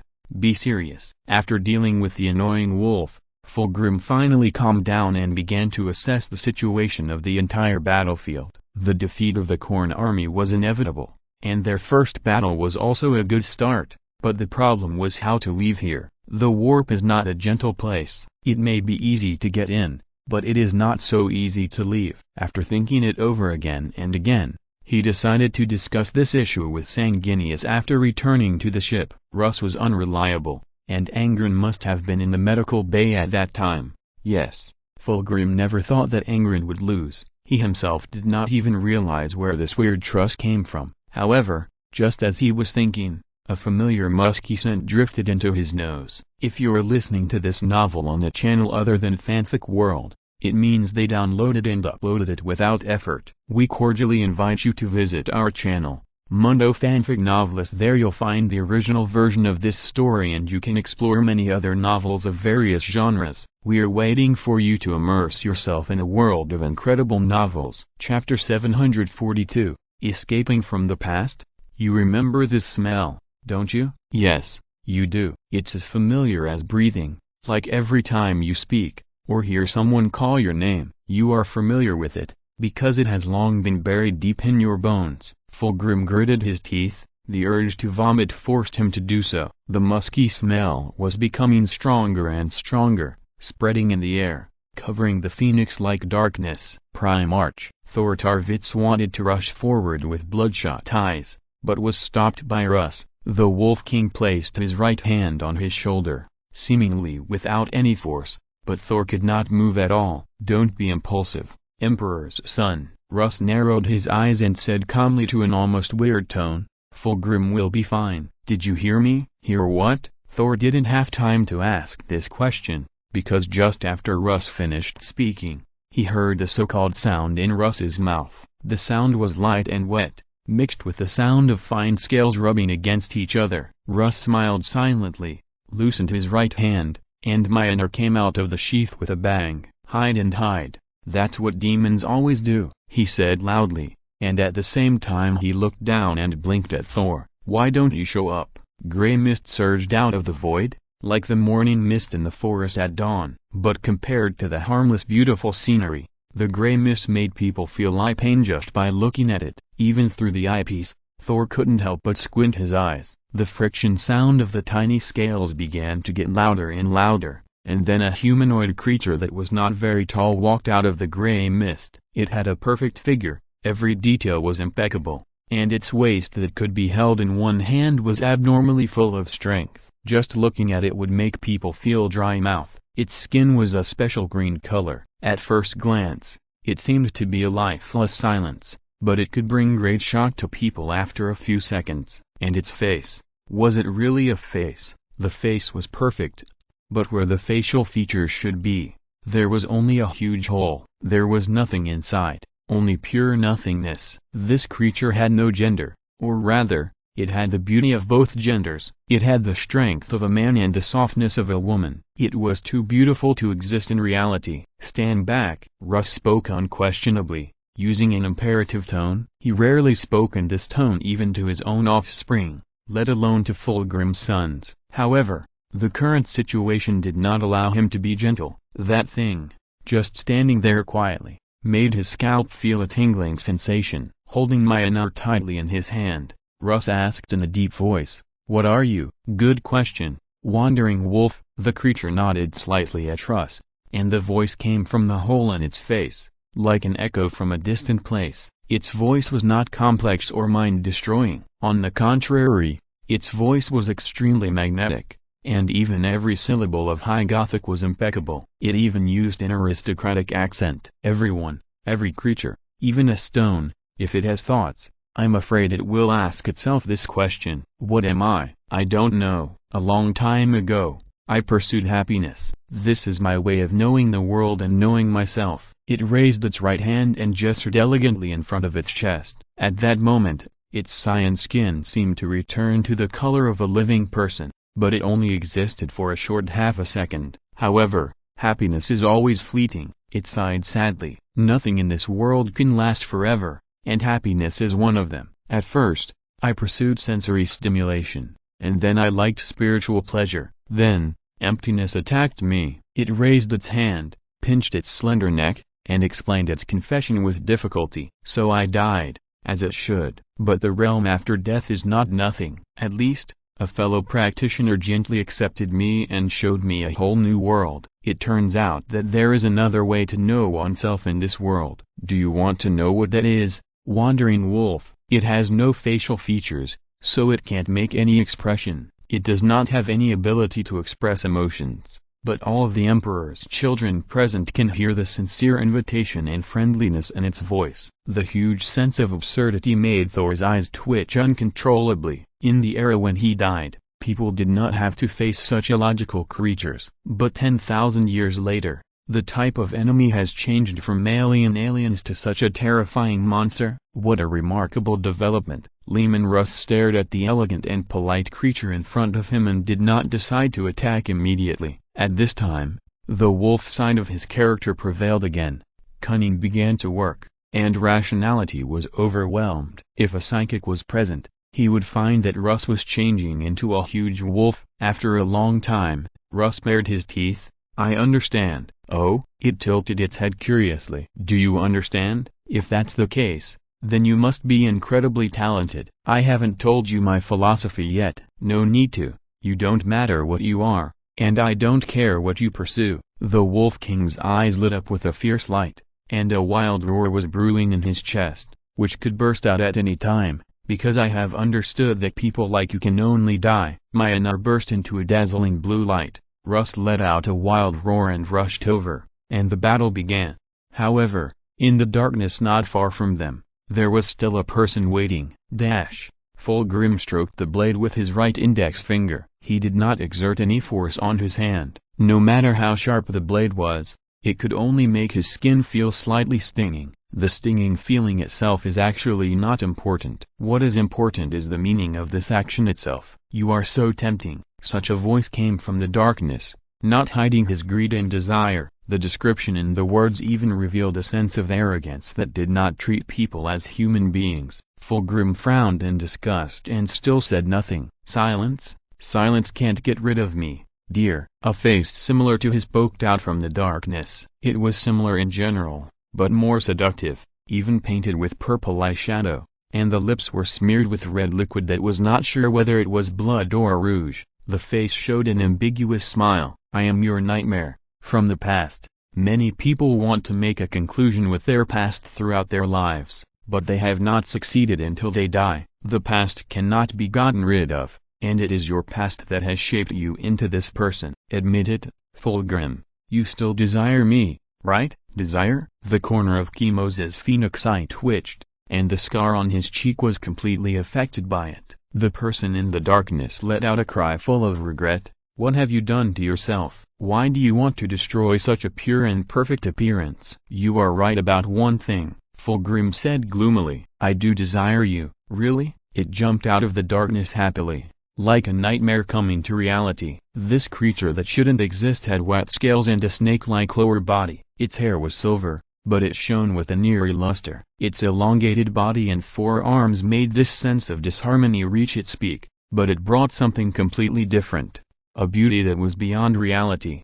A beauty that shouldn't exist. Fulgrim looked at it, and God knew how angry he was at this moment. Just staring at this thing almost drove him crazy. He couldn't accept, and wouldn't accept a thing facing his face, living in the galaxy in this way. So he raised his sword. Oh, it smiled with joy, and its pink forked tongue quickly stretched out and licked Fulgrim's blade. Although Fulgrim swung down the blade quickly, it only left a small scratch on its tongue. It raised one hand, put its index finger to its lips, and smeared it on its tongue, feeling the taste of blood bursting on its taste buds, and narrowed its eyes in satisfaction. The narrow and charming eyes have a fascinating light even when they are narrowed. The purple eyeshadow is changing to light pink, which suddenly brings out some girlish childishness. Sucking its own blood for a long time, it smiled with satisfaction. I like the feeling of being hurt. It raised one hand again and pulled hard on the rings hanging on its chest. It feels really good to be hurt, you know, especially the bleeding. I like this part the most. I think I will never forget this part. Do you know what the best part is? It's their expressions. It bit its lower lip and smiled, that expression of disbelief. They can't believe that they actually get pleasure from hurting me, so they begin to crave more. They will use all kinds of reasons to convince themselves, such as for the emperor, to kill heretics, etc. But that's just appearance. They already know the real desire, but they are ashamed to speak. But I won't. 4 hands fell gracefully, and 4 sharp blades were pulled out of the void. The creature's previous elegance disappeared, leaving only complete madness. The anticipation of killing another self caused a lot of unnatural mucus on the surface of its body. It laughed wildly. I like to hurt others, and I also like to be hurt. The way to happiness is hidden in it. Me. Come on, let's indulge in pleasure together. In an instant, 4 swords collided with one sword countless times. Fulgrim's fighting power would rank in the top 5, or even top 3, among all the Primarchs. Before he fell, he was one of the most fearsome swordsmen in the galaxy, and suddenly such a swordsman had 2 more hands holding a sword, and extraordinary strength and agility. Then, what would happen? This is what happened. It chuckled and waved its arms. 1 swing, 4 strikes. Fulgrim was a little exhausted just by parrying, but he would not allow himself to lose to this thing in swordsmanship, so he chose to take a risk. Unfortunately, as soon as this intention was expressed, it was immediately known by the fallen version of him. The demon smiled intriguingly. You are too impatient, my dear. The blade will not lie. There is no lie between life and death. You and I know this, so why do you hide from your true thoughts? Admit it, it whispered maliciously. You just want to kill me because it makes you feel good. Admit it, you and I are one. If I fall, then so will you. I am your past. It laughed. But I am also your destined future. After another collision, Fulgrim took a few steps back with trembling hands. The demon's strength and speed were far beyond his, especially the 2 extra hands. He only had 1 sword, but the monster had 4. How? It was not in a hurry to attack. Like a patient diner, playing with a knife in its hand, it raised 1 hand and slid a knife across its neck. Sweet blood flowed from the tiny scratches, and the milky aroma began to spread. Don't make me wait too long, it urged gently. I am very expensive. Do you know what other great demons have to pay to play with me once? Shut your damn mouth. Golden flames burst from Fulgrim's eyes, and silver hair fluttered, and some traceable force lifted them up.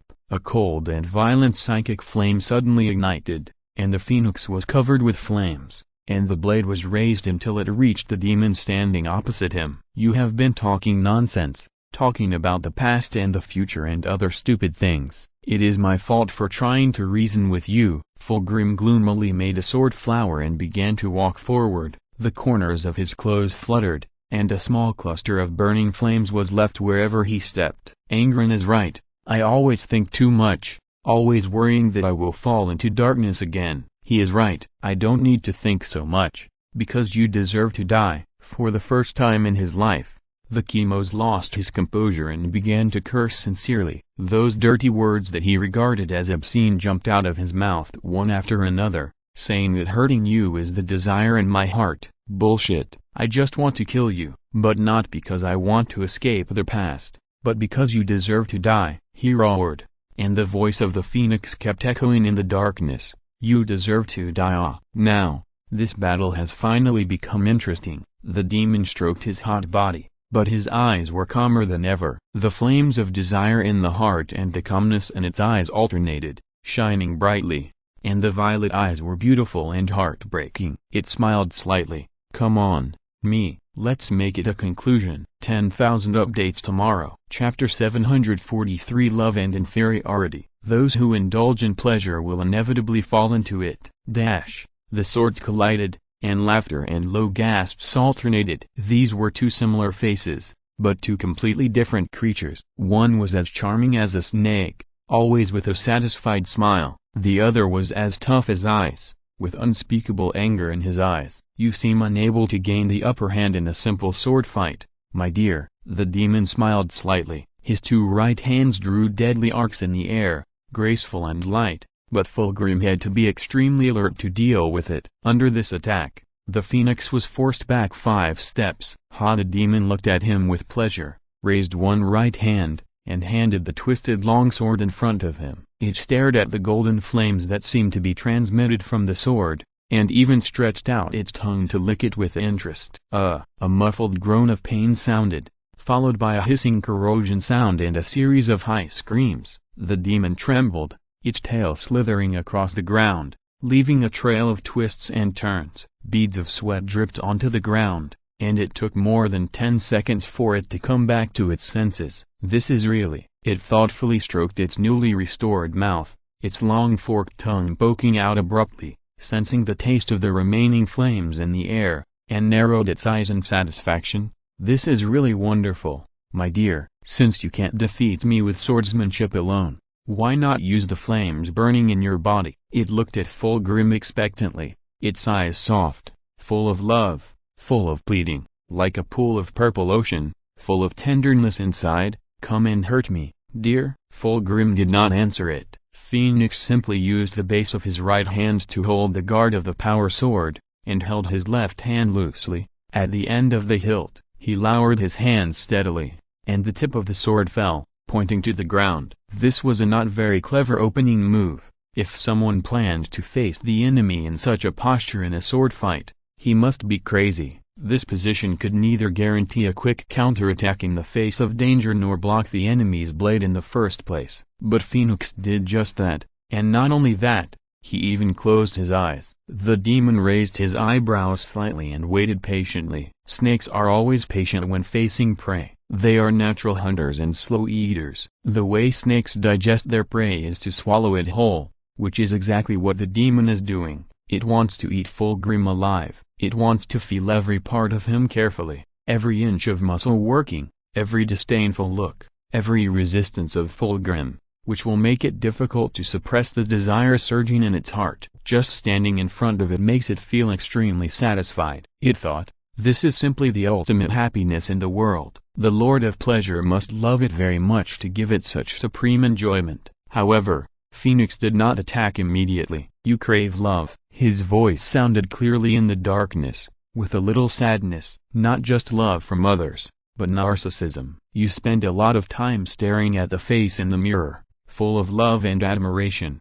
You prefer this powerful emotion to fear or awe. Fear can be overcome, it can be artificially reduced, but love cannot. People will do anything for love.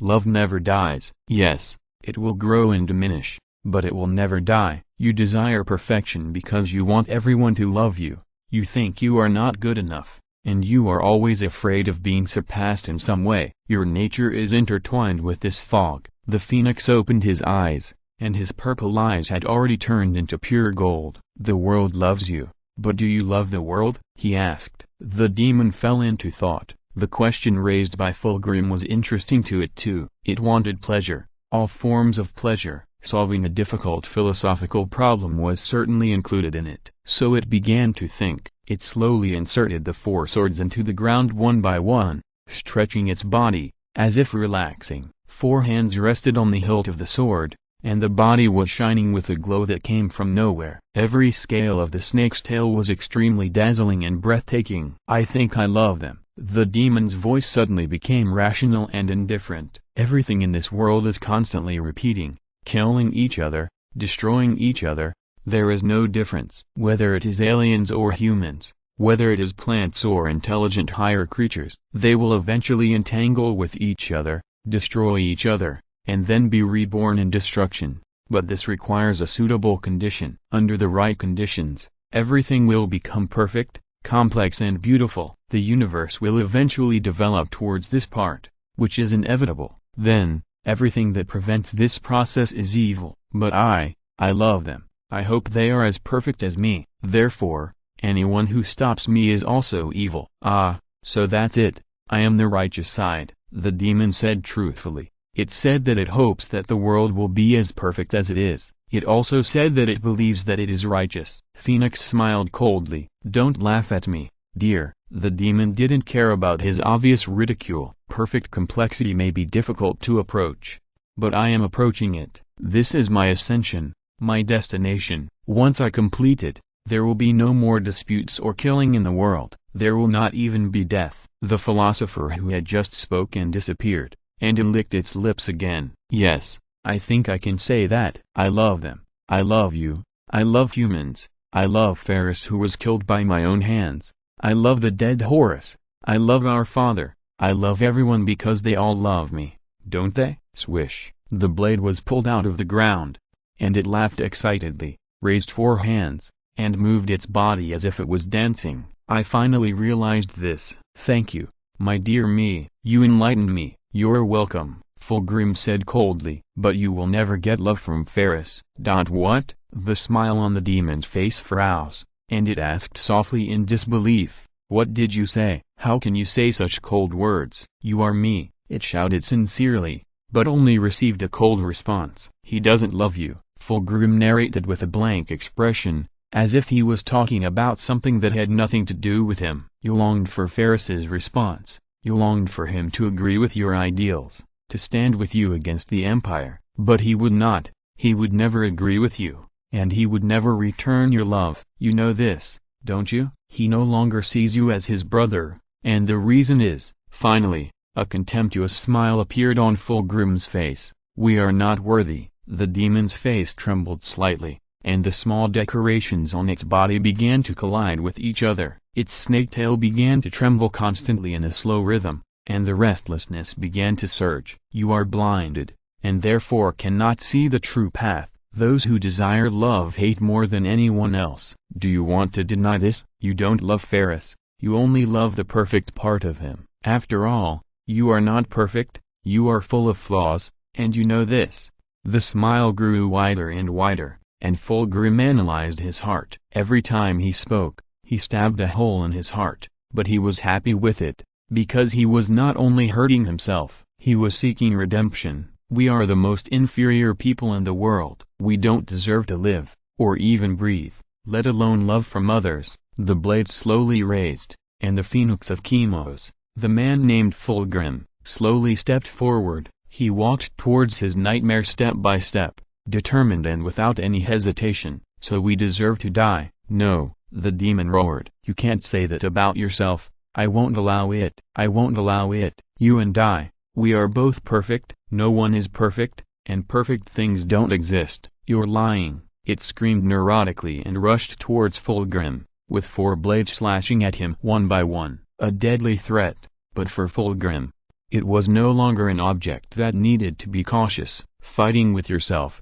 what should you be careful about?" Bang! A dull sound rang out in the darkness, and a golden arm suddenly appeared, blocking the demon's blade. It stared at the illusory yet solid arm in astonishment. Before it could speak, a sword pierced its abdomen. Fulgrim leaned close to its ear. The musky smell did not affect his reason. He was still calm, still indifferent, and still cold. He said softly, "Come, walk into death with me." Russ's battle was not going well, and it could even be said to be difficult. He fought very hard. The thing was faster than him, more than twice as fast. Even he, as the Prime Arch, found it difficult to keep up with the opponent's movements, let alone the Emperor's children. They wanted to support him with their grenade launchers, but they were completely unable to aim at the monster. Russ swung his blade horizontally, and the huge blade of Myanmar whistled in the air. A blue light flashed, and the monster's arm turned into a black shadow and disappeared from Russ's sight. The next second, he felt a heavy blow on his chest armor. "Damn it!" The Wolf King stamped his feet in anger and steadied his retreating body. Another misjudged block. Why was this damn thing so fast? What is it? The monster seemed to be aware of this question. It tilted its head slightly, and the hollow on its face looked creepy. "What do you think I am? Wandering wolf?" A silver light flashed, and it looked at Russ expectantly, wanting to get his answer. "A beast, a damn thing. What else could it be?" Russ moved his shoulders, got ready, and grinned. "I don't care what you are. I feel sorry for you." It shook its head. "You just lost a very precious opportunity. If you cherish it, maybe you can also become an explorer exploring the unknown." "Forget it. I have no interest in becoming a monster." "Monster?" Its tone sounded really surprised. Can't you see it?" "See what?" "That damn hole on your face." "Ah, then I can see it." Russ made a vulgar joke. Like a shit pit. Do you have a pump button on your head? How is this possible? The monster ignored his boring joke and was not even angry about it. It even lost its intention to attack, leaving only pure loss. You can't see. The truth is there. But why can't you see it? Did it leave me? Am I unworthy? I say. Are you still going to fight? Russ asked in annoyance. I hate you? The mysterious riddlers. The most. Damn. Thinking about those useless and shabby philosophies all day long. It's useless. Living is good. Dying is bad. It's that simple. And what you did will definitely not make people live, so you'd better die. Don't think about it. He came to this conclusion with extremely simple thinking logic, and then rushed forward. Myanmar was swung around, and he almost used it as a hammer to smash it on the monster's head. And it didn't even resist. Russ watched Myanmar's blade buried deep in its head. Its face was cut open. The hole was no longer complete. Black matter poured out from it, and soon dissipated into the air. The result was good, but Russ didn't feel relieved about it. The death of a powerful enemy is a good thing, but considering how it died, it's a bit strange. The Wolf King frowned and wanted to pretend to think for a while, but a man's voice interrupted his inconclusive thinking and gave him the answer he wanted. Don't think too much, Leman Russ. It's a good thing that you can't see the so-called truth. Who are you? Go ask your father. Just kidding. Shenyan smiled slightly, disappeared from the air in a flash, came to the ground, and stood in front of Russ, looking at him with interest. Well, interesting. Who are you? Russ frowned and looked at him warily. By the way, don't look at me like that, otherwise I will lose my mind. Oh, don't be so exaggerated. Unless you bleed from your eyes and your brainstem comes out of your ears, that can be called losing your mind. That's losing your life. Russ couldn't suppress his urge to answer. He inexplicably felt a strange sense of affinity from this man. Can a person whose brainstem flows out of his ears continue to live? Maybe. Doesn't a vegetative person count as alive? Shenyan shrugged. Someone can still live even if half of his head is blown off. Ruth snorted lightly. So, who are you? Stop avoiding this question. Me? Let me think about it. Shenyan touched his chin, then said seriously, Slimabo. There is still one chapter to be written. Chapter 744. Hug. Slimabo? Sounds like a good name. Yes. Shenyan continued his deception, trying hard to hold back his laughter, and began to tell a lot of outrageous lies to tease Leman Russ, the poor kid who helped his father find the 10,000-year-old tree of life in the warp. You don't know, but I can actually defeat the bloodthirsty demon in 10 seconds. 9 of which are spent waiting for the demon to muster up the courage to rush at me. Russ's eyes widened. He thought, is there anyone who can say such a thing without changing his expression? I haven't finished introducing myself yet. Shenyan interrupted him. I was stung by a Catachan demon, and that thing died in pain 5 days later. Oh, the official name of the extermination order is my name. Shenyan pointed to his face. I also competed with the Necrons to see who could last longer without blinking, and I won. Russ's expression had begun to change, and a certain impulse was burning in the Wolf King's heart. He opened his mouth, but still didn't get a chance to speak, because Shenyan continued. I eat deerinids for breakfast, no lunch, and corn berserker pie for dinner. I am divisible by 0. Russ's face was already twisted. Even he knew this simple mathematical common sense. Emperor, divisible by 0? Does this guy named Slimarbo believe in the god of bragging? Here is the last sentence of my self-introduction. Shenyan said slowly. Corn has a nickname. Do you know what it is? What is it? Slimarbo champion. Shenyan nodded to Russ seriously. Okay, I'm done. It's your turn. My turn? What do you mean my turn? What the hell are you talking about? The Space Wolves would probably be happy to pay to see Russ's expression. He looked as if he had been hit by a club. He couldn't say anything. He could only raise his fingers tremblingly. The upper half of his face wanted to laugh, and the lower half wanted to curse. Ha! Shenyan finally laughed. Okay, no more jokes. I'm Shenyan, a mage, currently serving as the living saint of the Empire. This is a position with no salary and overtime, so I expect to quit in a few decades. Let me tell you first, what's the use of you telling me? No, What is a living saint? I almost forgot that you have been in the warp for 10,000 years. Old answer. Ask your father. The conversation between the two made the Emperor's sons on the side twitch. Antric whispered in the voice channel more than once what to do now, and the latter's answer was always I don't know. It would be strange if he knew what to do. This man who suddenly appeared had golden flames burning in his eyes. Any human, even a baby, would understand its essence the moment he saw the flames, and then understand where this man belonged. There is no doubt that he is on their side, but what he said was really a bit, okay, the joke time is over. Shenyan turned around and snapped his fingers. A huge amount of magic emerged from the void, and the chaotic energy that was everywhere in the warp was instantly transformed. The deep malice was dispelled, leaving only pure light. A pale blue glow surged, and a huge, intricately patterned magic circle appeared on the ground. It began to slowly rotate, and a sharp sound filled the ears of everyone. Even the protection of the helmet could not resist this sound. A strong wind came from nowhere and blew them. In this storm, they heard a calm voice. The tone was flat and almost commanding. Retreat. And the darkness retreated. Fulgrim appeared, standing miserably. His left leg was bloody, and the muscles in the calf had disappeared, leaving only pale bones. His left hand was almost completely cut off from the elbow, with only a little flesh and skin still connected. Despite this, he was still standing. People often say that those who stand are the winners. Is he? He is not, because in the battle he just fought, no one wins. He had already lost consciousness, but he had not fallen down because of instinct. Opposite him, a demon was lying on the ground. 3 of his 4 arms were broken, and his body was covered with burns. The flesh was melted and merged with the decorations that hung on its body,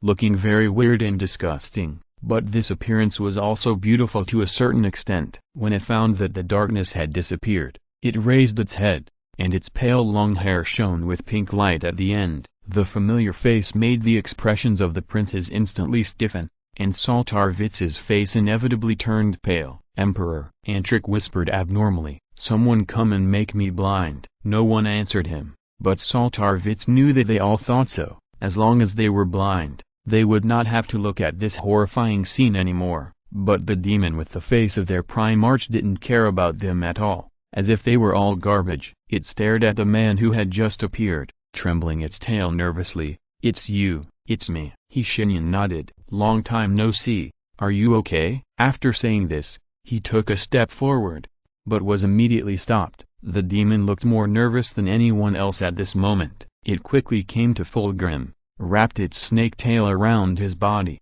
pointed its only remaining hand at his neck, and shouted fiercely, "Don't come over, TSK, what are you afraid of?" Shenyan stopped, stood there and spread his hands, without saying much. His voice rang in the hearts of the princes. Plus don't act rashly, I will save him. Plus this short sentence has an incomparable weight. The princes' emotions that became excited by the kidnapping of the Primarch began to calm down, and they could even start to think about how to solve the current situation. However, they didn't know that this was not their battle. Afraid? I'm not afraid of you, the demon said tremblingly. Don't even think about depriving me of my ability to feel happy. Don't even think about it. Don't even think about it. I won't go back to that cold cage. I don't want to lock you up again. Shenyan tilted his head. It doesn't make much sense to keep using the same trick. Besides, I don't think Taraxon would want a second-hand one. Second-hand? Exclamation mark. The demon's face immediately began to twist in anger,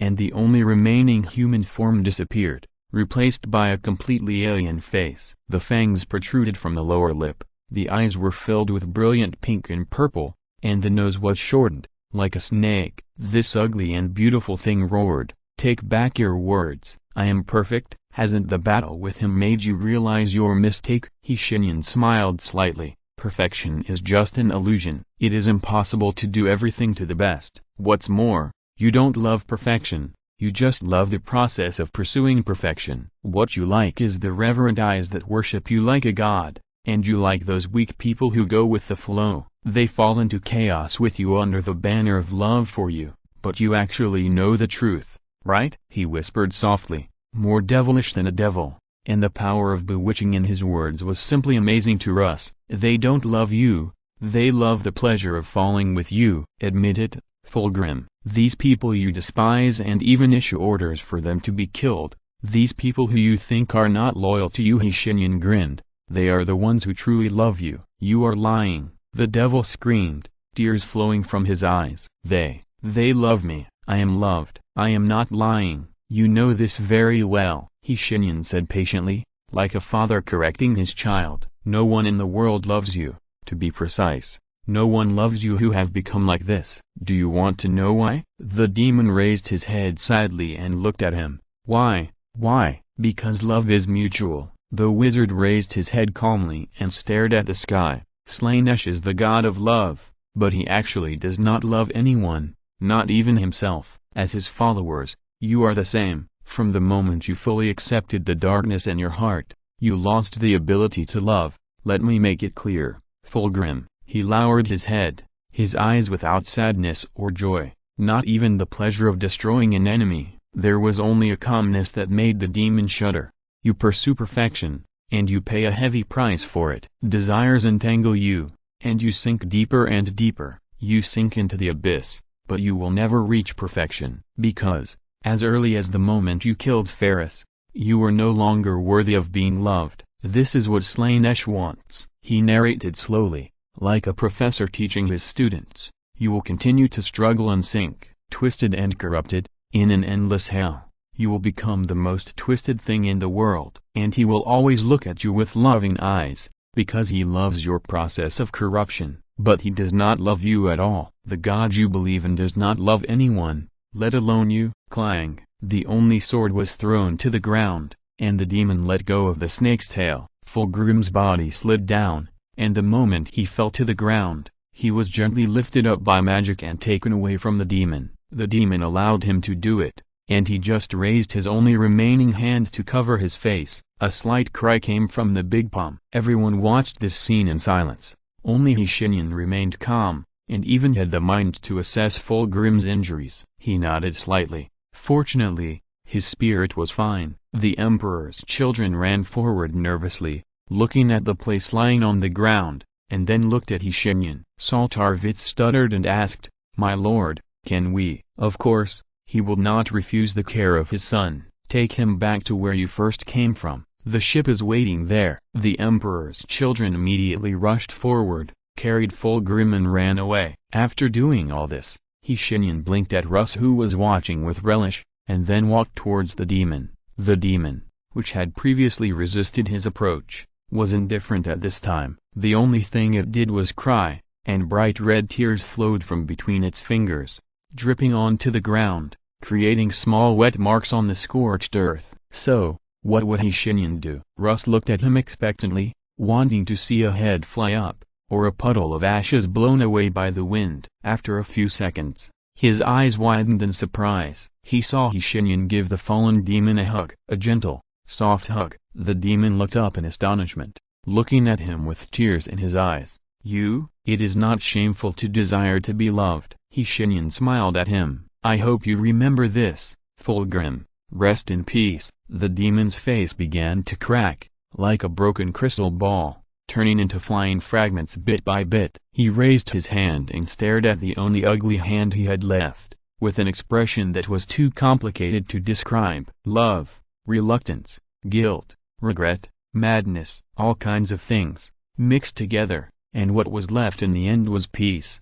Watching his own glittering fragments circling in the air, he was silent for a long time, and uttered his last words. "How beautiful! Let me out." Angren pounded on the inside of the medical cabin in frustration, and the sound was vaguely heard by Sanguinius outside. The Archangel yawned, put down a catalogue of Ballard works in his hand, propped up his cheek and said, "Your treatment is not over yet, Angren. I can walk on my own. Some patients in the late stage of critical illness can still run, but they don't know their own physical condition." "I know. I'm fine. Let me out." "Sanguinius, let me out." "No." Coldly rejecting Angren, the Archangel tapped the medical cabin with his fingers. "You can come out when the treatment is over." Angren looked at him indignantly. If there weren't so few Primarch level medical cabins. Sanguinius rolled his eyes.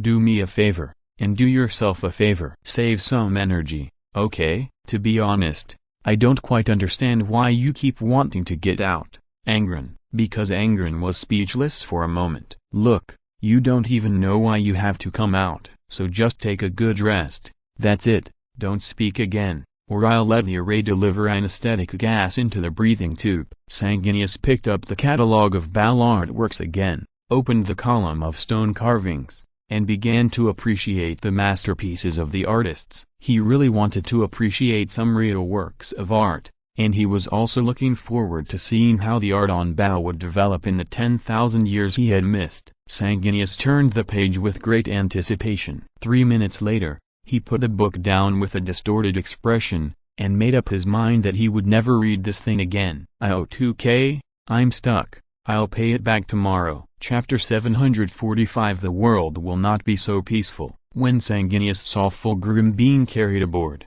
he almost jumped up from his chair. The archangel was not reading at the time, but was carving a piece of wood in his hand. The array projected the princes and Fulgrim carried by them to him, and Sanguinius's expression at that moment could only be described as wonderful. Who could hurt Fulgrim like this? The answer of the princes surprised him. 15 minutes after the Phoenix was placed in the only remaining medical cabin on the spacecraft, he finally woke up slowly. As the Primarch's strong physique and the miraculous healing ability of the medical cabin were superimposed on each other, he finally woke up from his coma. But he couldn't speak yet. His vocal cords were damaged, and the damage was very thorough. Fulgrim could only communicate with Sanguinius through the mind projection ability built into the array. The first sentence he said after waking up was a question. "Where are my sons?" Fulgrim asked, pale-faced and lying in the light blue liquid. "They are fine, no casualties, they are just worried about you," Sanguinius said. "Do you need me to call them in?" "No." Fulgrim let out a long breath. "There is no need for them to see me like this." "What about Angren?" "Like you, lying in the medical cabin and unable to move." Sanguinius laughed. "He has been clamoring to come out. I don't know why. He is particularly resistant to lying in the medical cabin." Phoenix rolled his eyes, and the flesh on his left hand was recovering at a slow speed. "Stupid." "So, talk to me, Fulgrim." Sanguinius placed his hand on the transparent glass of the medical cabin, stared into Fulgrim's eyes, and said softly, "If you don't mind." "What to talk about?" Fulgrim asked back. "I don't need any post or psychological counseling, Sanguinius. I know what I am doing, and I know what I am fighting." He closed his eyes. His face was still pale, but his calm face somehow made his words more credible. Sanguinius looked at his seriously injured brother and suddenly smiled with some relief. "What are you laughing at?" Fulgrim asked with his eyes closed. "Nothing, brother," the archangel replied with a smile, "just sighing." "Well, I thought of some things in the past." "The past?" "Yes. Do you remember the time when Horus and Russ got drunk and shouted in the palace that they were going to find a guard to fight?" In the Silver Room, the two talked for a long time. They talked about the past, about the beautiful moments 10,000 years ago. At that time, the brothers had not yet turned against each other, and the galaxy was still peaceful. Humans had never relied on ignorance and superstition to arm themselves. Technology and truth were their way of understanding the world. The flames of war had not burned to every world. At that time, their ideals were still pure and beautiful. They fought under their father's command and fought for all mankind. Although their methods were different, they all believed that the future would be better. It may be human instinct to miss the past. We do this every night. Even the Emperor cannot escape this. And his memories are probably the largest in the entire universe. The Lord of Mankind sat on an ordinary chair, looking at the palace in front of him with a melancholy expression. The entire hall was empty,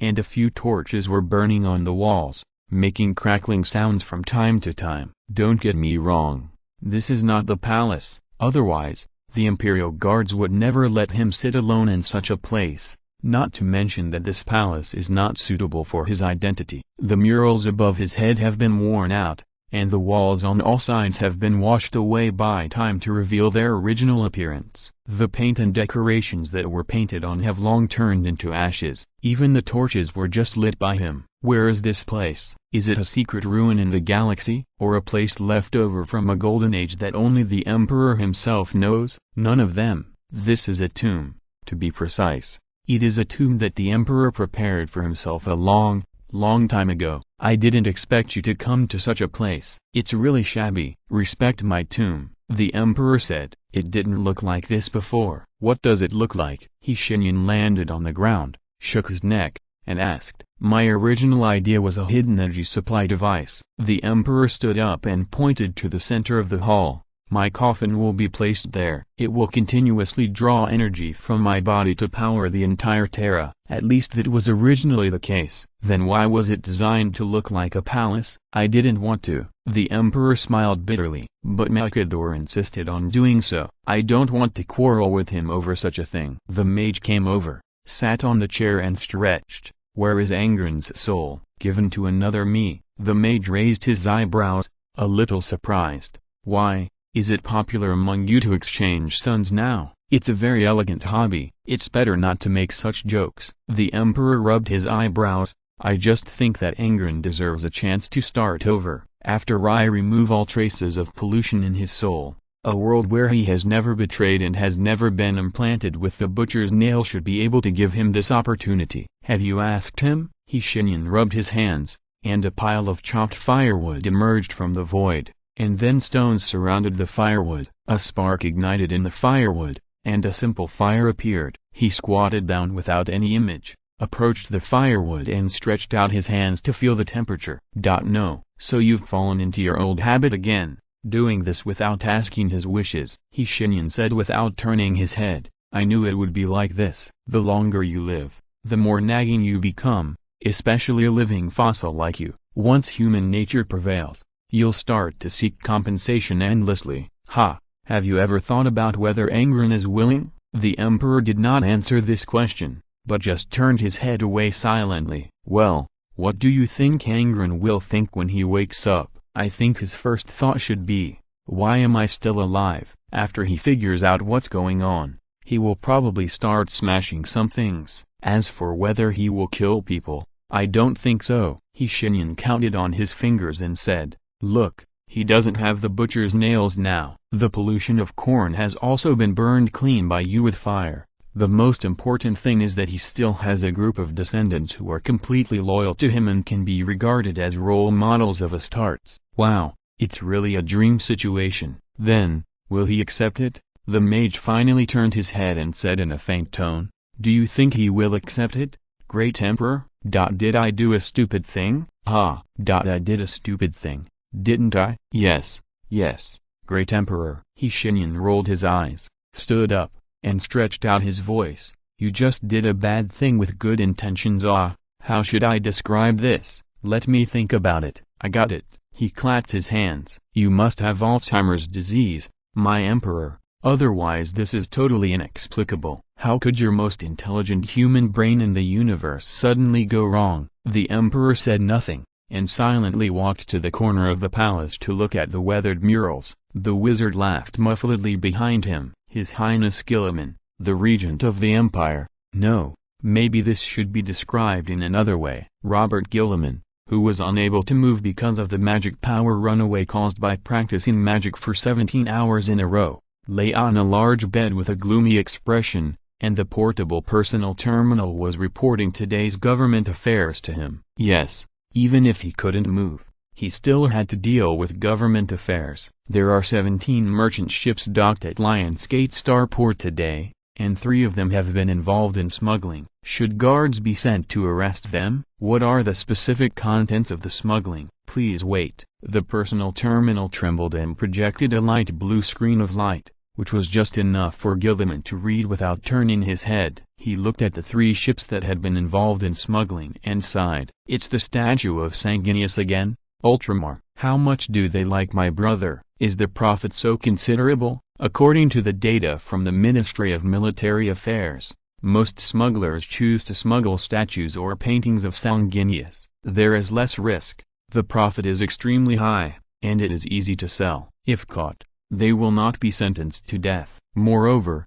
the worlds in need are mostly worlds without war, and the routes are safe enough. The personal terminal narrated the data in a serious manner. Today, the statue of Sanguinius has become an important hard currency that can replace currency in some worlds. Save this message and send it to my brother when he returns to the signal network. Gilliman frowned, trying not to let himself. He laughed out loud. Then tell him that this is my greeting. Anything else? Yes, Miss Eveline is outside the door asking the guards if she can come in. I know. I can hear what they are saying. Anything else? Today's affairs have been handled, and the next round of reports are expected to be sent within 3 hours. You also have a meeting with the Military Affairs Department today about the colony plan. Do you need to set this matter as a high priority? No, just notify me 15 minutes before the meeting. After dealing with these trivial matters, Gilliman shouted at the door expressionlessly, "Don't argue outside, Sicarius, let her in." 2 seconds later, the door was pushed open. His second captain Sicarius looked at the ceiling without blinking, turned sideways, and let Eveline walk in easily. The elf did not forget to give him a victorious smile. After she came in, the door was quickly closed. Then there was a deliberately heavy sound of footsteps, and Sicarius even coughed loudly, telling the Primarch that he had gone far away. Gilliman, the rebellious son, narrowed his eyes, and his tone was a little bad. "What's the matter with you? If there's nothing, can't I come to see you?" The elf smiled happily, came to him with superhuman agility, stretched out his hand to cover Gilliman's mouth, and said gently, "SHH, little Robert, you are a wounded soldier now." Gilliman's eyes began to twitch. Eveline was smart. She stopped when she saw the good, and soon pulled a chair that was too big for her to sit down. "Well, then, the regent of the human empire, the Lord of Ultramar, the Primarch of the Ultramarines, the Avenger, the ever-victorious—" "Don't read those damn titles," Gilliman interrupted her expressionlessly. "If you have anything to say, just say it quickly. I have a meeting to attend." "Okay, you stupid fool who doesn't understand romance." Eveline glanced at him dissatisfiedly. "Lilith Hesperax, have you heard of this name?" Gilliman certainly heard of it. Lilith Hesperax, also known as the Queen of the Night, once the Queen of the Comoros Arena. Although she doesn't like to wear clothes and armor, the title of Queen is not obtained by her body, but by killing. But please pay attention, Lyris Hesperax is the only one in the Comoros Arena who can easily stand out without transformation, divine blessing, ancient artifacts, or even armor. Her equipment is 2 slender daggers, which she changes frequently. Then there is a hairband with sharp barbs to bind her flaming red hair, and a set of light clothes and stockings that are very disrespectful to her opponents. Yes, she doesn't even wear shoes. One of the most dangerous assassins in the universe is now on Macrag's glory. She has been here for more than 3 years and has always been law-abiding. On weekdays, she basically does not leave her room and does not participate in any activities on the ship. She is very quiet and different from the rumors. But please don't get me wrong. His Royal Highness the Regent allowed her on board not because she was an elf, but because she was not like the others in Comoros who liked to torture living things for fun, and was a complete outlier. Compared with her people, Lilith was a normal person. Gilliman frowned deeply. Lilith was not an easy person to deal with. Although she joined Eveline's Death Army and did a lot in awakening Gilliman, his vigilance was not lowered at all. After all, this was a monster who could defeat the Astartes champion in a one-on-one battle without armor. Eveline knew from his expression that Gilliman was probably thinking of a bad direction. The elf shook his head and smiled helplessly. "Don't think too badly of Lilith, Robert. She is actually a very quiet person." "Quiet?" Gilliman didn't say anything. Okay, I knew you would react this way." "Believe it or not, I came to you because Enid had given her a revelation." "The god of death you believe in?" Gilliman's brows not only did not relax, but they became even tighter. The reason why Eveline cooperated with him was because of the revelation of this god of death. But so far, there is still very little information about him. Even Eveline herself could not explain the purpose of a god of death. "Yes, the god of death we believe in. At least we should respect him a little." Eveline shrugged. "But this is not the point. The point is that Lilith needs a ship and your permission." "What is she going to do?" "Kill some orcs," Eveline said. "She didn't tell me the specifics. She just said that this is good for us." Orcs? What does this have to do with those beasts? Don't tell me that your #1 killer is going to fight for the welfare of all mankind. While thinking, he used the words of a politician to change the subject. How can I trust her? No, how can I trust you? Eveline, you don't have to trust me, dear. Gilliman didn't correct her this time, but was silent for a while. Call her over. Oh. Eveline raised her eyebrows, seeming surprised. What? Nothing, Robert. Nothing. Eveline still looked at him with that surprised expression. I just didn't expect you to be so courageous. Gilliman only thought about it for a moment and knew what she was referring to. The regent narrowed his eyes unhappily. I just can't move for the time being, but it doesn't mean I can't protect myself. Let her come over. 10 minutes later, the fully armed Sicarius, the chapter master Marius, and a group of ever-victorious soldiers brought Lilith to a conference room. Gilliman sat in the first seat and stared at her calmly. The Queen of the Night really doesn't like to wear clothes, but considering this occasion, she has to wear some. Eveline still forced her to put on a coat, and the Queen of the Night kept frowning for this, seeming very unhappy. Her expression made Sicarius's nerves tense. The second captain felt a kind of needle-like pricking pain from this Eldar who was not wearing armor. He did not dare to relax at all, and at the same time he could not understand why the Primarch wanted to meet this dangerous Eldar when he was unable to move. He exchanged a glance with Marius, and the two nodded to each other tacitly. As long as this Eldar showed the slightest dangerous idea, he and the chapter master standing behind Lilith would immediately kill her. Then, Queen of the Night, Lilith Hesperax, hello to you, Honorable Lord of Ultramar, I wish you good health. After hearing Lilith's voice, Gilliman was rarely surprised. He thought he would hear a hoarse, or firm voice, at least in line with her status as a gladiator. Unexpectedly, the voice she heard was unbelievably sweet. Your voice is a little different from what I imagined. Lilith nodded gracefully, showing respect and obedience, but without losing her dignity. Few people can hear me speak, and most people are afraid of me. Perhaps it's because they have to be afraid of you, Gilliman said meaningfully. After all,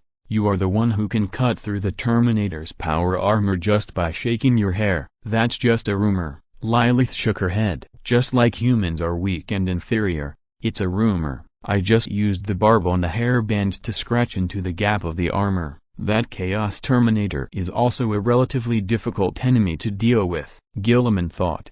Difficult? Do you mean you killed him one-on-one in 3 minutes? After a moment of silence, he spoke again. Ifrani said that you want a ship and my permission? Yes, Lord of Ultramar. She lowered her head, not caring about her exposed slender neck. Sicarius beside her immediately turned his head, his hand on the hilt of his sword, but Lyris didn't care about it at all, and just continued to speak. I need a ship, and if possible, some help would be better. What are you going to do? I'm going to kill some orcs and prevent them from going to where they want to go. What orcs? Which orcs? One is called Old Captain and the other is called Ribface. Lyris' words were fluent and smooth, as if they had been rehearsed thousands of times. Their destination is the Octaris sector. If they successfully meet there, you and your empire will be greatly threatened. First of all, Gilliman raised his hand very reluctantly. The physique of the Primarch allowed him to do this action.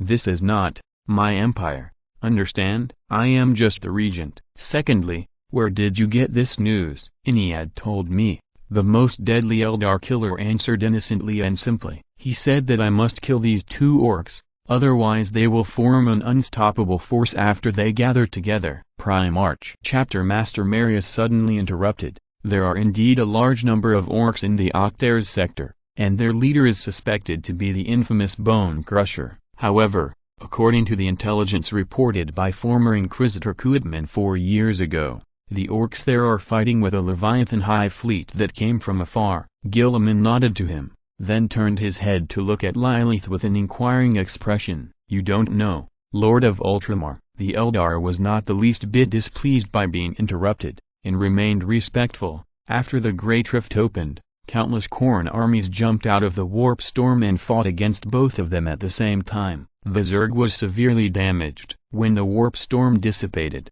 the Khorne armies disappeared, and there were more surviving orcs than the Zerg, so they had the upper hand. And now, They are slowly eroding the Zerg's vitality. The next words need no further explanation. Guilliman naturally knew what these orcs would do when they had nothing to kill, especially since these orcs were all survivors of the battle with the Tyranids. He frowned, and the seriousness of the problem was beyond words. I allow you to take a ship to intercept those orcs who want to gather with the Octair's sector. But you must be supervised. Any objection? No, Lord of Ultramar. Very good. Guilliman turned his head, his eyes fixed on Sicarius, who had been staring at Lilith's neck since the beginning. Sicarius, you are responsible for her other supervisory duties. I will assign some warriors of the Black Templars chapter to go with you. They are best at killing aliens. The second captain raised his head and responded loudly, yes, Primarch. The old one-eyed political commissar was confirmed dead in the official history, died of old age. It's amazing that he died of old age in such a universe. He died of old age. May he rest in peace. In addition, the battle record of this Lilith is not fabricated by me. GW just wrote her so strong. I wonder what they think. I'm having a serious writer's block recently. I'm sorry, mainly because it takes too much time to look up information. Then I figured it out. Forget it. GW's own schedule is messed up anyway. I'll just string the major events together and write them. Attached is an imperial joke. The Ministry of Justice, the Sisters of Medicine, the Mechanicus brothers and the Inquisition argue about whose profession is older. The Emperor expelled the traitors from the Empire. This is what the Ministry of Justice did. The Ministry of Justice said, please listen to me. Before that, the God Emperor had 9 sons, and midwifery was also the duty of the Sisters of Medicine. The Sisters of Medicine said, earlier than this, the Emperor created order in chaos. This is what we, the Mechanicus, do. The brothers of the Mechanicus said, who do you think created chaos? The Inquisition shouted. Chapter 746. Practice. If possible, Guilliman did not want to deal with the Black Templars. He did not want to have anything to do with a group of extremely fanatical religious lunatics, but the problem was that reality did not allow him to be picky. Reality was so cruel. No one knew how angry Guilliman was when he learned that the Black Templars had once wiped out all the civilians on a planet because of the appearance of psychics on that planet, and no one knew why he made this decision. The Ultramarines were quite puzzled by this. And Evelyn was also worried about the reputation of the Black Templars. She was afraid that her compatriots would do irrational things because of being angered by them, so she gave them very careful instructions. And it was in front of Sicarius. But the second captain did not have any dissatisfaction, for 2 reasons. First, he had long been accustomed to treating Evelyn's existence as air. Second, he was actually worried about this matter. Sicarius knew very well how stubborn the beliefs of the Black Templars were. In fact, the Ultramarines did not have a very good impression of them. The reason is that they have killed all the civilians of an entire planet more than once because of the slightest sign of a psyker. Moreover, Sicarius did not think that his Primarch would not know about this matter. Since the Primarch knew about it, then, would his issuing of this order be a test? Politics is dirty, but politics is also necessary. Sicarius understood that if the Black Templars were stubborn and still stubbornly wanted to put their beliefs before orders, then, I am afraid that some things would happen without resistance. Back to the point. This Black Templar expeditionary force with a relatively special composition will not set off immediately because the Supreme Marshal of the Black Templars has not yet arrived at the glory of Macragge, and he does not know Guilliman's plan at all. Although they have been scattered all over the galaxy in the never-ending expedition for 10,000 years, many Black Templar warriors suffered misfortune when the Great Rift opened. At that time, many troops in the expeditionary force were in the warp transportation. They were thrown several light years away from their original orbit by the violent warp turbulence that followed, and suffered extremely serious losses. Their Grand Marshal, the Chapter Master, did not react. He did not react, because he felt that this was a perfect test of their faith. If they could survive, they would prove themselves to be the most devout believers of the God Emperor. When Guilliman's order reached the Eternal Crusade where the Grand Marshal was, his top priority was to figure out how to find the Bonebreaker. Again. Steve didn't know how many times he had heard Frank say this. He smiled. wiped the sweat from his forehead with the back of his hand, and then straightened his posture again. A fierce jab came towards his chin. Steve slightly turned his head to avoid the attack and retaliated with a left hook. The punch hit Frank's side face hard. The Punisher took a step back without caring, and then launched a more fierce attack. They had been sparring with each other for more than 7 hours. No, maybe it shouldn't be called sparring. Boxing like this was just a joke for them, not a serious fight at all. Of course, that was the case for them, but not for Pedro Candor, who was standing by. The chapter master of the Crimson Fists chapter looked at the two fighting each other in the ring with a bitter face. His expression was as miserable as an ascetic monk. It is true that it was a very precious opportunity to see the two Primarchs sparring with each other, but he could not learn anything at all. The strength and speed of the two were far beyond his,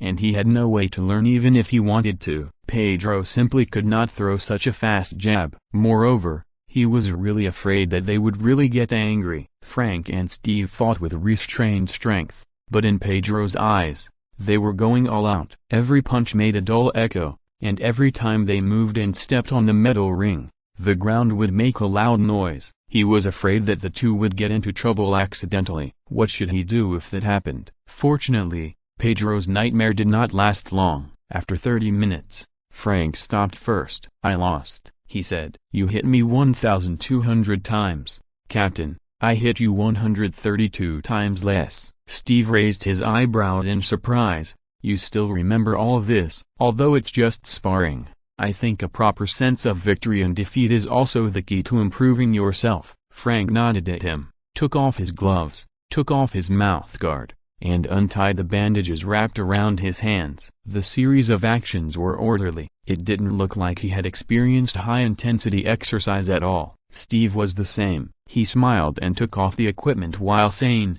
"There's no need to be so serious, Frank." As he said that, he pointed to Pedro Candor, who was watching from the bottom of the ring, and said jokingly, "Look, how nervous Pedro is watching from below." "This, sir." Pedro immediately cleared his throat and acted as if it was nothing. "I'm not nervous. I'm just watching your fight seriously. Don't give me that, Pedro. Your worry is written all over your face." "Are you afraid that Frank and I will have a real fight?" Steve shook his head in amusement, leaning on the thick rope at the edge of the ring, and casually said, "That won't happen." "Don't worry." Frank nodded in agreement, threw his equipment on the floor of the ring and left first. His schedule was very full, and he had to go to Bonavia's room today. The female judge needed his help with something. It didn't take him long to reach her room. The room assigned by Bonavia was located on the middle floor of the ship. It was not big, but it was definitely enough for one person. It was equipped with a separate bathroom and a food-making machine that could freely choose food. So,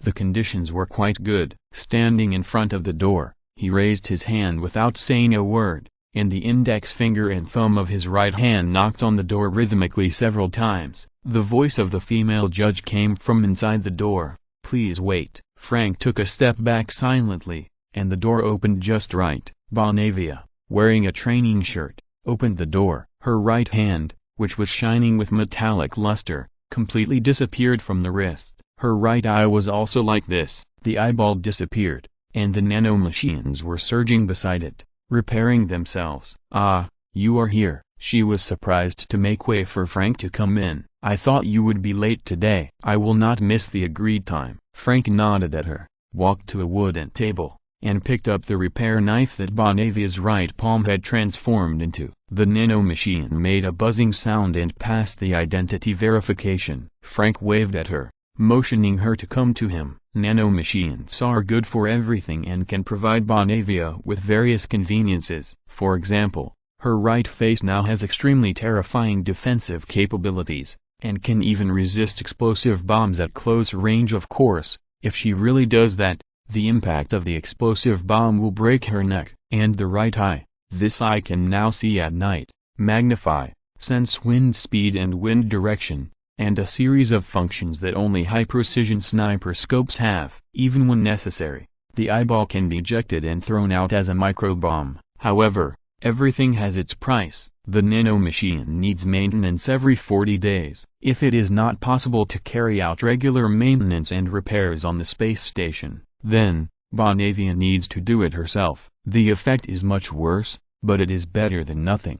However, her craftsmanship is obviously not as good as Frank's. A pair of steady hands can not only be used for killing, but also for maintaining machinery. What does Crane say? Frank asked during the maintenance. Lord Crane is heading to Terra Space Station with a chapter called The Emperor's Sword. It's on our way. Does he have any new tasks for me? No, Bonavia shrugged. I asked, but Lord Crane just tasked us to wait. Humphrey with a light snort. Frank scraped the nanomachine with a maintenance knife to make them leave Bonavia's eye sockets, then squinted his eyes and carefully observed the oil dripping from the inside of her eye sockets and the exposed replacement nerves. After a few seconds, he concluded, you have to pay attention to the daily use of the prosthetic eye. If you continue to overload it, it will explode. That's easy for you to say. The female judge said helplessly, you are not the one who needs to record everything. Overloading the prosthetic eye is not what I want to do. I don't understand. Frank frowned.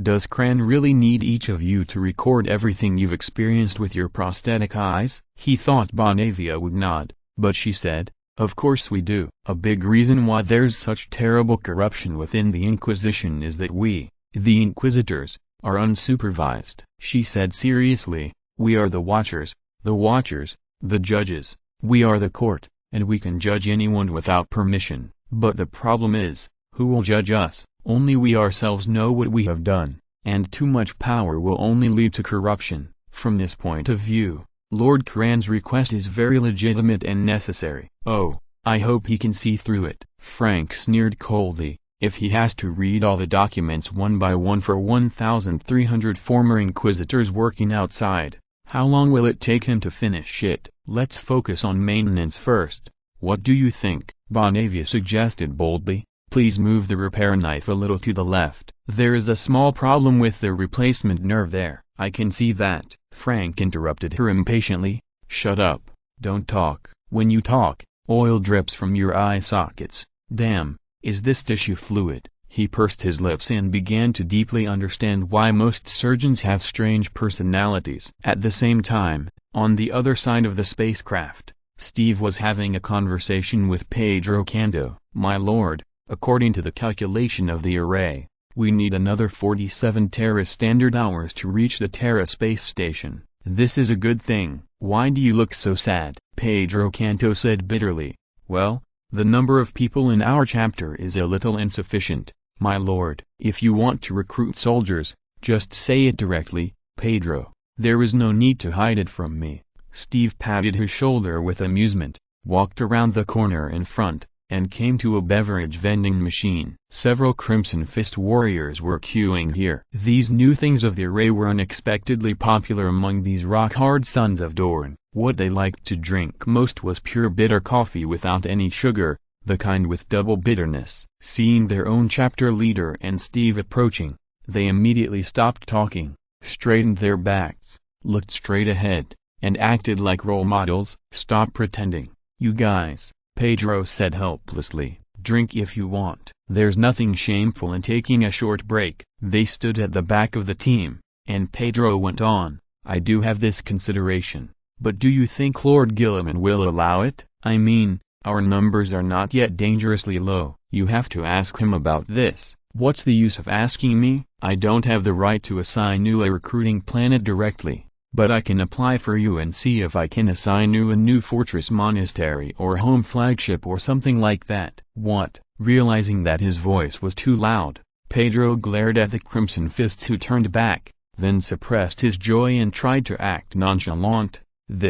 Is this something you can say, sir? The losses you have suffered on your home world are obvious to all, Pedro. Your tenacity is also obvious to all. Without relying on any reinforcements, you drove those orcs out of the Ryan world by yourselves. I think warriors must be rewarded. Steve smiled and said, what's more, you helped me, didn't you? It's just my job, sir. Pedro straightened his chest and said loudly without looking away, okay, keep your voice down. You are worthy of being the chapter master of the Crimson Fists. You are really the same. Coming to the beverage vending machine, Steve thought for a while and slid his fingers across the panel. He frowned. Most of these drinks had traces, not much different from those in his memory. It was obvious that they were the work of he, and he didn't know what he was studying every day. Apart from a series of carbonated drinks such as Coca-Cola, he didn't have many options to choose from. After thinking it over again and again,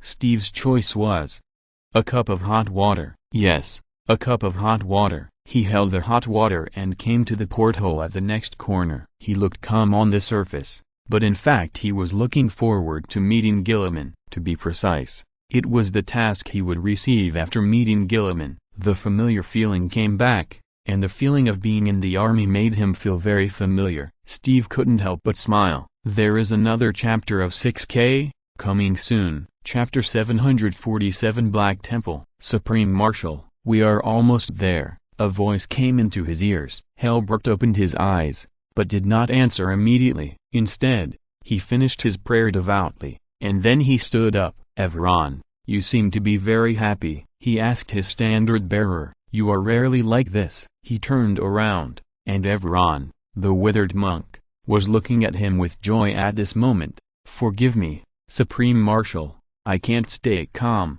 After all, he is a Primarch. Helbrecht showed a fleeting smile. He knew why Everon was like this. After all, the person who sent the order was the genetic descendant of the God Emperor. A respect that was almost reverence began to surge in his heart. It's okay, Everon, I am the same as you. I hope we can take a look at Holy Terra after finishing our talk. The God Emperor must be watching us from it. He still didn't know what happened on Holy Terra, which was normal. After all, it had only been 3 years since the end of the defense. Putting this aside, another emotion began to surge in his heart. The scriptures inside the Black Templars made no secret of the conflict between Gilliman and Dorn. They were brothers at odds. Although Dorn compromised in the end, the quarrels during that period were real. He couldn't help but start to wonder if the regent had other intentions in summoning him. After all, he had always been famous for his brilliant political skills. This inference was quickly overturned by himself.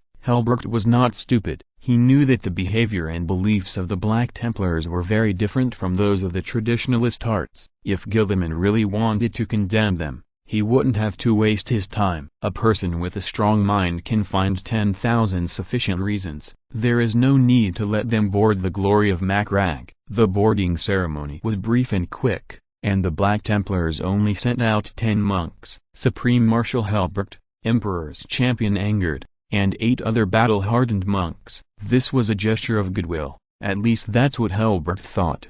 Sending too many people on board would seem a bit disrespectful. He didn't know what the regent's character was like, but he didn't want to test it himself. Along the way, the decorations on the Macragge's glory and the Gothic buildings deeply hurt Helbrecht's self-esteem. He pursed his lips, not knowing how to express his emotions. On the one hand, he was proud of these buildings. Every brick and tile of them could be seen. It witnessed countless glorious histories, and the blood and honor of the Ultramarines were on it. Any human being would be moved by it, as it was the embodiment of the glory of human courage. But on the other hand, he was also sad. The Black Templars' flagship, the Eternal Crusade, was also a glorious Queen-class battleship, but its condition was not as good as that of Macragge's glory. Many buildings had been abandoned due to disrepair, and many roads were blocked. This was completely inconsistent with their identity as sons of Dorn. If he had not come here,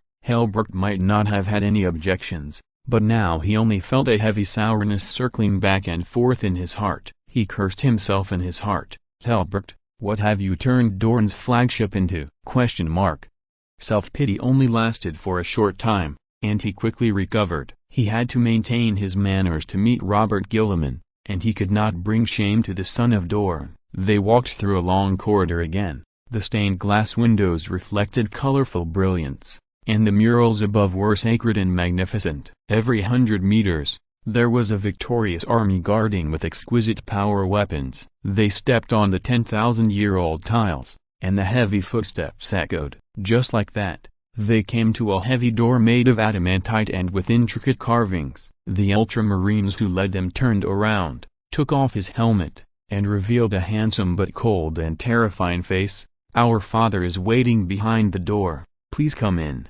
Marshal Helbrecht, although his expression was cold, he used his eyes to signal anger to follow Helbrecht. This kind of respect that was not shown on the surface warmed the hearts of the Black Templars. At least the Ultramarines did not look down on them. "Thank you, sir," Helbrecht thanked in a low voice, and the door opened in front of him. A tall figure was standing with his back to them. They walked in, feeling excited and uneasy. The door slammed shut behind them, and Guilliman still didn't speak, apparently thinking. 3 seconds later, Helbrecht said in a hoarse voice, "Lord of Ultramar, Son of Vengeance, Blade of Unity, Lord of Order, let's skip the red tape, Supreme Marshal." A faint voice came, and Guilliman turned around, his expression calm and his movements gentle, but it was like a howling storm, and Helbrecht felt a chill in his heart, as if freezing his blood. He knew that this was not Guilliman's hostility towards him, but the instinctive reaction of the creature. "But when you see a life that is far superior to you,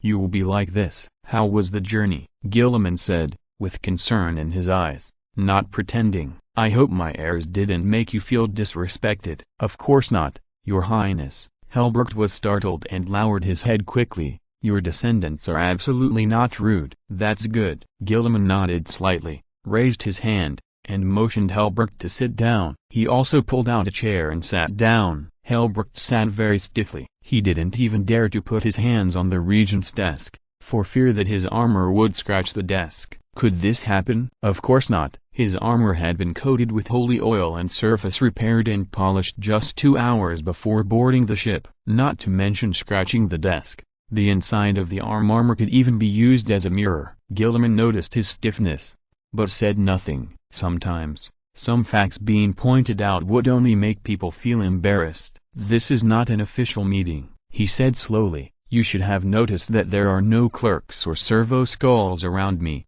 so you can speak frankly. Supreme Marshal, I hope this conversation is based on the condition that we are completely open-minded." The more he did this, the more terrified Helbrecht became. The Grand Marshal of the Black Templars bowed his head deeply. "Please don't do this. What do you need us to do?" A few seconds later, Guilliman's voice reached his ears. "What do you think of the aliens, Helbrecht?" "All aliens deserve to die." Helbrecht raised his head suddenly, and the hatred burning in his eyes almost turned into substance. "They must be cleared, purified, burned, and killed," he said hoarsely. "This is the will of the God Emperor." Guilliman stared at him, and after a long time he slowly nodded. "Very good. It's almost what I thought, Supreme Marshal." He changed back to the official title, and Helbrecht didn't notice it at all. Instead, the champion of his regiment, the silent Angid, looked at his Supreme Marshal with a worried look. "Let's assume such a situation. You and your regiment have come to a strange planet, where humans and aliens live together in peace, unity, and progress hand in hand. There is no racial difference between them, and they are as close as brothers and sisters. What will you do?" Without any hesitation, Helbrecht said, "Extermination order." "Why did you make such a decision?" "Because it is a sin for them to live," Helbrecht said. "Similarly, those humans who mix with them must be unclean. They are not worthy of being called citizens of the Empire, and they should die with the aliens." "Your hatred is traceable. Although it is extreme, it is not incomprehensible." Guilliman nodded again, raised a finger, and said slowly and majestically, "But times will change and progress. Do you agree with this?" "Does this have anything to do with what we are talking about, Your Highness the Regent?" "Yes, I agree, Your Highness, but some things cannot be changed," Helbrecht said firmly. "The aliens must die, no matter they are men or women, young or old, soldiers or civilians. They all deserve to die, even if they have never thought of being enemies with the Empire, even if they are even willing to cooperate with the Empire, or even surrender. Yes, sins should be purified." Guilliman felt a twitch in his temple. People often talk about moral dilemmas, but moral dilemmas are only useful for normal people. It is of no use to fanatics like Helbrecht, not to mention treating aliens like this. The Black Templars have even slaughtered more than 10 planets just because they suspect that they are harboring psychers. Suspicion. Guilliman did not let himself show a disappointed expression or talk about it, but was silent for a while. For a moment, he flashed through the past appearance of this empire in his mind. At that time, They would not abandon the most basic morality for survival, and throw humanity into the garbage dump like throwing garbage. At that time, they were still willing to be reasonable. Supreme Marshal Helbrecht, Gilliman said slowly. I have a task for you. But I'm not sure if you can do it. Please go ahead. Helbrecht spoke immediately. The Black Templars will do their utmost to complete the mission. I want you to hunt down 2 orcs, one named Old Captain and the other named Tearface. They want to go to the Octares sector and meet up there to form a new workforce and make a comeback. Considering the defense situation near the Octares sector, we can't sit idly by. Helbrecht stood up and immediately saluted with an eagle. Understood, Your Highness. The Black Templars will complete the mission. He was overjoyed. What could be better than this? The only thing better than killing orcs is to kill a dozen orcs. I haven't finished my words. Supreme Marshal Helbrecht, Gilliman narrowed his eyes and said, this mission is conditional. You need to take the ship I equip you with. It is a new type of ship that can travel through the universe at an extremely fast speed, no less than warp navigation, and far less dangerous than warp navigation. This is a good thing. Thank you. In Helbrecht's mind, this couldn't be better. The Black Templars have always been hostile to Psykers, and the hatred is too extreme. However, some things cannot be circumvented. For example, navigators. Warp navigation requires the existence of navigators. However, even for legally approved psychic mutants like navigators and astropaths, the Black Templars can hardly tolerate their existence, and treat them only slightly better than slaves and prisoners. And now they have a way to get past these abominable sorcery users. Is there any better news? Helbrecht has begun to look forward to Gilliman's next words. With this mood, he heard Gilliman say, also, you need to go with an alien and listen to her orders. Helbrecht froze, silent, his expression frozen, as if there was something wrong with his brain and he couldn't understand what Gilliman said. A minute later, he came back to his senses under the worried eyes of the Emperor's champion Anjid. What did you say? He forced a smile. I must have heard it wrong. You didn't hear it wrong. I want you to go with an alien and follow her orders. Gilliman repeated mercilessly, his voice as cold as steel. Any problem? He stared at Helbrecht and asked calmly. You? The Supreme Marshal gasped, unable to say anything for a moment. His hands unconsciously clenched into fists, and Gilliman watched it all calmly. I can't understand it, Helbrecht said painfully. How can you say such a thing? What kind of thing? This Helbrecht's voice was gradually expanding, becoming almost a roar. This kind of blasphemy. Bang! The door was knocked open, and 2 ever-victorious soldiers holding powered halberds that had already activated their positions looked at Helbrecht, their eyes as sharp as knives. One of them shouted, take back your words, you ignorant and cruel guy. The Emperor's champion, Anjid, who was famous for his fanatical belief, did not draw his sword immediately. He just put his hand on the sword at his waist and looked at the 2 victorious soldiers with an almost pleading attitude. Please don't do this. But Helbrecht continued. How can you say such a thing? Exclamation mark. He was really roaring this time. You are the only Primarch now, his child, a great demigod. You should be our role model, our leader. Role model? Gilliman stood up, and with one movement, the atmosphere in the room instantly became icy and biting. The Primarch's implicit anger made Helbrecht sober up instantly, but his anger did not subside. You talk to me about role models? Gilliman asked sternly. What do you think the role models of humans are? Foolish, fanatical and ignorant, worshipping the Emperor as a god but not understanding why he protects humans so much, killing those civilians for no reason, just because you suspect they may be harboring Psykers? Exclamation mark. You have let hatred devour your heart, Supreme Marshal Helbrecht. Gilliman slammed the table, and the loud sound echoed in the room. Do you know how sad I was when I woke up and saw you? My legion worshipped me as a god, not as a pioneer. They changed later, which comforted me, because they understood that there is no need for so-called gods in this world. And you? He glared at Helbrecht, whose face gradually turned pale. Do you know that the Emperor hates religion the most? Do you know that your father Rogaldorn, although hard as a stone, had never really let indifference surround himself? He is indeed unkind, but he always tells the truth and always stays honest. He will never use the so-called devout faith to deceive himself and kill innocent people. I ask you one last time, Helbrecht."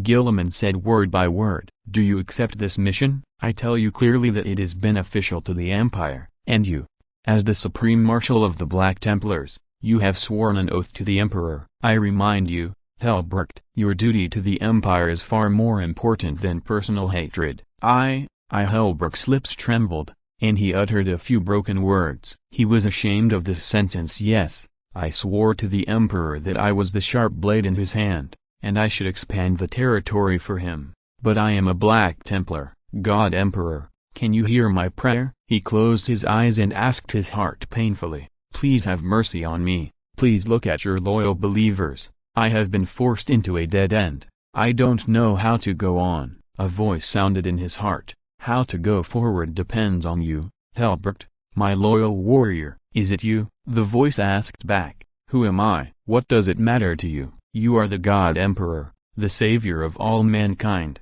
and I am no one." "Helbrecht, I am not the savior of all mankind. My power is too small. I can't even save every human being. I am not omniscient and omnipotent. I am also a human being like you." What?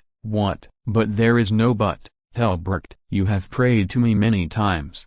You prayed to me for strength and courage. You hope that I will give you these precious qualities so that you can lead your warriors to kill aliens. But I have never given you these things, the voice said patiently. These things are your strength. You have come to where you are today with your own strength and courage. Helbrecht, you have never really received anything from me. But I am relying on your grace to live, right? Helbrecht asked confusedly. The voice laughed. Do you really think so? Is this the propaganda of the church? Your parents brought you into the world, and the experiences that followed shaped you into what you are today. You gritted your teeth to survive the training, suffered the whipping after making mistakes, and persisted in the transformation surgery. You just chanted my name, but did I really give you anything? Admit it.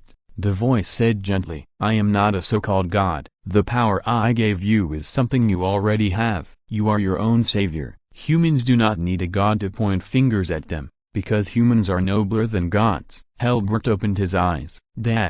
I didn't expect you to persuade him, Shenyan said unexpectedly. I thought you wouldn't let the situation develop. Am I crazy? The Emperor looked at him with disdain and rotated the iron skewer in his hand so that the meat on the back could also be heated. If it continues, the poor man may have to draw his sword and commit suicide. Not that bad. Why not? He is a fanatic, but he also has reason in his heart. He was ashamed of Gilliman's words, which means that he actually knew the right and wrong of some things, but he used fanatical beliefs to deceive himself and cover up the past. Under such circumstances, he is very likely to do such a thing. The Emperor sighed. But, then again, this kid is just like his father. He dared to say the word blasphemy in front of Gilliman on the glory of Macragge. He is real. The Lord of Mankind shook his head and said nothing more. Shenyan smiled mischievously. From the same lineage, huh? He raised his hand and handed a skewer of perfectly roasted lamb to his mouth. The sizzling oil and the aroma of cumin made him smile. The wizard finished the skewer of barbecue in no time,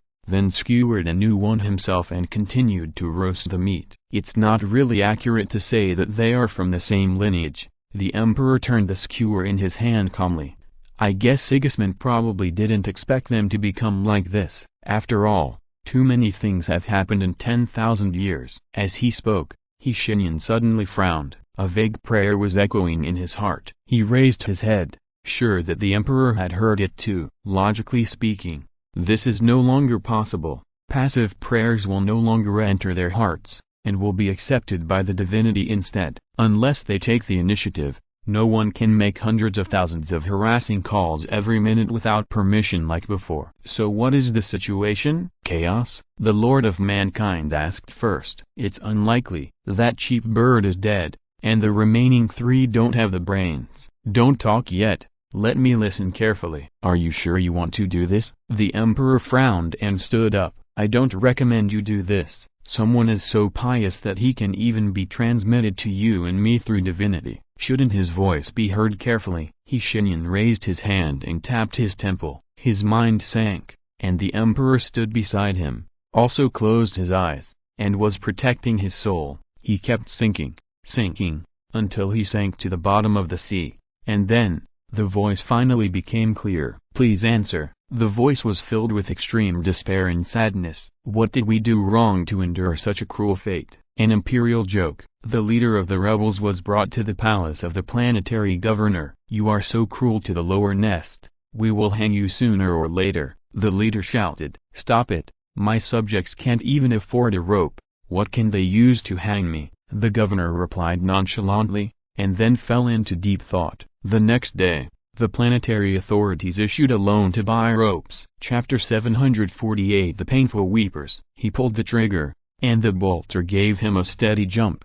Fire burst out from the muzzle, and the recoil was perfectly dissipated by him. A bolter flew over the bloody ruins and hit a knife worm that had separated from the main group in the darkness. It was dead, and its ugly head was smashed to pieces. But it was meaningless, so thought Volturno, the captain of the second company of the Weepers. He was not pessimistic about this. Pessimism was meaningless. He was just stating a fact, because the death of a knife worm really meant nothing to the entire swarm. Their species is just the most insignificant of the entire swarm, and they live to be used as cannon fodder. No matter what they face, these bugs will rush forward, never afraid, never retreat, and never retreat. This is good, but so are we. Volturno put down the bolter in his hand and began to count his remaining things. A chainsaw sword that was so old that it was horribly old, and even the original paint color could not be seen. The promethium used as fuel was also insufficient.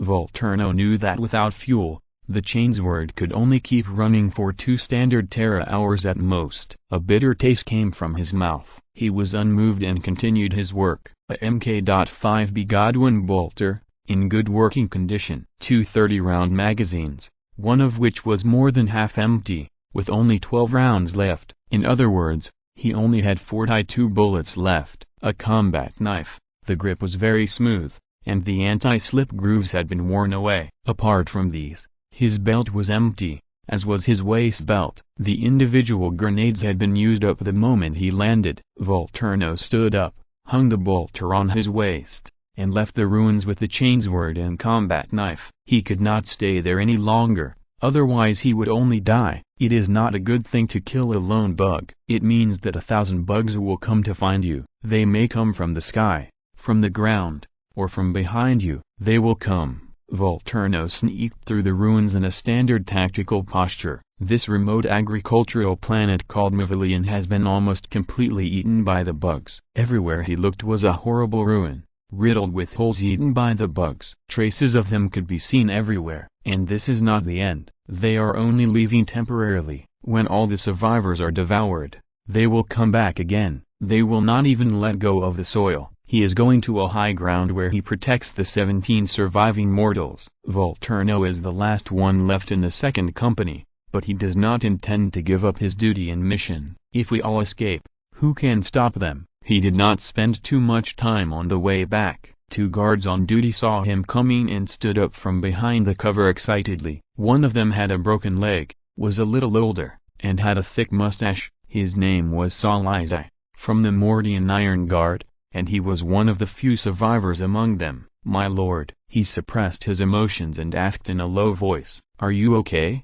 "Don't worry." Volturno took off his helmet and placed it on the rough wooden shelter. The existence of the wooden shelter was meaningless, and it couldn't even block a swing of the knife worm's forelimbs. But having a shelter is better than having nothing. Just like his protection, although it didn't play any role, it could at least give these people courage. At least, he would die with them like this shelter. He lowered his head, and another guard came forward respectfully, put down the lagun in his hand, took out a piece of rag from his waist, and wet it with the little remaining clean water. He raised his hand and wanted to wipe Volturno's bloody face. Volturno did not refuse this kindness, and did not even ask the guard why he wasted precious water. There was no point. Death was imminent, and if doing so could make them feel better, Volturno would have no objection. He just felt guilty. He came to save them, but he failed to do anything. After the 4-year Badab War, the Lamenters surrendered to the Imperial Inquisitor. At that time, they only had 311 people left, and then there was a 100-year atonement expedition. Although an official risked his life to let them recruit soldiers once, it was better than nothing. Before landing on Mavilion, they only had 201 people left. 201 people. No one had any objection to the decision to support Mavilion. They were guilty. They had to atone for their sins, not to mention saving mortals. This is their duty. 3 understaffed companies landed, including a death company, and the captain and 7 brothers who served as guards were waiting on the barge. His thoughts gradually drifted away. The ground behind the 2 guards bulged, and a piece of grass was lifted. A dirty child crawled out of the hole, so thin that it was hard to tell whether it was a boy or a girl. Her mother followed closely behind, her flaxen hair a mess, one arm missing, and she and her child's father were buried under the ruthless teeth of the insects. All the civilians came out, 15 people. Volturno didn't know if these were the only local residents left on Mavilion, but he sincerely hoped that someone would escape, just as he hoped that someone would respond to him on his communication channel. "My lord," Salidai, the iron guard with a broken leg, used his light gun as a crutch to prop it on the ground, and pursed his lips tightly. "Where are your other brothers?" No response. Volturno said, "They may have all returned to the Golden Throne." His indifference made the iron guard tremble uncontrollably. He whispered and uttered a few words dryly. Then at least there are still in the sky? When you came, I saw the ship floating in the sky. You can still leave, right?" Salidai, "Do you want me to escape?" Volturno asked. "What? No, I want you to retreat. We can't leave, but at least you can. You don't have to die with us. You have done enough." Volturno did not answer this sentence immediately. He glanced at the other people present, and everyone looked at him, even the child. They did not lie. This will was forged by them together, and there was absolutely no falsehood in it. Volturno's cheeks twitched a few times. He wanted to say something, but failed. 2 minutes later, he said, "No, I won't do it." "But there is no but, Salich." Volturno picked up his helmet, rubbed the mottled edge, and said calmly, 5 storm crows have been destroyed by the bugs during fire support. I can't contact the ship through the server in my helmet, and I have no means to leave the ground. Salich stopped talking, and the iron guard looked as if he was about to cry. He shook his body, holding the edge of the lagun tightly, and uttered a few broken words. I'm sorry, my lord, I'm sorry." "Why are you sorry? We couldn't hold it." He was almost sobbing. "We only had 2 regiments and 1 armored regiment. We arrived as soon as the Zerg beacon was discovered, but we were still a step too late. Those Genestealers." "Civil strife." Volturno looked at the iron guard who had fought with him for 2 days. The other party didn't even cry when he lost his right leg, but now his muscles were almost cramping. He looked at him, and then realized that Salih was avoiding his gaze, because of guilt. This paranoid mortal took the loss of the battle on their own heads. He even felt that the heavy casualties of the Astartes were all their fault. Volturno smiled. He rarely smiled, at least since the beginning of the Atonement Crusade, especially a smile like this from the heart. "Iron Guard, look at me." Salih forced himself to look up. "What do you see?" I don't know, my lord." "Let me tell you, Iron Guard," Volturno said calmly. "You see a failure who failed in his duty. I failed to protect you from the terrible Xenos claws, to save you from death and pain. In this sense, I failed terribly." A small wave of protests broke out in the crowd, the loudest of which was the child, her illogical words spewing out of her mouth, and her skinny finger pointed at Volturno, shaking from time to time. "We are too few," Volturno continued. "I am sorry to say this, but it is true. There are only 201 of us, and we cannot fulfill our duties completely." With us came a chapter called the Scythes of the Emperor, who were responsible for supervising us because we made mistakes in the first place. We are on a penitential expedition, but they have no time to continue their duties. Their home world of Sotha is also in the path of the invasion of the Hive fleet. They are fighting there, and I hope they will win. So, there will be no more support. Volturno looked at them, those he protected. "So I won't leave, I'll stay with you." A terra hour and a half later, they came. Mother of Tears, a weathered battle barge, a huge, mobile fortress, home of the Weepers. She stayed in orbit around Mavilion, and some people were arguing inside, desperate arguments. "We must go down." "But, my lord, we don't have enough drop pods." The technical sergeant who spoke held his head in his hands. "The Lucius-type drop pods are used up, my lord. The storm crows have all crashed, and we only have one last Thunderhawk left." The chapter master who had issued the order to him before pursed his lips. His eyes widened, and after a moment, he said, "Take the Banner of Tears, take everything we can, set the self-maintenance program for the thralls and servoskulls, and let the servants drive the Mother of Tears away to find support, or escape and return to the Empire."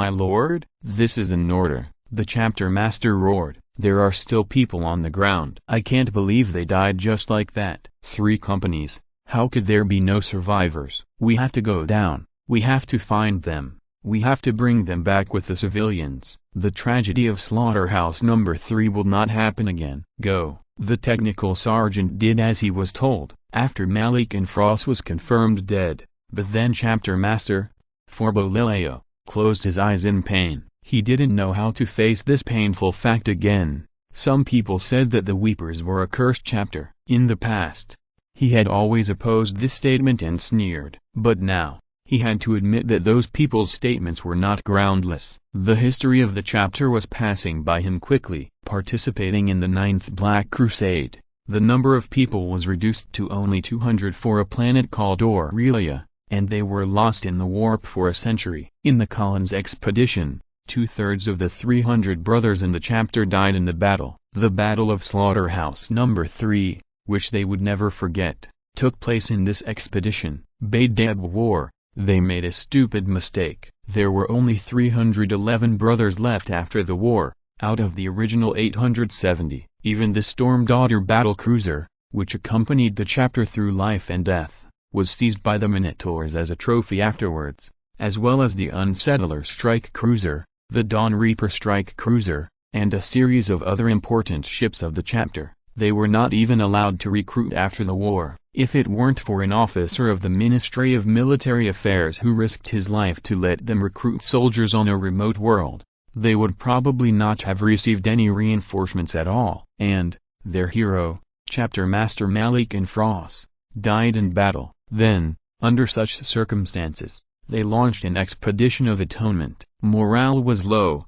and the symptoms of the Black Rage became more and more obvious. The number of brothers in the Death Company increased, even soaring to 70. This was simply a huge disaster for them. All the way to this point, they were not recognized, excluded by other chapters, and rumored to be traitors. Is all this really meaningful? Forbolileo clenched the bloody broadsword at his waist, which was the relic of Malik and Foros. It was also the only finely crafted power sword they had left. He stroked its handle and kept reciting the Emperor's prayer in his heart, trying to calm himself down, but he couldn't do it. He couldn't do it because he was too desperate. Blood and tears flowed from his eyes and hit the tactical sand table in front of him. Despair and anger surged in his heart, and with it came deep sorrow. But if no one would remember what they did, and even record them in history as shameful betrayers, Emperor, Forbolileo cried out painfully, desperately, and for the first time in his life, "We have tried our best and done the best we can. We defend your glory at the cost of our lives. I,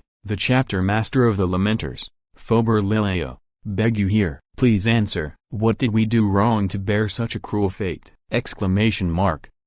If you're listening to this novel on a channel other than Fanfic World, it means they downloaded and uploaded it without effort. We cordially invite you to visit our channel, Mundo Fanfic Novelist. There you'll find the original version of this story and you can explore many other novels of various genres. We are waiting for you to immerse yourself in a world of incredible novels. Chapter 749. No More Sin. No answer. As it should be, Phobo stood up in silence, having sorted out his emotions. They were sinners, and being alive was already a gift from the Emperor. How could they dare to ask for more? But, the air began to become heavy. Then, a voice sounded, but he couldn't hear it clearly. A wandering hurricane blew up in the command room, and a fierce and pure glow ignited in front of Phobo's eyes. The roaring storm came from afar, carrying extremely huge emotions. The wall gradually became transparent, and he seemed to be in the universe, with stars twinkling. Mavilion, who was about to be completely swallowed by the hive, floated quietly under his feet, burning without a word. What is this? Phobos stared at everything in front of him dully. He couldn't understand it and could only watch passively. And the voice began to get closer and closer, from the other side of the void to his ears, close to the ground until he could hear it clearly. He heard it clearly and understood it completely. Plus, don't cry, Phobo Leleo. The suffering of the weepers will end today. Plus, is that you, the Emperor? The voice did not answer, but Phobo's vision quickly left his body. He saw himself still standing in the command room, silently lowering his head, but his soul seemed to have come to a higher dimension. In the infinitely stretched vision, he saw a golden light. The light was right beside him, floating quietly and burning silently. The warm and gentle light shone on his illusory soul. Phobo wanted to cry, but stopped the idea abruptly, just because he said not to cry. Plus, you're not guilty. Plus, a voice came from the light. Plus, no one can judge you guilty. No one has the qualifications. But the mistake has been made, so witness it all. Plus, billions of golden glows poured out from the void, enveloping Phobo's body. The scenery in front of him began to change rapidly, and the dark vacuum was torn into illogical afterimages at a very fast speed, passing through his eyes in a form he could not understand, and the howling hurricane roared into his ears. Then, everything was silent. In the last second, he was still floating in space. In the next second, he was already above Mavilion. Boom! The black clouds were broken up by the sudden thunder. No, that was not a cloud, but a gathering of overly dense seas of insects. There were so many of them that they even covered the sky. Lightning struck, and the chitinous carapace began to burn violently, and golden lightning began to rage in the air. The swarm of insects began to surge, curling up densely, and the charred but still alive insects on the periphery began to curl up their bodies. Limbs collided, exoskeletons rubbed against each other. They stared at those ugly eyes that had nothing but appetite, and silently used their bodies to protect those of their kind who had not been harmed by lightning. They had no life of their own, and a higher level of will controlled them. They were just puppets, tools with only instincts, and they were born to eat everything. Seeing this scene, Phobo felt a chill in his heart. But the lightning was just the beginning. A dark hole appeared in the sky, as if someone had pierced the sky with a blade. From this hole, endless flames burst out violently. The burning sky fire came here with a will, and with great hatred. It wanted to burn them to ashes. In an absolutely unreasonable way, the flames began to burn and surge above the clouds. The swarm could not resist this force. They did not scream, but they were dying. Emperor Phobo muttered to himself, but he could only say these three words. He kept repeating and chanting, and could not utter any more complete sentences. He could not understand, but he did not need to understand. He just needed to witness. Plus witness, Phobo Leleo. Plus the voice rang again, and the golden light once again carried him to a certain hillside. Here, Astartes was wielding a chainsword in his hand to protect the civilians behind him. Two Mordian iron guards used their light guns to cover the Astartes, but unfortunately it was of little use. Several blade worms had already broken through the line of defense formed by the single Astartes, and were about to tear the body of the iron guards and pierce the innocent civilians with their poisonous claws. No, Phobo shouted with bloodshot eyes. He had recognized who the Astartes was. Second Captain Volturno, who was faithfully upholding the traditions of the Weepers. Slaughterhouse number 3 was a tragedy, but it did not shake them in the slightest. No matter how many years have passed, the Weepers still firmly believe that their existence is to protect those innocent people who cannot hold the blade to protect themselves. They regard it as a creed, silently practice it without regrets, and believe that Sanguinius and the Emperor would be proud of them. Plus witness. Plus Volturno stopped swinging his sword. No,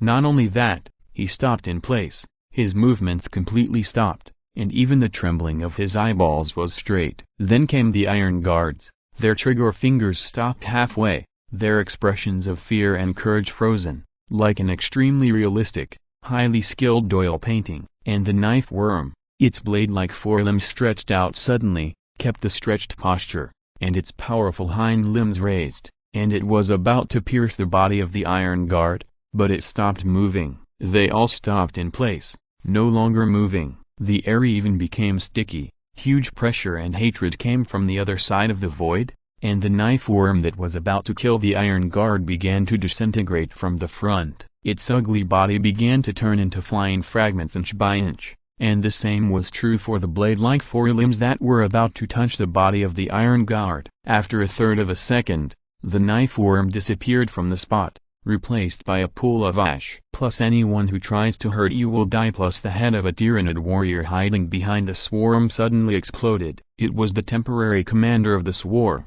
responsible for serving as a temporary transit station in the synaptic network, but its life ended here. The intense anger made the air ripple, and somehow, Fubo could feel it. He opened his mouth, unable to speak, unable to breathe, unable to think. He just watched. He witnessed. His thoughts sank, and he was able to get closer to the inner part of the glory.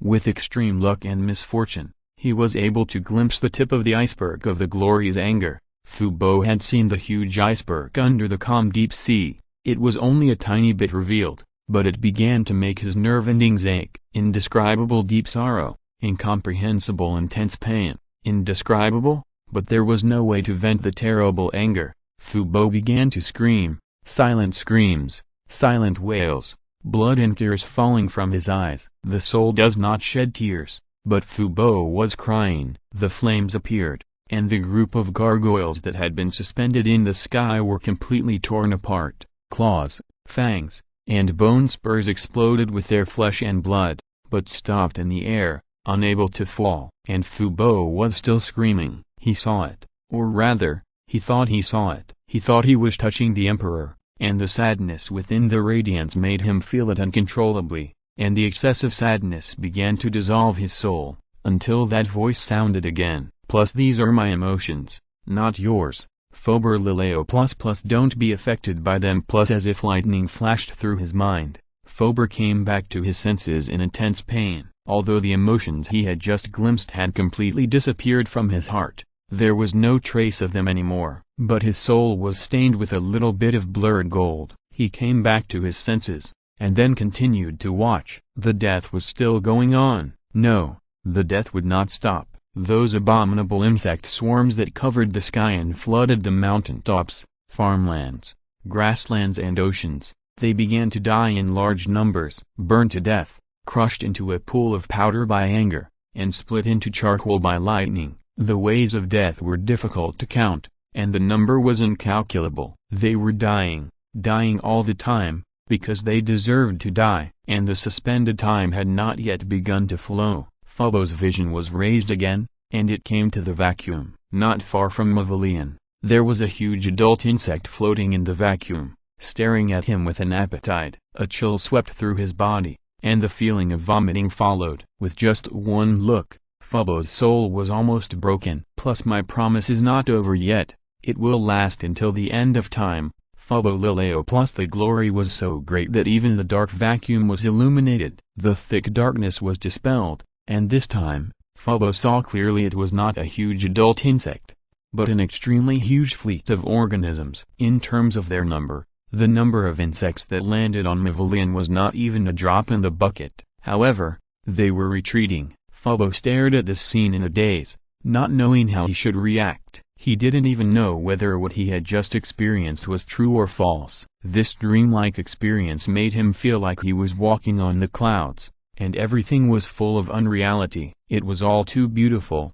so beautiful that he instinctively refused to believe it. They have never been trusted or protected. They have always fought alone. Plus yes, you have never been protected, but not now. Plus those who fight have their own rewards. Plus crack. Lightning fell, and Fubo's body trembled violently. He found himself inexplicably back and standing in the quiet command room. He heard the sound of running outside the corridor. The technical sergeant pushed open the door, fully armed, and 6 battle brothers followed behind him. An old battle flag was erected at the end of the team, and a drop of blood like tears was slowly swaying on it. "Captain, we are ready." The technical sergeant's eyes were red, and his voice was like a demon. "All 7 members of the Weepers have been assembled, and the Thunderhawk gunship has been debugged and can take off at any time. The servitors and servos have been programmed, and the remaining 130 servants have been settled. Just waiting for your order. He took a step forward. His expression looked like he was crying, but the muscles at the corners of his mouth forcibly pulled out a broken smile, and two completely different emotions began to surge on this weather-beaten face. Give the order, my lord. For the emperor. For the emperor. 6 firm voices sounded behind him. However, Fubo did not answer them. In their eyes, the captain just raised his trembling hand and pointed to the battle flag. They looked back. The battle flag of tears, the only holy relic of the weepers, repaired by the nuns of the Pronest Order of the Sisters of Battle after the Badab War. The flag was covered with their tears. And now, the red teardrops were gradually turning golden. The golden light was shining. The whistling wind came from the other side of the void, and the glow came out with it. The old edges of the battle flag began to look brand new. The faded paint became vivid again. The pure skull on the flagpole turned into a crystal material like glass, and the golden teardrops began to shine and shine. The light hit their faces, and then a voice sounded, plus the fighters have their rewards plus you're innocent. You are no longer sinful. The weepers plus from today plus. Volturno felt as if his thoughts had stopped for a moment. After coming to his senses, he realized that this was not an illusion. His chainsaw sword was still roaring, and it relied on inertia to cut down. There was a knife worm where it fell, but now there was nothing. Not only that, the endless sea of worms rushing from the hillside also disappeared completely. What happened? He turned around blankly. The 17 mortals were unharmed, and the 2 iron guards also looked back blankly. Salazar dropped his lagun and touched his chest. My lord. A faint voice came from his throat, followed by a trembling cry. My lord, the emperor is here. The emperor is here. The ashes on the ground were blown up by the wind. Volturno looked up and found that the swarms that covered the sky and the sun had completely disappeared. It was as if they had never been to Mivalian. Volturno turned off the chainsword and hung it back on his waist. The second captain of the Lamenters half crouched down, turned his back to everyone and touched the ashes on the ground with his fingers. Crystal clear water drops fell and dripped into the ashes. He stood up, turned his head, and spoke softly, almost not like an Astartes. Yes, he is here. He saved you, saved all of us. Volturno showed an expression that seemed to be crying and laughing. The surging and complex emotions were ignited after this sentence. The civilians had been waiting for Volturno's verdict with trepidation. They knew that now, they were truly safe. They no longer had to worry about those bugs, because the emperor had saved them. Cheers rang out, and the one-armed mother hugged her skinny child and shed tears silently. Her child raised his head in her arms, looking at the sky with innocent eyes, and suddenly raised his hand, pointing at the sky and screaming. Volturno looked up and saw a Thunderhawk gunship flying through the clouds and flying towards them quickly. He showed a sincere smile. Tears fell, no longer concealed. 10,000 updates tomorrow. Chapter 750, Interception. In the cold galaxy, a ship that is different from other ships of the human empire is flying at a very fast speed. It has a silver paint, a golden double-headed eagle gleaming on the bow, and a streamlined hull that is different from the bloated Gothic style of other empires, with a unique sharp beauty. It has no name yet, but it will soon have one. Cato Sicarius sat on the bed in his room, with the storm blade across his knees. He protected this sword well. In return, the storm blade has saved him from those terrible situations more than once. Sicarius raised his right hand and stroked the side of the blade with his index finger carefully and gently. A cold touch passed through his fingers. Sicarius narrowed his eyes, and some emotions began to surge in his heart. Many priests of the Adeptus Mechanicus insisted that any creation of all Messiah had the existence of an organic soul, and Sicarius did not object or deny this statement. So, his sword, his glory, this storm blade named Tilazarian, does it have an organic soul inside? Staring at the surface of the blade, the smooth surface reflected his blurred eyes. Sicarius exhaled and decided to end his meditation for the day. He picked up the storm blade and sheathed it. At the same time, the light in the room was just right, and the array even spontaneously adjusted the light to a softer gear. It would have been better if the light was not on. It lit up, illuminating the darkest corner of the room, and Sicarius was able to see the corner he had never paid attention to before. An Eldar was sitting there hugging his knees, looking at him curiously. The brave and unparalleled Ultramarine second captain's face twitched, and subconsciously wanted to pull out the storm blade that had just been sheathed. "You want to attack me?" the Queen of the Night asked, and then slowly stood up. The graceful and slender body was displayed in front of Sicarius without reservation.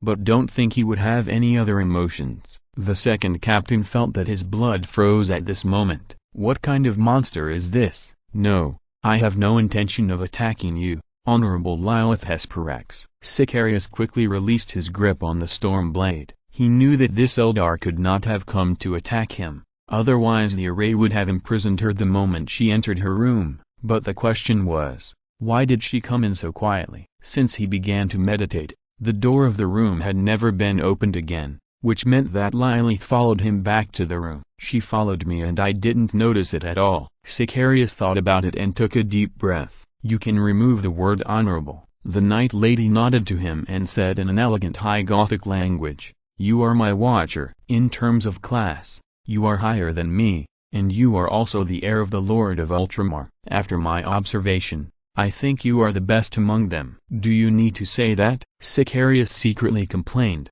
but his face remained calm. He nodded calmly, completely restraining his emotions and acting like a diplomatic envoy. "You flatter me, but there is one thing I don't understand. The Watcher? Have you forgotten?" Lyris frowned in confusion. "On the glory of Macragge, the Lord of Ultramar told you to watch over me." "I haven't forgotten the Primarch's order, but that doesn't mean I have to watch over you 24/7, at least not in terms of your daily life." "Is that so?" "It seems I still have a lot to learn about humans." Lyris nodded thoughtfully. "I thought you would have the same view on this matter as we do.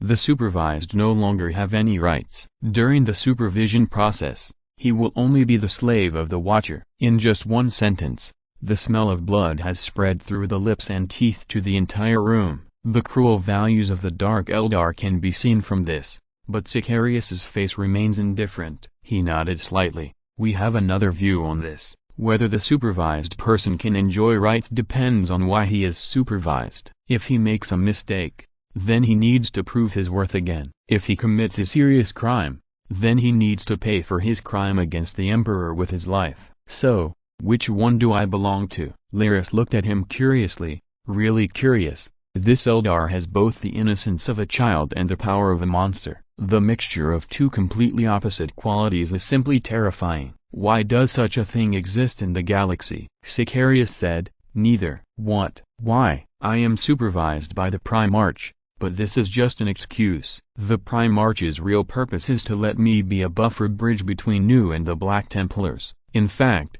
I don't need to supervise you. The array is doing this all the time." "Array?" Sicarius raised his hand and pointed to the small rotating array above their heads. "Oh," Lyris suddenly realized. "So this thing is called a pattern array. Do I need to report to it?" "No, you don't need to report to it. In fact, Miss Lyris, you don't need to do anything. You just need to wait. This ship will take us to the root of the two orcs. Of course, this is based on the premise that the coordinates extracted from your memory are correct." "It won't be wrong," Lyris said decisively. "Iniad won't be wrong." In response, Sicarius just smiled meaningfully. "What are you laughing at?" "Nothing, ma'am." Sicarius muddled the matter without leaving a trace. "So, can you leave my room now?" "Yes, but why should I leave?" What? Sicarius almost thought he had heard it wrong. "What does this Eldar want to do?" Lyris said as if it was a matter of course. "I don't want to leave. You are the only one on this ship who is not hostile to me. If you don't leave,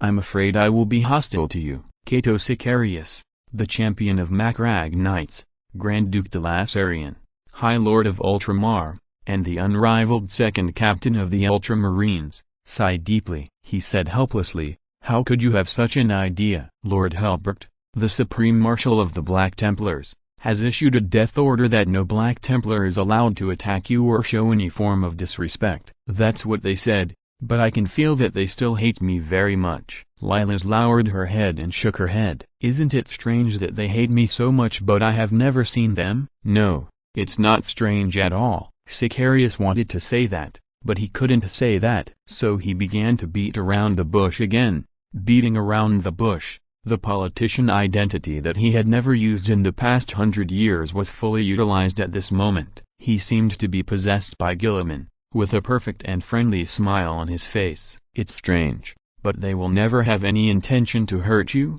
Please believe me. I swear on my name." This sentence has a lot of weight. After staring at him for 5 minutes, Lyris finally nodded and left. Sicarius breathed a sigh of relief, and then began to worry about the future. This is only the first day. Wait, did I forget to ask a question? Thinking, Helbrecht knelt on one knee like a statue made of steel, with his back straight. A huge sword blade lay flat on the long table in front of him. This sword is a proof of glory. It itself is a synonym for glory. It comes from a bygone era, returning from the flames of grief and shame, and rising again with responsibility and faith. The sword of the hero, the sword of Sigismund, the sword of the Supreme Marshal. What do you see after discarding these prefixes? Helbrecht's answer is always the same: death. And it is also a heavy burden, even for him. Holding this sword means that you are the best among the Astartes, and because of this, you need to bear more responsibilities than them. You are responsible for every brother who died. If they died in vain, it is your sin. Helbrecht's lips moved slightly, and a word was spoken quietly. Sin. He was the only one in the empty training ground. For this prayer, he sent everyone away. Even the priest brothers. He didn't want to do this, but as long as he thought of the experience on Macrag's glory that day, he was deeply shaken in his faith. Before he figured out the truth of the matter, he didn't want to let his hesitation spread to the priest brothers. Otherwise, the consequences would be disastrous. Am I guilty, my lord? Helbrecht asked helplessly and confusedly. Only you can judge me. Only you can judge whether my soul is pure, so I beg you for a moment of mercy. Dear Emperor, savior of mankind, I kill in your name, and I also swing my sword in your name, but I still have doubts in my heart. Am I guilty? The object of his prayer did not answer him. Helbrecht stood up silently. He held Sigismund's sword, but a voice came from behind him. Do you think you are guilty? The Supreme Marshal turned around, and a negligible time passed. His eyeballs transmitted the captured signal to his mind, allowing him to analyze what the man standing in front of him was. When this signal began to spread in his nerves, Helbrecht was stunned. In his vision, this was not a person. He was made of golden sky fire and blue spiritual light, and was a storm and lightning bound into the shape of a person. Just looking at him, Helbrecht felt a tingling pain all over his body. This pain became particularly intense when his eyes looked over. The shining eyes were filled with a power that seemed to tear open the soul. Helbrecht knelt on the ground in fear and instinct. Stand up, the man said. His tone was full of displeasure. Why are you kneeling? Then he was lifted up by the power and stood up. No, this. Helbrecht had prayed 1,000,000 times and imagined such a scene 1,000,000 times. But when it really came, he found that all his preparations were useless. He was at a loss, like a child. Why are you kneeling, Helbrecht? The man asked again. His tone slowed down. Because I am guilty, Helbrecht answered without hesitation. What crime have you committed? He was stuck and found that he could not answer this question. Yes, what crime have I committed? You say you are guilty, but you don't think you are guilty. In the final analysis, you are just repeating your old ways. Faith has made you, but it has also destroyed you. Faith has made you a divine weapon, but it has also made you lose your essence as a human being. The man approached him, his face calm, but his eyes were more blazing than burning stars. Helbrecht heard him say, you are not qualified to repent yet. You must truly realize where your mistakes come from. Otherwise, you are just continuing to live as a fanatic. Just because your God denied you, you accepted it all and began to doubt yourself. From this point of view, you have not changed at all. Is your belief wrong? The Supreme Marshal almost cried when he said this. He didn't understand why his God questioned him so much and made things so difficult for him. What did he do wrong? He was just living as he asked him to. Why was he questioned like this? There is nothing wrong with faith itself, Helbrecht, the man said. Mistakes come from stupidity and blindness, and faith can bring these things. After saying this, his figure turned into a breeze and dissipated. leaving only Helbrecht standing there. The Supreme Marshal looked at the empty place in a daze, not knowing what to do. After he stood there for more than 5 minutes, a sigh finally reached his ears. Plus think, Helbrecht, think, don't let faith dominate you. Plus, how do you feel about talking to a fanatic in my identity? The Lord of Mankind asked with a smile. Not very good, Shenyan replied dryly. There were several times when I wanted to kick him, especially after seeing his past. You mean those civilians who died under his orders? The Emperor sighed thoughtfully. They have no guilt or regret, and even think that this is to maintain the purity of mankind and my dignity. How ridiculous. My dignity is nothing compared to the lives of an entire planet. A tiny light lit up in his hand. Staring at the broken golden light, the Emperor said, you know, mage, this makes me feel like I'm back in the past. Those days on Terra. Oh? Shenyan raised his eyebrows. Go on, I'm very interested. I have been thinking about this for countless hours. Many questions have been answered, but there is one question that has never been resolved. The Emperor clasped his hands together and said sharply, what is religion to mankind? I have been a god and prophet of many religions. I led them on the path of civilization and progress, and then left, leaving everything to mankind themselves. In the end, I found that they were just using my power to fight each other. The lords in the church used my name and the power of superstition and ignorance to rule the civilians, depriving them of knowledge, the possibility of progress, and even the love between people. They spread hatred and returned the world to darkness. They killed each other, but shouted my name. So, I understood that after paying such a huge price,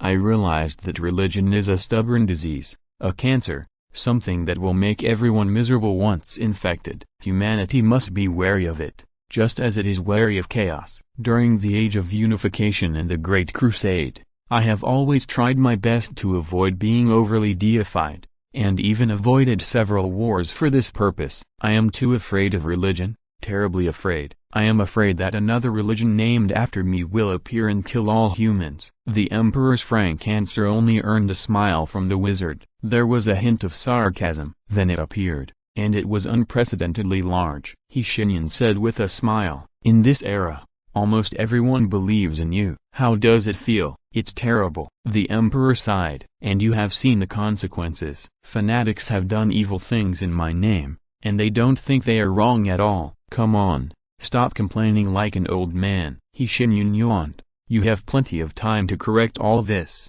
Don't pretend that it is irreversible. Some things are indeed irreversible. TSK. The mage frowned, looking at the old man squatting on the ground grilling meat with annoyance, then curled his lips. It's a pleasure to chat with you. I can hear that you are being sarcastic to me. How dare I? I don't want you to send another combat nun to the ship to interview me. What about those two? Oh, Shenyan narrowed his eyes and nodded slowly. I understand. You are threatening me. I'm not. I can tell you are threatening me, Great Emperor. You are so petty. You can just enjoy the barbecue here. I'm going to discuss with Gilliman how to replenish the Lamenter's chapter. The Emperor was silent for a while and pursed his lips. Give them the best, he said. They deserve it. Shenyan rolled his eyes.